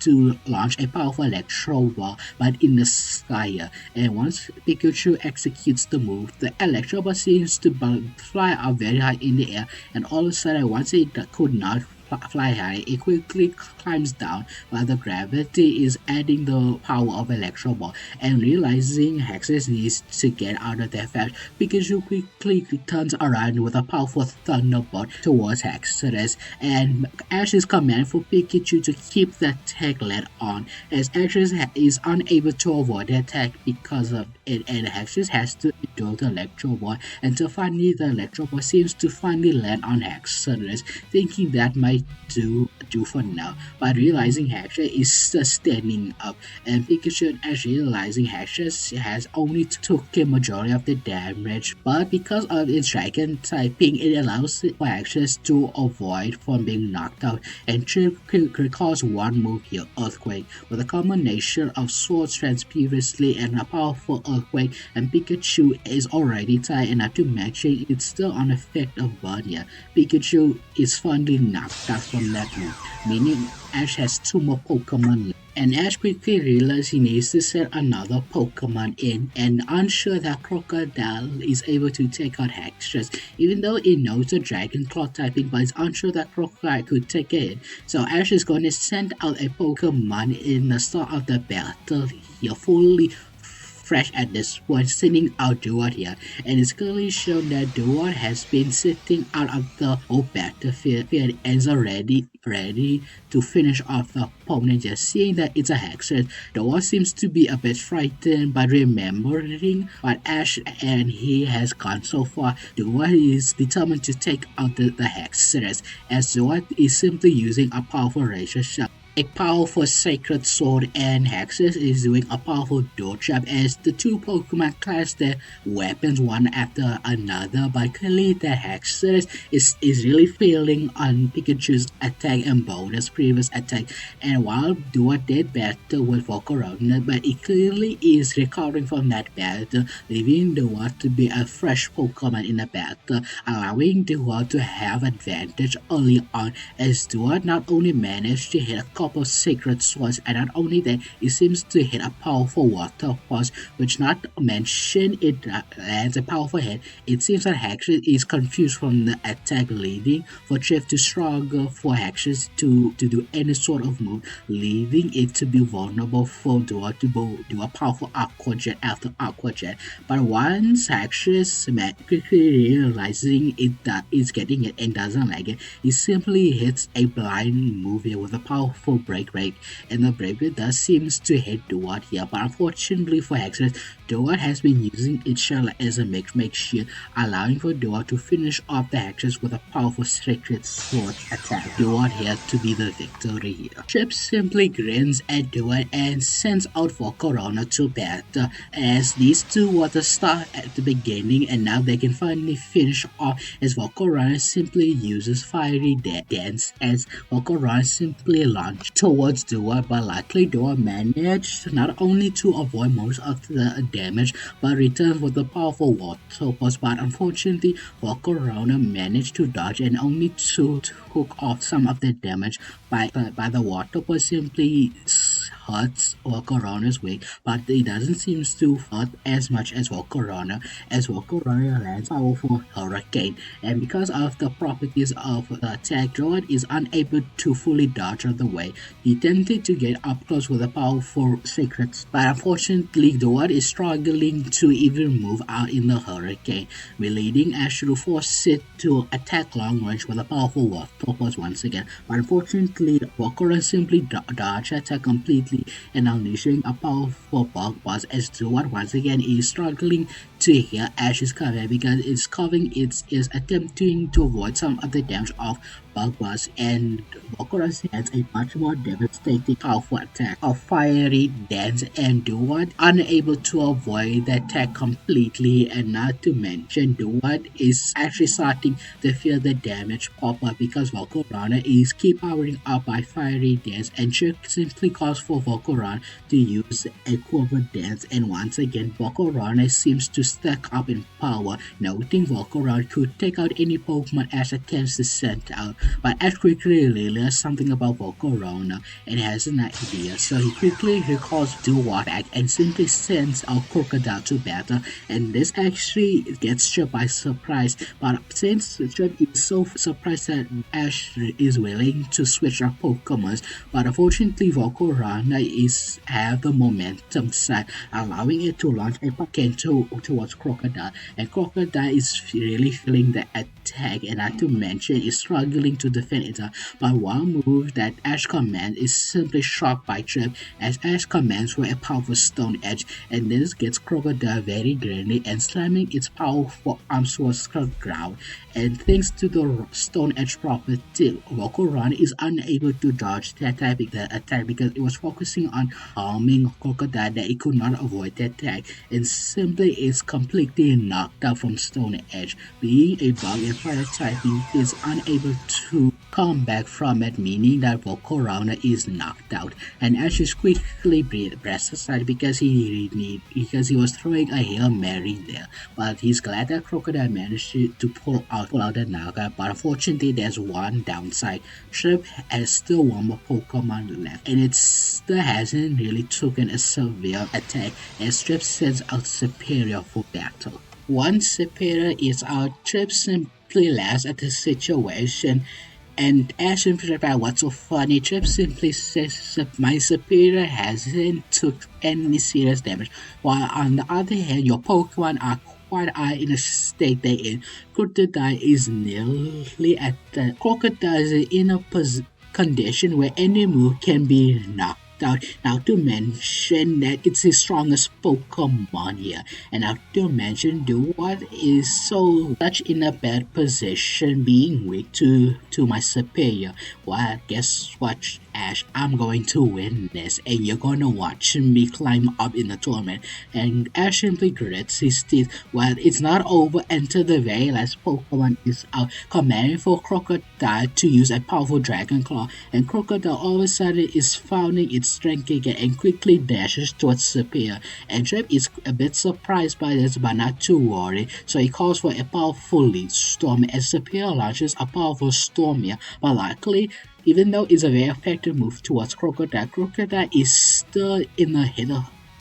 a condition where he's completely tired out, but all of a sudden his trainer believing in that he could take on Superior, allowing it to drive through the pain and unleashing a barrage of Dragon Claws after Dragon cross. Someone do scratch towards the bill, but unfortunately it simply replies with a powerful Dragon Claw as two Draco energy clashes one another. But unfortunately, Superior is to have the advantage of being much more healthier than Krookodile, as Krookodile is slowly losing strength after each time it tried to use Dragon Claw. It attempted to crunch down on its tail with a crunch, but Superior simply doesn't allow this by whirling around and then using a powerful Giga Drain, draining some of Krookodile's remaining health, but Krookodile managed to push it up and unleashing a powerful earthquake here, attempting to knock out Superior with the most strongest move here. But unfortunately, Superior seems to take the attack and simply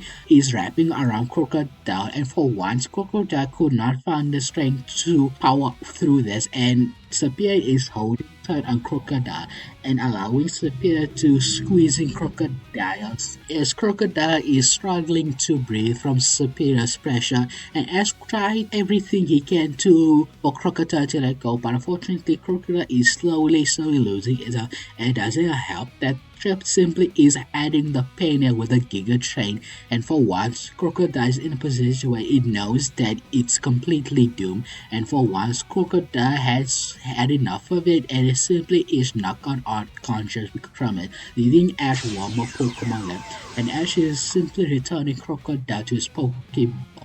and quickly realizes it's all up to Duop left, so he quickly sends it out for battle. Once Ash sends out Duop for battle, Duop is breathing heavily and realizing the opponent that he's facing where it's clearly at a disadvantage, but Duop doesn't give up. He simply found his results and quickly dashes towards Superior with a Sacred Sword, but to other audience, Superior just get its health back from Krookodile and just simply uses Dragon Claw to counter every time that Duop uses Sacred Sword. Every time Duop tried its best to hit Superior, Superior simply backs it off with a powerful Dragon Claw, and Duop's shells has been scattered at the battlefield and he tries his best to get them, but to Ash's surprise, Trip just allows this to happen, and Ash is quite question about Trip's decision allowing Duop to get his shells. And Ash is quite questionable on Trip's action, and Trip simply grins. You want to know why I'm letting this happen? Because I know for a fact that Duop is not your strongest Pokemon. Matter of fact, he's quite the opposite. In fact, he's quite literally your weakest Pokemon. In fun fact, Duop throughout the battle has been struggling on defeating any of my Pokemon. The only time where he clearly won is against a Pokemon that's already beat the other two Pokemon, and clearly Duop needed help. And clearly it's quite obvious Ash should have brought in a better Pokemon than this pathetic weakling. And this is where Ash gets angry about it, but to Duop's perspective, everything went silent and he quickly realized he is the weakest party member of Ash, realizing at the very beginning Duop has always been a coward and always battles a Pokemon that he knows for a fact that he can win, but ever since that Ash captured Sandile, he quickly realized Ash is using Sandile more and more, which quite makes Duop quite mad of that. He tries his best to get Ash to notice that he's not the weakest. He tried his best to be the strongest on his team member, but quickly realized Ash just favors Krookodile more. And the matter of fact that Chef is just hammering on that it is true, and this is quite upsetting. And all of a sudden he gets angry, and not just anger, upset, and not to mention he's always tired of being the weaker. He doesn't want to hold back his allies anymore. He wants to be the reason why they win. And realizing this, Duop simply cried out, and everyone is quite silent from this, but quickly realized Duop's roar in anger is quickly allowing him to evolve here. Because of pure frustration, this allows Duop to finally reach to his final evolution point, evolving into a powerful samurai in battle, shocking everyone in the midst. And Ash is quite excited, not to mention something is different with Samurai. It's much more calmer and is holding his anger to the point where he's pulled out his his shells here. It now has transformed into actual swords, and once he executes the most sacred sword, all of a sudden Samurai is there and dashes towards Superior, and unexpectedly that Samurai has found this tremendous speed simply slashes towards Superior and is clearly gotten hit by that attack, and this is surprised by Trip here because he didn't know Samurai had this much power inside of him. Not to mention, when Trip tried to command for a powerful leaf storm, Samurai quickly simply avoided this hurricane attack and simply charges in for a powerful mega horn. And this is a new move that Samurai has acquired, launching a powerful mega horn, and this time it seems to be a super effective attack because Superior is the grass that unguarded by this, and the support that help that he got from Krookodile previously went out of the winner because Superior is actually having to breathe to get his air bearings back. And Ash quickly realized that Samrod has a chance, so he called for another attack, Waterfall, as Samrod calls a Waterfall towards Superior, and Superior does manage to avoid the attack, attempting to use a dragon tail, but unfortunately Doa uses Aqua Jet to avoid it and lands a powerful sacred sword attack. And the second attack seems to really feeling for the attack is such tremendous damage that Superior is actually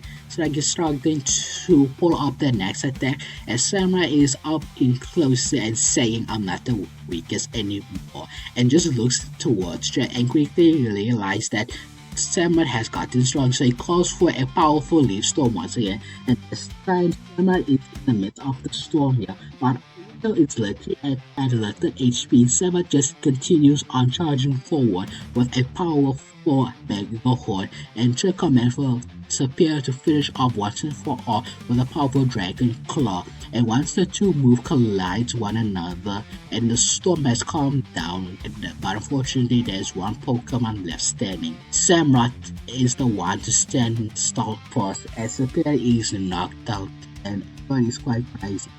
Trip and Ash. Once the two trainers recover from their shock while leaving Summer to yell in victorious, leaving Ash to rush it and give it a big hug as congratulating on finally defeating his, while Trip is still in disbelief and trying to readjust his mind on what just happened in front of him. He just breathes a sigh that he at least is glad to get this far deep in the league here, as Trip simply recalls Superior's and prepares to walk away, while Ash quickly stops there and simply bringing out his hand for a handshake, and Ash simply says, Trip, you are the toughest rookie I ever fought of, and I met a lot of trainer who's pretty new, but clearly not as good as you. And Trip is simply accepts a compliment and vowing that this isn't going to be the last time they battle, but unfortunately Trip still needs to find a way how to catch up with Ash, as Trip simply runs off to the stadium, leaving Ash to be the victor. But Ash quickly looks at Samrod, who's still in the midst of the battle, and he has finally taken enough damage to fall over, as Ash is quickly picking him up, and Ash just says thank you Samrod for lending me your strength, even though you were the first Pokemon I caught in Unova, but clearly not focusing on you in the later part of my journey really affected you in a bad way, because I overused Krookodile than you. I'm sorry for being a bad trainer. Will you ever forgive me again? As Samurai, being much more mature after being over, simply nodded to Ash that he simply isn't the wrong. He is just simply trying to bring out the best of all the Pokemon that he has. And that's where we're gonna end the episode here. But after this point in time, Ash unfortunately will face against the trainer with the EV Evolution. position as his full team. Even though Ash would do much more better than Cameron here, but unfortunately Ash using only his Unova Pokemon really beat him because most of them have already had their intense battle with the previous trainers, meaning Ash will be facing upon a trainer with more exhausted team, and it didn't help that he didn't bring out Krookodile because he was pretty much the heavy hitter, and even Samurai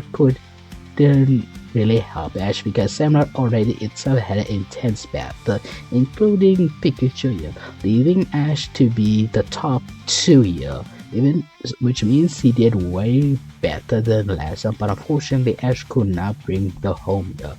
And at this point, Ash will probably follow in the same way in the region here. And I don't see any crazy changes at this point if Ash gets Crocodile early. I was point out that Ash would have a probably better chance on fighting off the evil Team Genesis in trying to control Russia, but that's pretty much about it. Nothing really changed much, but regardless, I hope you guys enjoy this more interesting what if. This is going to be the end of the series, but not the end of my continue on different what ifs. I hope you guys are continue on watching my other video, which means quite a lot. Until next time, peace.